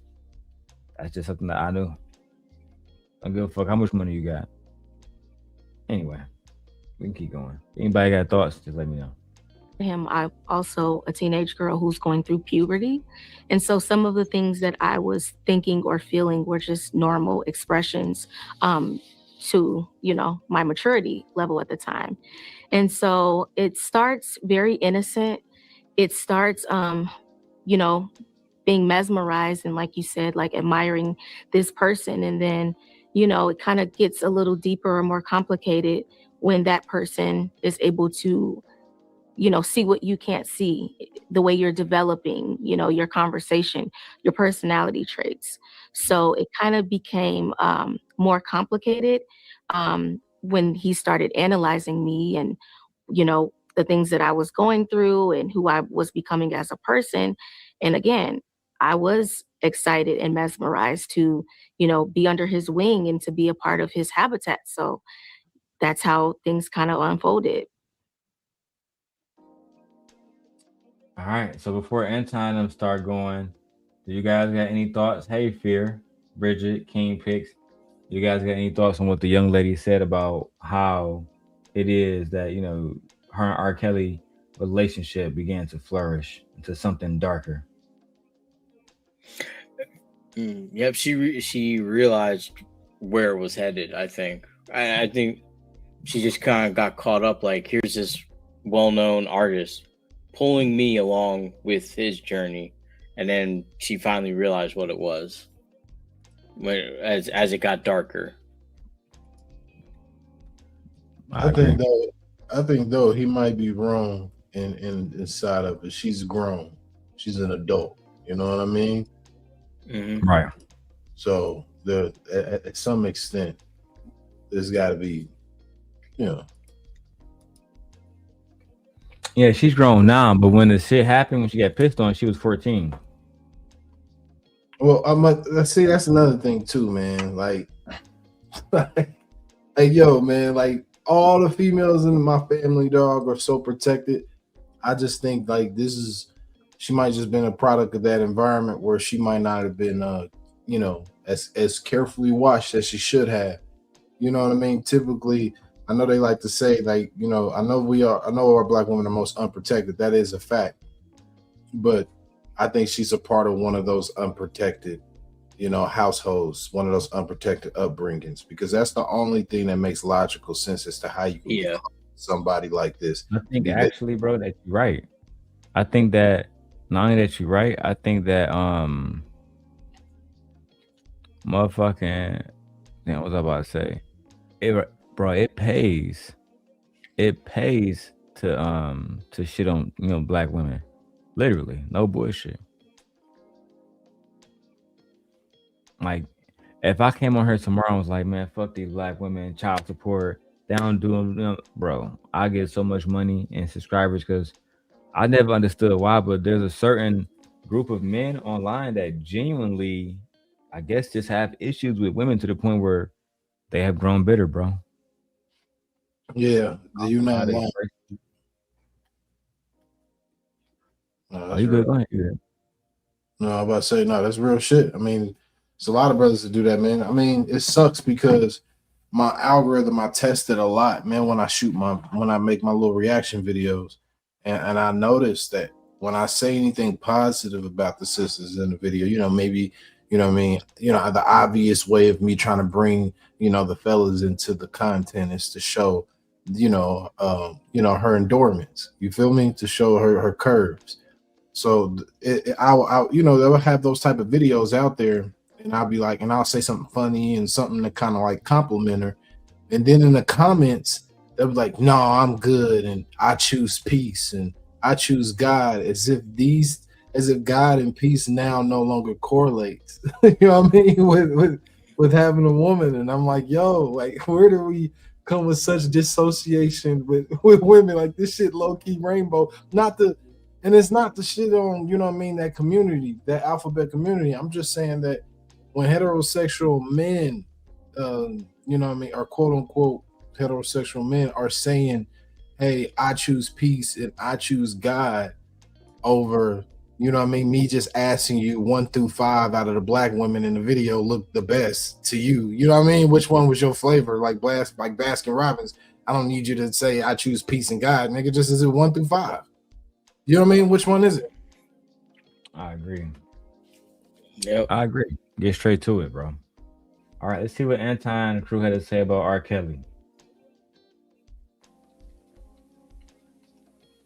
Thoughts on the now adult Jane Doe speaking out about her R. Kelly experience and how she was mesmerized as a teenager that was going through puberty. And then ultimately that resulted in everything else that we know that it resulted in. Thoughts? Everyone failed her. Sparkle trash for that. Yeah, her parents. Well, she does go on to say, let me say this to defend Sparkle. She does go on to say that she once seen it starting to turn into something like inappropriate or something like that, or she's seen something in passing. And I think she said that Sparkle called the authorities, or I don't remember what it is, but she said that Sparkle DCFS. actually just, I'm sorry, go ahead. I'm sorry, I was saying DCFS, I think is what she said. Something like that. So Sparkle didn't just stand by. I think that she actually wanted her to, was like, yo, I got my niece or something like that. And I think that she's going to be awesome. It would be great if you would work with her. And then when she noticed something, she said something, but I don't know from there. I only seen pieces in the interview. So Sit on his lap and rub his head. Right. I don't get that. Why don't you get? I mean, do y'all think that Sparkle did that shit? Based on what y'all know about the story. So sit on R. Kelly's lap and rub his head. I mean, it depends, because in that context, for face value, it can sound disturbing, but it can also be used to make him feel comfortable in a setting that makes her uncomfortable. You know what I mean? Either way it go, I wouldn't tell a little girl to go rub on R. Kelly's head. I'm gonna keep it a bean with you. 100%. Like, my friend said, "You gonna take money to stab me?" If bro came to me and was like, "I got 5 M's right here, cash." Nah. But your daughter gotta rub my head. We gonna rob that nigga. Right. Right. Yeah, I definitely would not.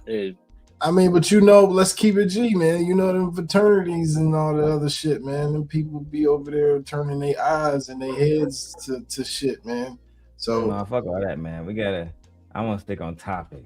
But Anton never even been to college. So we ain't got to talk about fraternity. That nigga's a bum. Because she said that that's where it started, but Sparkle is saying that she didn't groom. Because I remember, like, back in the day when Sparkle had came out and was saying that she, things that she had seen, and she tried to tell the parents, and that the parents didn't really believe it because they felt, especially the mother, didn't believe it because the mom was saying like that's her godfather or something to that nature. But if the girl is out of her own mouth saying that Sparkle was the one that told her to sit on his lap and ask him to be her godfather, I don't understand how that's not grooming.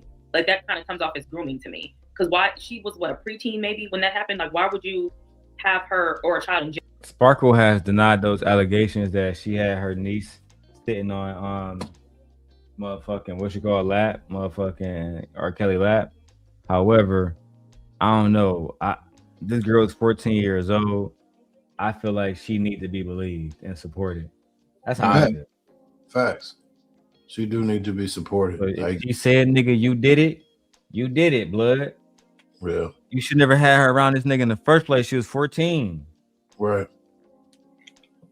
It sounds so much like she was using the opportunity for herself. Like, she was trying to find a way in, I guess, so to speak, or she was trying to make something for herself happen through the daughter. No, you can't make this shit up. Or niece. I'm sorry, niece. Child.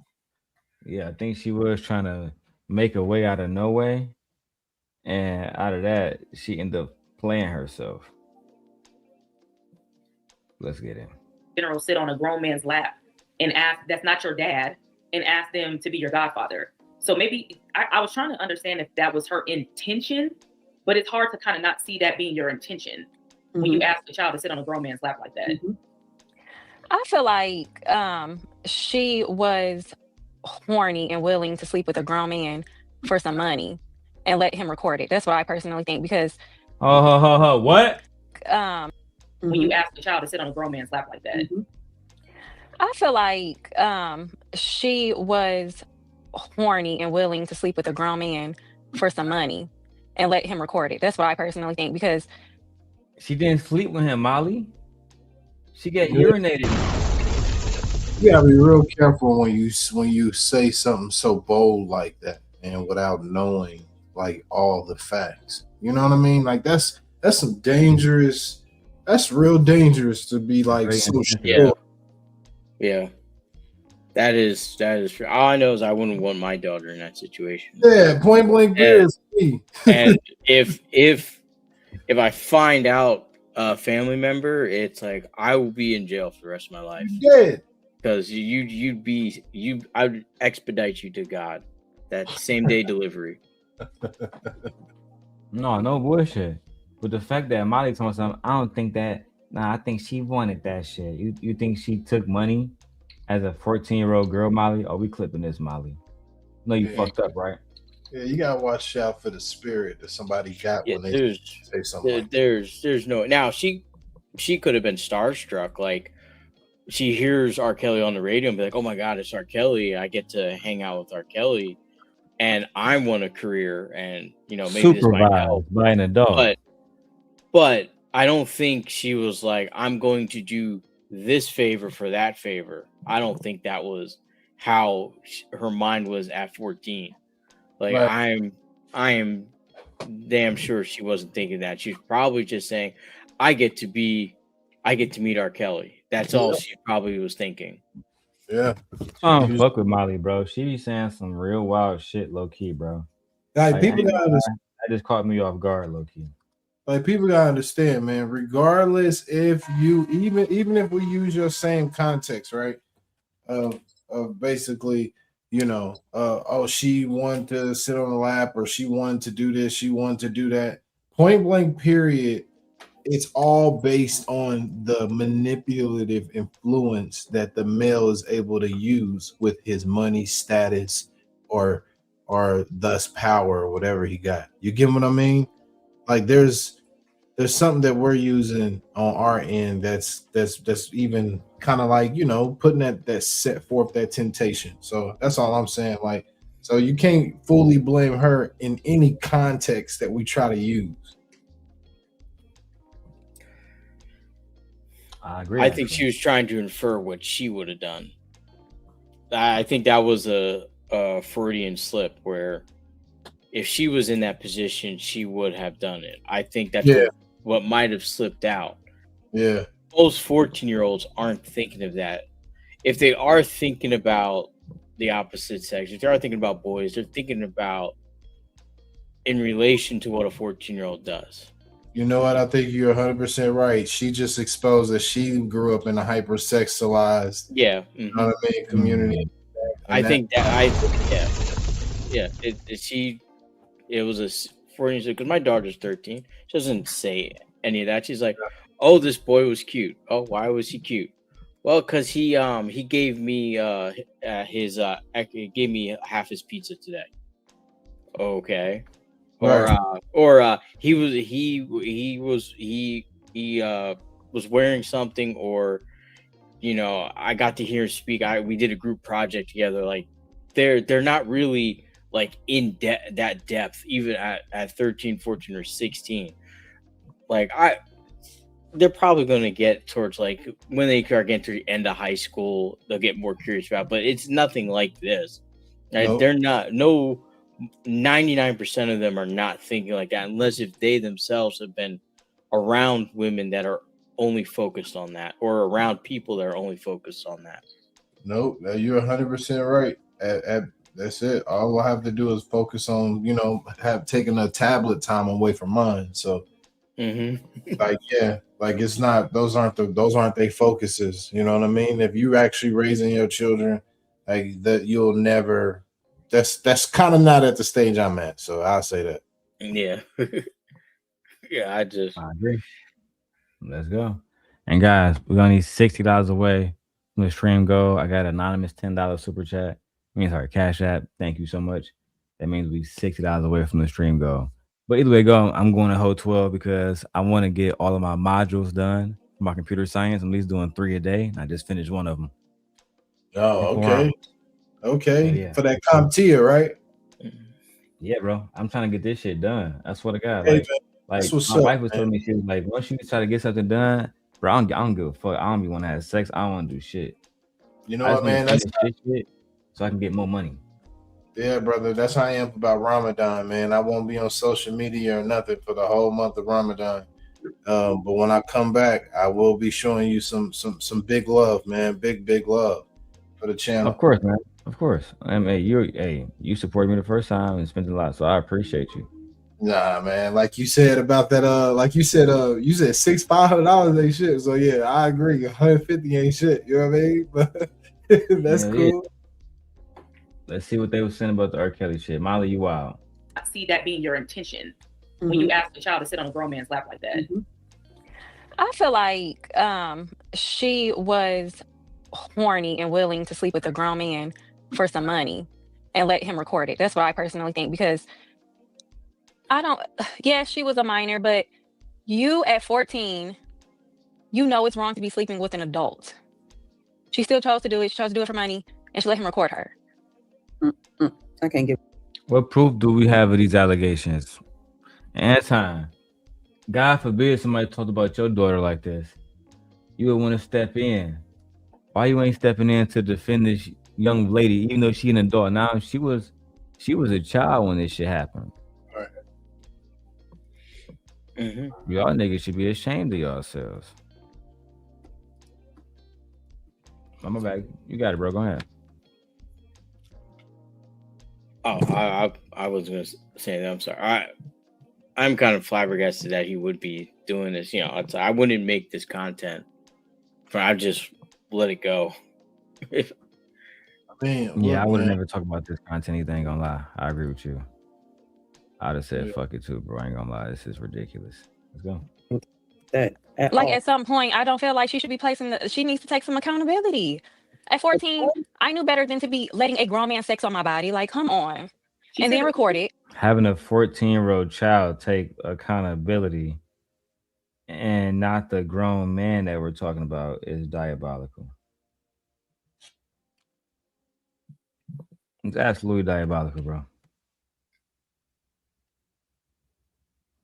Let's go. Look, Bridget. I got the clips, man. You know, people send me stuff. I'm working. I want to show y'all. I heard there was something interesting going on here. Let's check it out. And then pay. And then pee on you. She knew what she was doing to me. At 14, I knew better than to be letting a grown man sex on my body. Like, come on. And then record it. And then pay. And then pee on you. She knew what she was doing to an extent. Yeah, I mean, he's a pedophile, but don't be blaming your auntie for everything. Like, that's kind of how I feel. You could have said no. You could have told somebody I think she wanted a sexual relationship with him. She was hot in the pants. That's just too much. Y'all didn't just have sex. He peed on you, paid you, and recorded it. And now you want to make a book to capitalize? Like, I don't know. You don't know what?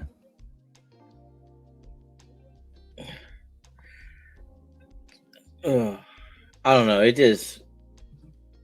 I wouldn't want anyone to say that it was my daughter's fault if it was in a situation that. No, I wouldn't either.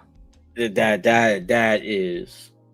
I mean, like everything she's saying is right. If you grew up in a hypersexualized, if you grew up in that, but it's a hypersexualized community, then yeah, you've been butt hunching since you was fucking 11, 12 years old. Oh yeah, which third generations of cousins in them.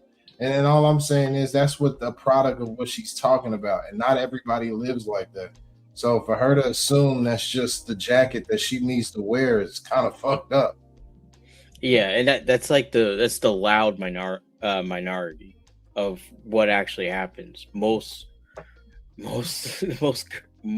kids are not thinking about this, right? At all. Not even it doesn't really start occurring until 18, 19 years old. Man, I'm telling you, dude, I don't know what age it occurs because my daughter ain't gonna never, ever, ever see at nobody's house. No. Trying to get some time away or whatever. Hell, no, like the whole point is they trying to blame the young lady. You know what I'm saying? They're trying to blame this young woman for things that occurred to her and her lifestyle, whether she, accepted it or not. Let's entertain the fact that Molly may be right. She wanted it. It doesn't fucking matter because he is the adult in the situation. Exactly. So it don't fucking matter. Yeah. See, she at the time she was 14, she has no ability to consent to anything. Exactly. And there's nothing. It's all the onus is on every adult.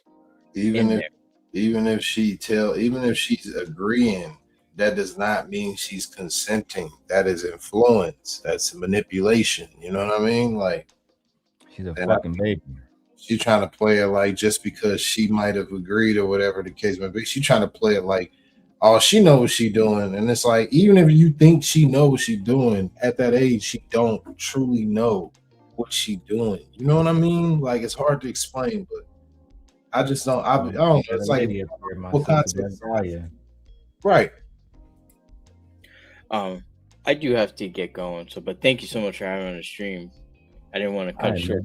I do have to get going for work, but I appreciate it. I'll have to watch this later on. But this is, I don't even know if I could watch it. Like, this really, really pisses me off. Like I would not, even if I had a young son, I would not want you to say these things about my kids at all. Nor would I be a father sitting there letting someone saying something like this on air, because you are indirectly saying my daughter is exactly like that. That's just terrible. That is terrible. I mean, all of us live our own lives. She may have lived that life or been around that, but that does not mean every Black girl is like that. Right. Hey man, I appreciate you coming through, man. It was nice meeting you too. Nice meeting you too. I've been watching, been kind of in the shadows lurking, but I've been a subscriber for a while. So I hope you keep growing, and hope you hit 1,000 pretty soon. That's what's up. Appreciate you, brother. And hey, man, you be safe out there, bro. Hey, yo, D, man, I'm gonna go ahead and step off the chat thing, but I'm gonna be still I'm gonna still be in the chat. I just got some other stuff to do. All right, man. Take your time. I appreciate the time, bro. All right, brother. All right, peace. Hey, Black Dahlia. Hey, bro, what's up? Welcome to the show, girl. What brings you up here today? This topic is absolutely disgusting. That whole panel, is diabolical. And thought processes like theirs is why children go unprotected. And people like R.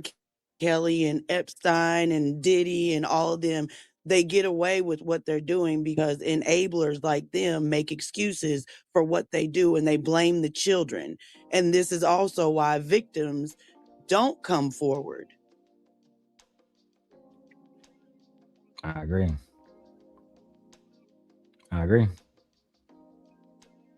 It's the main reason why that entire panel sat there going at well, she's a grown woman now, and they're questioning her motives and why she's moving the way that she is. And they're not even recognizing you, all of you on the panel, you are exactly why she did what she did and why it took so long for her to write her book and why a book like hers is necessary. I'm going to be reading that book for damn sure. But the fact that she's being shamed when she was only 14 when this shit happened from other women is diabolical. Actually, that's how a lot of male predators get away with what they're doing, because the women around them enable their behavior. Child, that's actually true. Unfortunately, it might be some Black women. I hate to even say that, but we're watching examples of it right now. Oh, I've lived the example of it. Like whenever I came forward and told my story about being a product of being molested by my own father and being attacked by Bomb Cherry and Mule and all types of people on YouTube. They thought because they saw my video of me shitting on myself, oh, it's okay to also make fun of her for what her father did. And come like that. Let me tell you this too. I know my wife gonna be watching this, but we trying to cut out some of the language because we monetize. We don't want to get hit with language and stuff like that. Okay. But you're good. I'll just let you know moving forward. But you can still tell the story though. Okay. Just try to just be careful with the language, just so they don't hit me for language. Because my wife got a community strike the other day for language.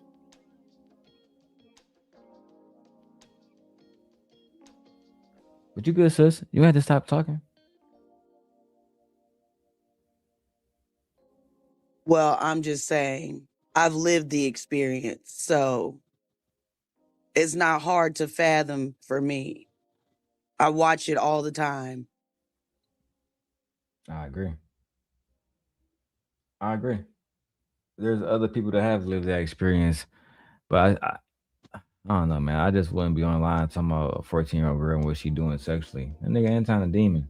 That sounds kind of true. But the only reason why I would maybe push back on that a little bit is because she had mentioned that the grooming started before she was 14. That it wasn't when she was 14 that, you know what I mean? Like prior to her turning 14, she had already been groomed. And then by 14, she was already kind of like, she was slutted out already by that time because these girls be hot in the pants and they be looking for some ding-a-ling.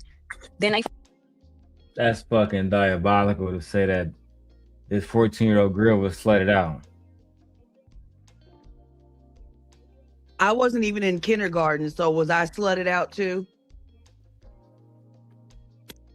At 14, how child. And what proof do we have this girl's sex life, bro? That's what I'm saying. I was probably about 4. So does that mean I was slutted out and hot in the pants too?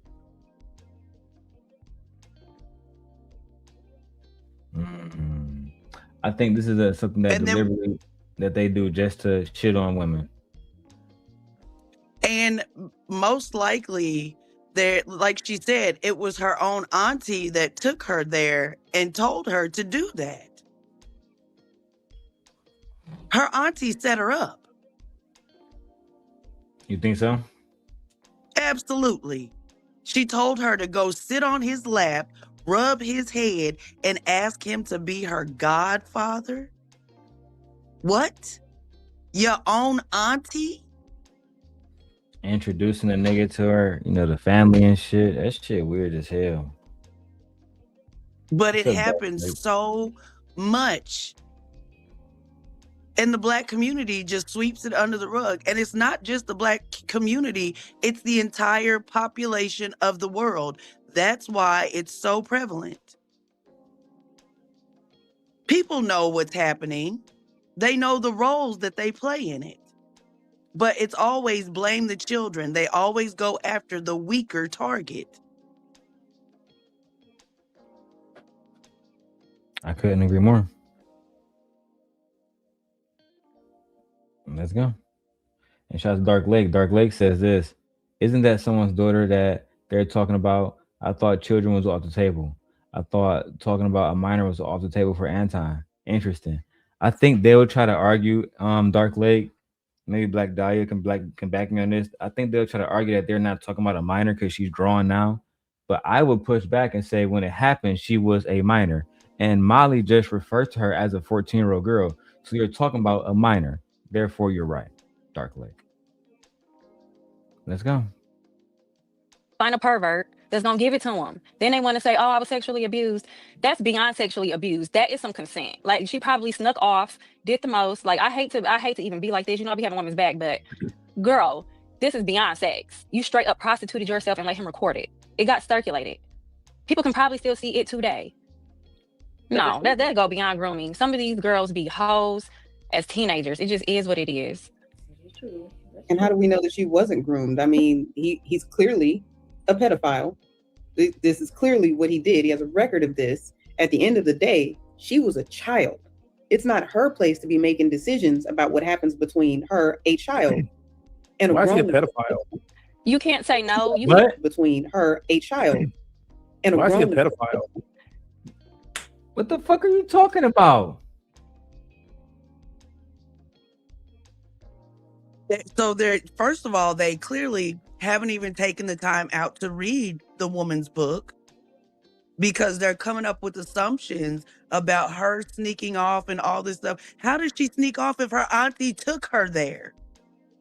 Child. And gave her instructions on what to do? You can't make this shit up. They should have read the book before they even had this discussion. I agree. And then read about, listen, Quentin, to answer your question, if you have a 13-year-old girl get naked for you so you can do some sexual things with her, then you are a PDF file, sir. I'm sorry. That's just what it is, sir. There's no other way around it. That's just what it is. You're telling some, why is he that? Because he was convicted for fucking with minors. That's why. And I'm willing to bet that even though they haven't read the book, they've probably seen the video. So what does that make them for viewing that kind of content? That's true. Especially if you viewed it in your adulthood. Nigga sick. Because I don't think that video was still even out here. If you did, then it's crazy. Let's go. Yeah, I've never seen the video and I don't want to. I had, when I was younger, like when I was in high school and it first came out, I remember people, showing this shit, but I never really fully watched it. I do remember glimpses of it. You can't say no. You can't tell somebody. What age? Did he threaten your family if you said something? Like, I need a little bit more answers. The only thing that I like is that 'Cause she these girls sneak do out for feel subpoenas.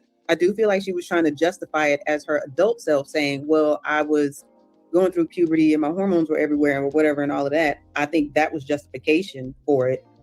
I would have felt better about it had she left that part out. But at the end of the day, she was still a child. Like she doesn't have the capability to think as an adult. She was still a child and we don't know what the circumstances were. Does she want to be around somebody rich and famous? Absolutely. She's a child. There's adults that are like that. She, in my opinion, just Shout out to this girl, Kim, who seems to be actually the voice of reason. did not have the ability to have the thoughts that she needed to have as a child to stop that from happening. But 14 is a child, but 14 is also old enough to know something is wrong. This person has a camera. He's having sex with me. He's peeing on me, and I'm letting him pay me. That a lot of thought has to go into that. Like children ain't gonna be thinking none at all. There could be no thought at all. And I'm not saying I think he's wrong, but at the end of the day, to me, I think some of these females also be super horny teenagers who be looking to be humped on by some of these men too. That's all. She probably was like more fast for her age. She was on tour. She said she was a rapper on Clearly, tour. Like she definitely probably was a fast teenager. But to me, that still begs the question. Well, not begs the question. That still, to me, it still stands to say that her parents still failed her, because where were y'all at? Like, you guys are dropping her off at the studio with this grown man that I guess the dad was he played an instrument or something for R. Kelly. I don't know. But it's like you're dropping your kid off at the studio. Now, granted, they said that she was with Sparkle because Sparkle was supposed to be at the studio. But at some point, because if I'm not mistaken, she said that the grooming started at 12. I think she was like 12 years old. So I know a lot of very immature 12-year-olds. Like, I know a lot of immature 14, 15, and 16-year-olds. So I don't know her personally to say that she was. Bro, she was a child. Like, we talking about babies. That We woman talking about is babies. dangerous. That woman is dangerous, and she does not need to be around any young girls, because she would probably have them in that same position with the language that she's using. And it's really disheartening to know that people are so oblivious to how this stuff works. Like, people need to do more research before they go opening their mouths about topics that they have no idea how a child could end up in a situation like that. Her auntie encouraged it. That's what it seemed like. That's what it seemed like. This is some diabolical shit. I ain't gonna lie, bro. It's absolutely disgusting, and it's going to continue as long as people stay in the dark and pretend like, oh, well, I thought that, well, the knowledge is out there. You can find it out if you want to. And to actually listen to the women that are telling their stories and stop trying to chastise them back into silence. You need to be quiet and just listen.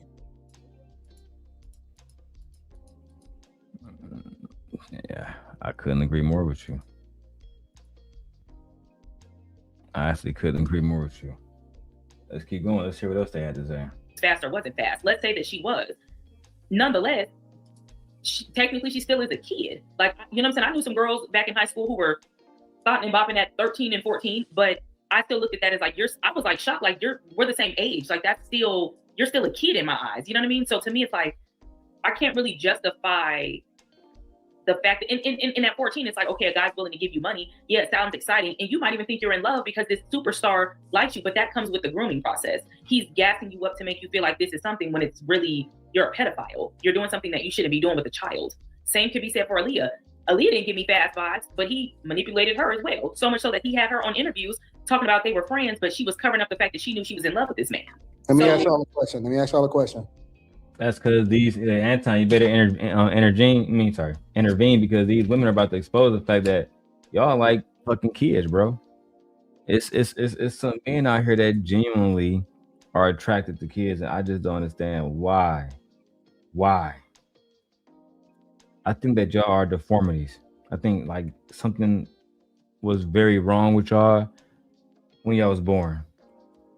I can't rationalize no further why you would want a 14-year-old girl when there's plenty of grown women out here throwing coochie back for fun. Grown men have been trying to get at me since I was like 11 years old. Damn. Simply because of what my body looked like. I've had men try to convince me that they wanted me to tell them that I was older. When I was 11 years old, a grown man tried to get me to lie and say that I was older simply because he was attracted to my body. He didn't care what was in my mind just because he wanted to get his dang-a-lang wet. Shame. What do y'all define as manipulation? Like, and I ain't talking about the regular definition. I'm talking about I'm talking about the context, right? Because a lot of us are saying manipulation. So what do y'all mean? Like, what does that mean as far as say somebody is manipulated? Telling you things to get what you want from, telling you lies in order to retrieve. I'll give you an example, Anton. When you told Mika that she was going to be on 5150 and then she got there only to learn that she was not going to be on 5150. That's manipulation. That's manipulation. And he's part of the culture as well, because didn't he say he did his research on Corey before he went there? Facts. He did say that. So he never heard Corey saying PDF stuff? He had to. I've never liked Corey Holcomb. You could smell the demon on him. As a fact. But it's prevalent. Like that's part of the culture. Like there's so many, like I don't have any sons, but if I did have a son, there are so many males that I would keep away from my child simply because that is what the male culture teaches. Or even like we're talking about a little young girl today, but there are so many boys that go through the same thing, whether it's being an older woman that does something to them or a man. There's a reason why boys don't speak up about their abuse either, because it's part of the culture. It's okay. Boys are bigged up by other men. Oh yeah, that's cool that an older woman did. No, absolutely not. Like I remember being on a panel talking to a male that was saying, I think he said he was like 15 or 16 messing with a 40-something-year-old woman. And all the other men were like, oh yeah, that's cool. You got some grown coochie. And I was like, absolutely not, sir. You were taken advantage of. And instead of having a conversation as a grown-up, they chose to sexualize me.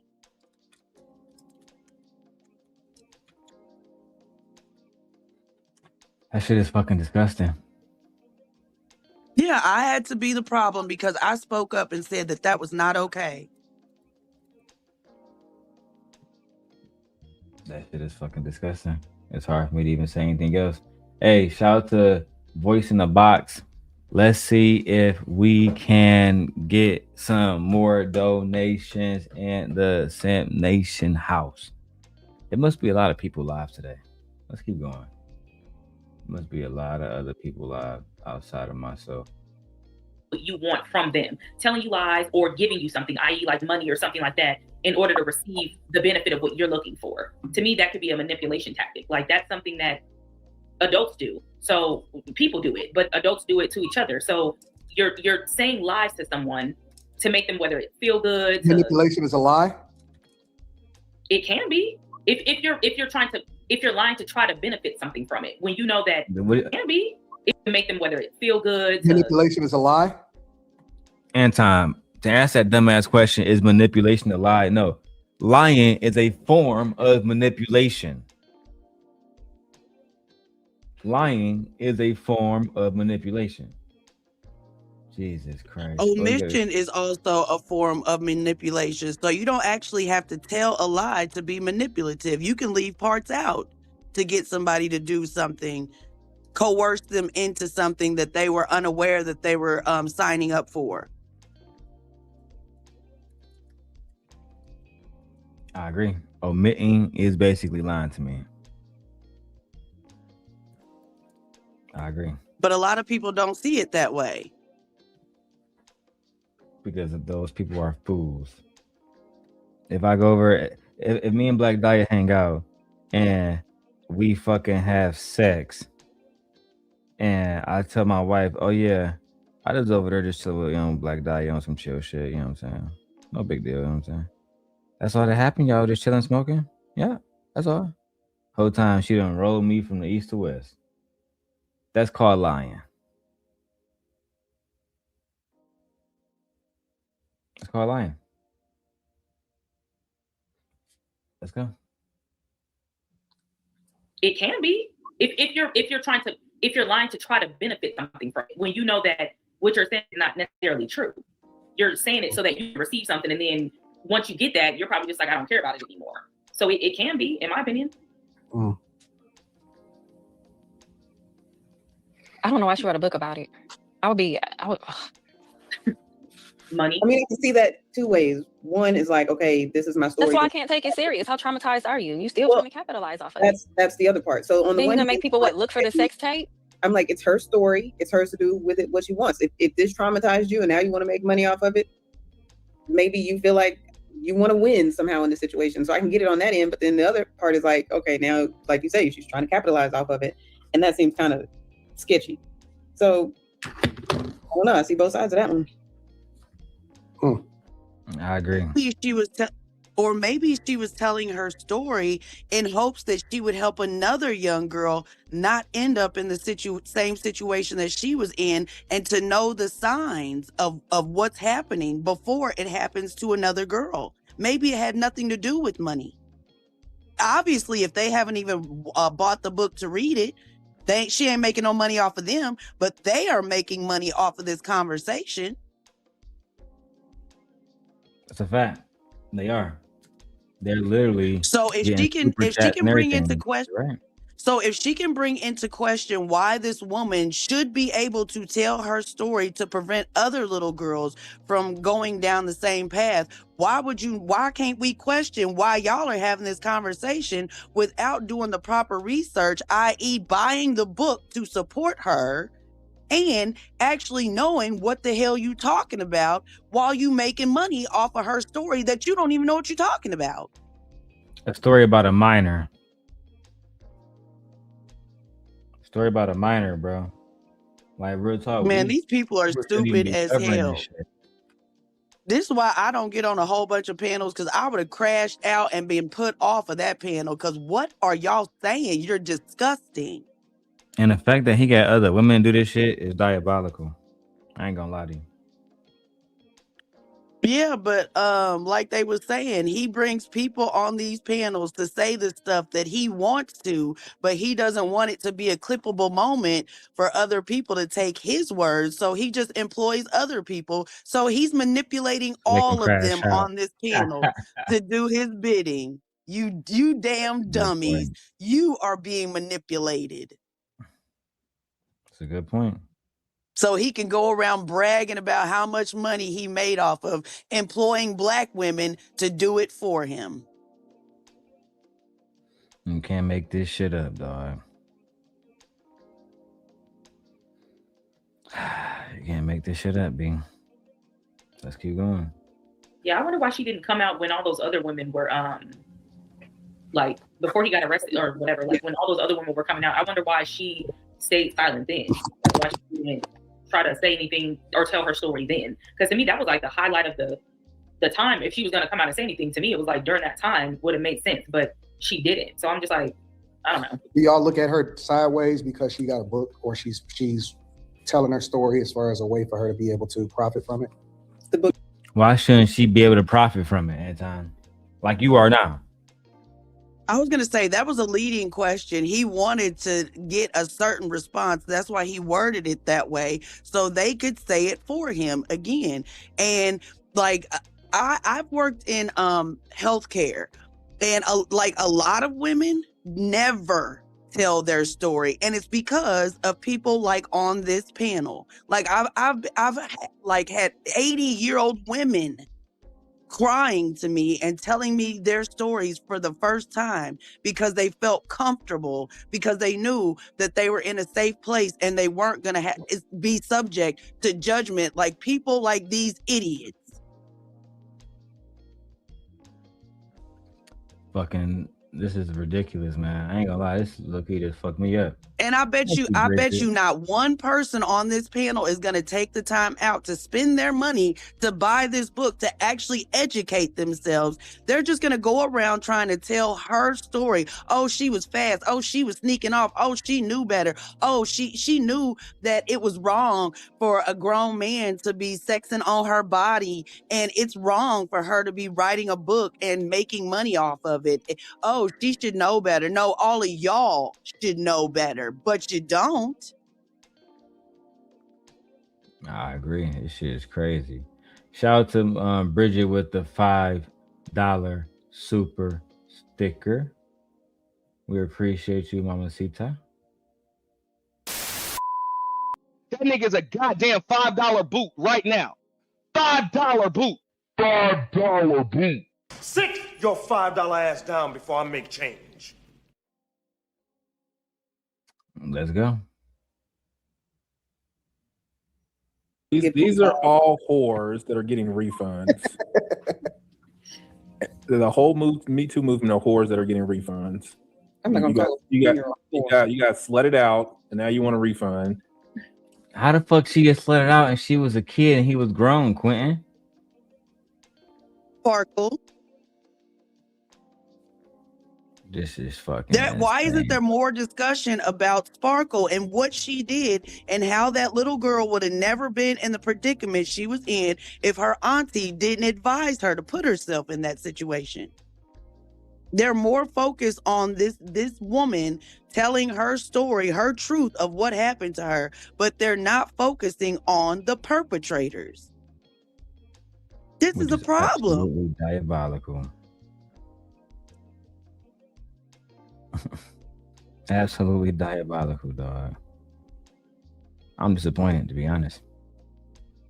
I'm not disappointed. I'm just This is like a kid. immune They was to just it. Like mad about Corey in a situation with his kid. yeah, but that's what I'm saying. This is the culture. I'm 45 years old, and people are always trying to shun me and shush my mouth and tell me not to tell my story, but they have no problem trying to get online and make fun of me in order to get clicks and views on their channel. They don't even know me. They don't try to know me. They just want to try to make fun of my situation and my story because they know it's going to bring views to their channel. You can't make this shit up. Let's go.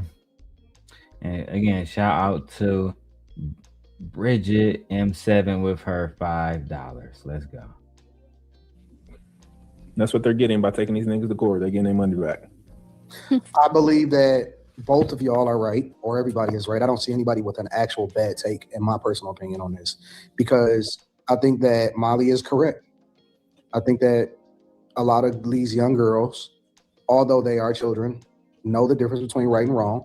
They know what they're doing. They know what a lot of times they may not know. Nigga, what? So no remorse for that young 14-year-old, but everybody supposed to have remorse for your daughter? I'm gonna let Black die. You got it. That's what I was just about to say. His daughter is an athlete, correct? Yes. So does he think that his daughter is any different than Simone Biles? I don't know what the fuck this nigga think, but I know that he shouldn't be saying that these young girls are for the Because streets and all the rest of that shit. That's goofy. I don't remember if it was a coach or something that was involved with that gymnastic team that assaulted a lot of those girls, and it was under the guise of those were their mentors. They were supposed to be able to trust them, and it went on, and it happened to a lot of girls in the gymnastics field because their parents took them there thinking that they were safe. So if his daughter was to come out and tell a story similar to Simone Biles, would he acknowledge that he put her there?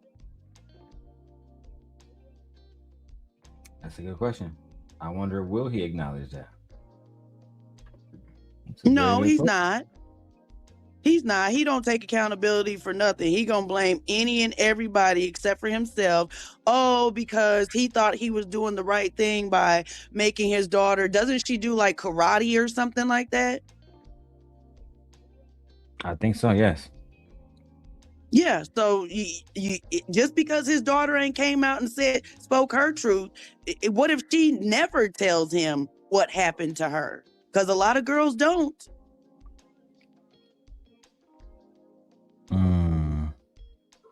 I think that she told Sparkle what happened to her, and Sparkle allegedly sent her right back in that shit. Yeah. They tell you, oh no, that's part of the game. That's part of the game. That's what you got to deal with. There's so many different industries and avenues in which people like this get a hold of children. And it's usually the parents or family that are sending them in to the crossfires of this. And with Anton running panels like this and allowing these kind of narratives to be spun, he is going to be the reason why, if something like this has happened to his daughter, she's never going to come and tell him, because he's not creating a safe space in order for her to feel like she can do so. And that is his fault. But hey, anything for $1, he chasing that bag, right? That's a fact. He is chasing that fucking bag. Lord have mercy. Shout out to Just Being Jazzy. Hey y'all, that happened to me all my life. That's why I don't have a relationship with my parents. I already knew my mom was against me. Child, let's keep going. Yeah, she's absolutely right. I just had the conversation a couple days ago with my auntie about how my whole life, my mom tried to make me a cash cow and she tried to slut me out. My own mother. I'm sorry to hear that, Black Dahlia. Oh, it's okay. You didn't do nothing wrong. My mama thought it was perfectly fine.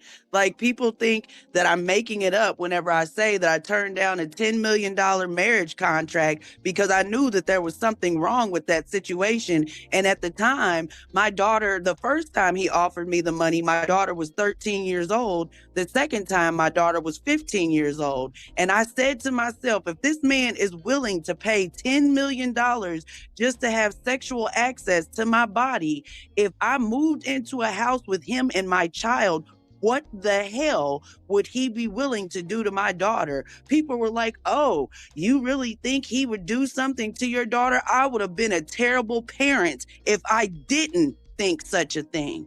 And my own mother, when I turned down that contract, she told me point blank, you was a stupid bitch. All right. She never thought about me. She never thought about my daughter and what could happen. She didn't care because she wanted me to get that money to take care of her.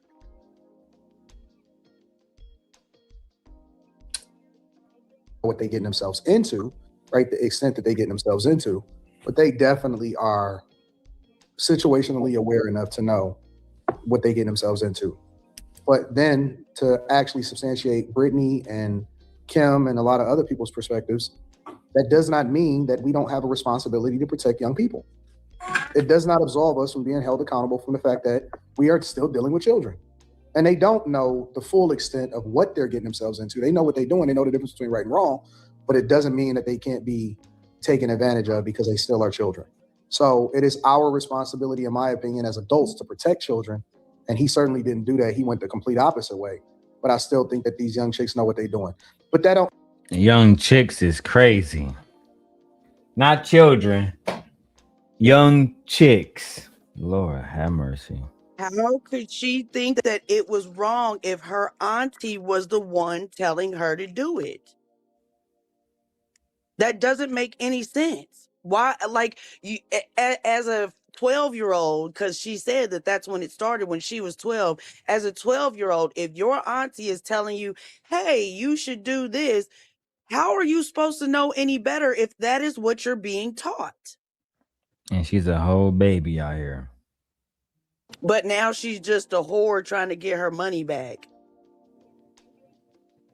Fucking like, that's how you speak about a child? Yeah, I can't believe they even said this shit. Like, I got the Corey And they Holcomb, all just going along with it. I got the Corey Holcomb PDF file video, but it's like, damn, this shit looking worse. But you know what? Let's keep going, man.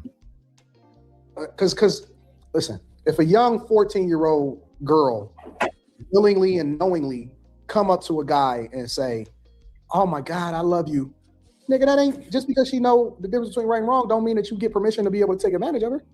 So I think that everybody is right in this. I don't think that anybody is wrong in their assessment of this whole situation. You don't think Molly was wrong when she said the little girl was trying to fuck for money, and now she just trying to use the situation to get more money, and she was a hoe at 4? Come on, bro. And this is Anton. With all due respect, this is why niggas don't care about nobody talking about your daughter. This is let me do a big screen so you know it's me.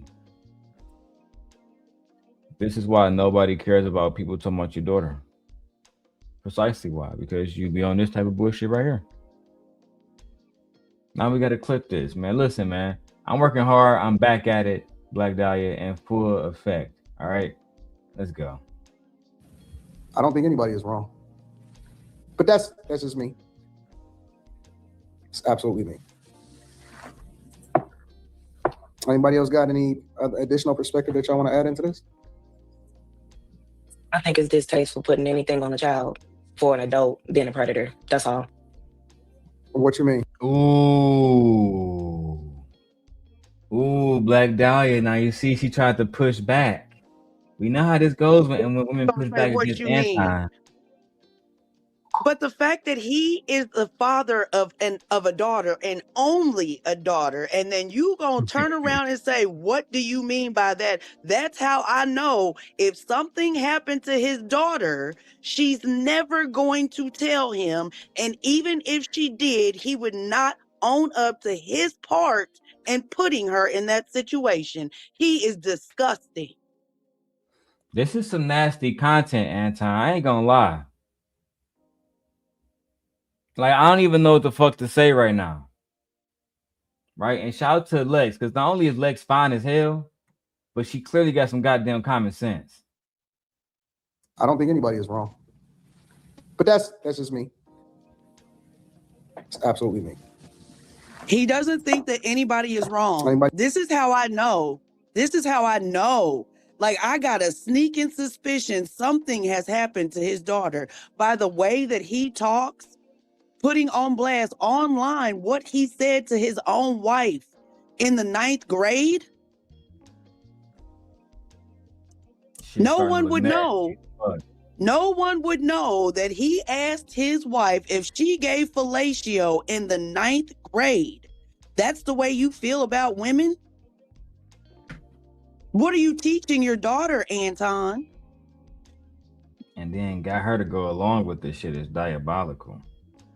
Yeah, so that's what I'm saying. The mama and the daddy, I would not put it past. Something in my soul is telling me something inappropriate has probably happened to his daughter, and she's never gonna say anything because the way the mama and the daddy is walking around here, it's like that shit's cool. That's what's supposed to happen. You supposed to No get problem down, chase at all. that bag. Chase that bag. If it gets you a bag, it's okay. As long as nobody knows about it, just keep the secret. Don't tell nobody. Hush your mouth, child. You can't make this shit up, bro. Let's go. Anybody else got any additional perspective that y'all want to add into this? I think it's distasteful putting anything on a child for an adult being a predator. That's all. What you mean? Elaborate, please. A child is a child. Their brains are not developed. They don't know anything about their hormones. They know right from wrong, the basic things, but what is being taught to them? What are their lifestyle looking like? What is being poured into them? So to call a child a whore, to call a child anything of that nature is very distasteful. Let me ask you a question, Lex. No, don't ask no question. Keep exactly where it's at. To call a child a whore when she was only 3 years old, when she was 14 years old when all this shit happened. Bro, y'all niggas out of line. Y'all niggas out of pocket. But Anton has already shown himself to. Anton was a predator in the 9th grade. Yeah, he was. He showed predatory behavior, undoubtedly. I mean, from my perspective, that's what I see. Because if I was in the 9th grade and a boy came up to me and said something like that, I would have kicked him in his nuts. I agree. This shit right here diabolical. Let's go. Have you ever heard the saying, "Oh, you hot in the pants"? I've heard that a multitude of times. Okay. So let's say hypothetically that you are dealing with a niece, all right? And you see that this niece is hot in the pants. Do you discipline them? Do you hold them accountable? How do you deal with that? I hold the adult accountable. But it has to be a balance. They haven't did anything. In this hypothetical scenario. But they hot in the pants. They keep on getting in men's faces. They keep on trying to throw themselves out there, even though the guys or the young little boys are not doing anything with them. How do you deal with that? Handle them, discipline them. Get on the ASS because that's what you're supposed to do as a parent. It's simple. But do you discipline them because they don't know right from wrong? I mean, because they know right from wrong, though, right? You have to correct them. They have to know why they're being disciplined. They have to know why they shouldn't be in men's faces. They have to know how to move as a young lady. If we specifically talking about little girls. Yes. I guess my thing is, I think you can only discipline somebody if they actually know the difference between right and wrong. Like if somebody make a mistake, you don't discipline somebody for making a mistake. They didn't know any better. But you usually discipline people when you know that they know better, but they choose to do something different, and so they now have to have a punishment as a result of it, right?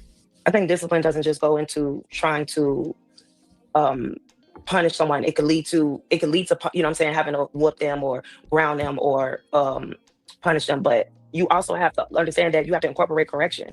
You have to incorporate a multitude of things. I'm not a parent, but I've been a child. All of us have, obviously, but I've been a child in so many other heavy spaces than an average child. And to put that in this situation on her, to say that she was just hot in the pants to a grown man and the auntie telling you to sit on his lap and call him a godfather and you were grooming her. Children don't come into this world knowing better.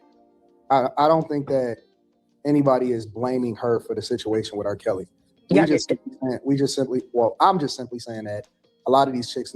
You are blaming her, Anton. Literally.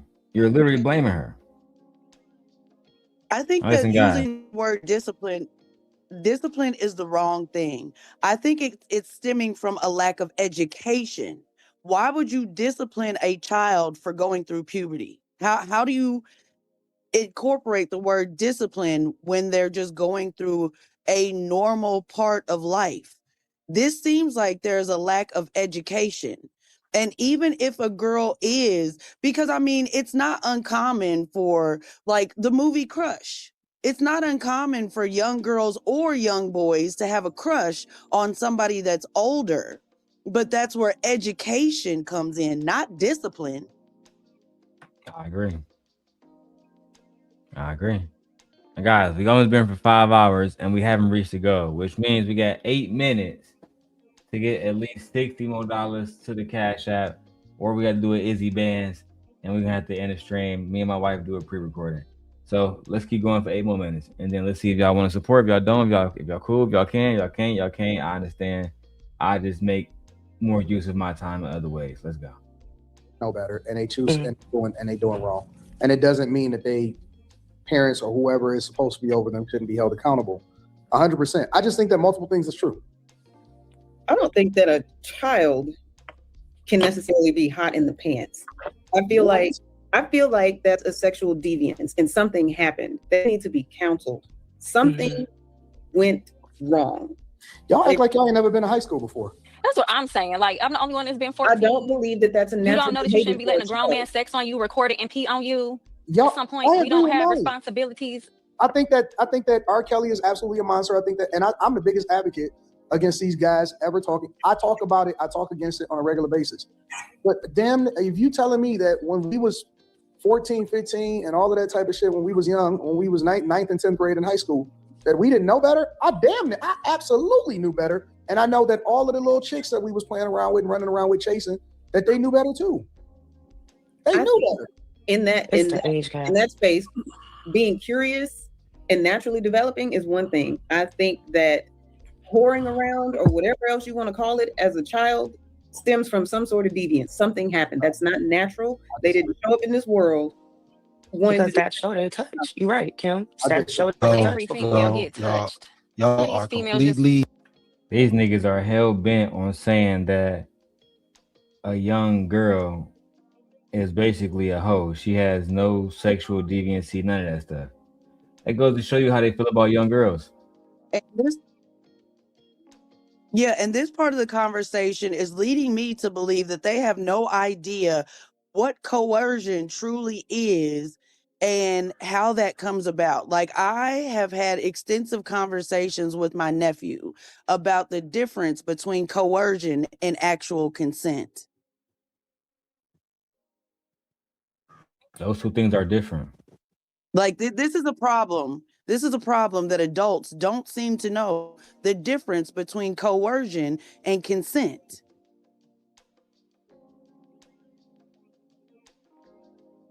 You can't make this shit up.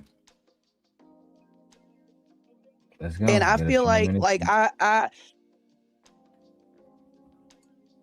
Go ahead. But I was just say this is why I feel like sex education should not be taught in schools. There needs to be more education as far as like biology and like the different things, like the ways that the hormones affect your body during going through puberty and stuff like that. But the actual conversation of sex and consent, that needs to be placed on the parents. Schools should not be teaching children the difference. Well, I mean, they do need to understand the words coercion and consent, but the actual conversation around how that comes about, that needs to be between the parents and the child. That should not be placed on a school. I couldn't agree more. Black Dahlia. But it's clear that a lot of these parents don't even know. This is a problem. I couldn't agree more. But I'm about to wrap this up. Me and my wife, she on her way home. We gotta get some food, go grocery shopping. She actually want to react to this too, so I might set up another live stream so we can react to it together. I will see y'all on the evening show. Mwah. See you later, Black Dahlia. All right, have one. All right, sis. Can't believe these whole ass niggas. That shit crazy. Bye, y'all. No outro.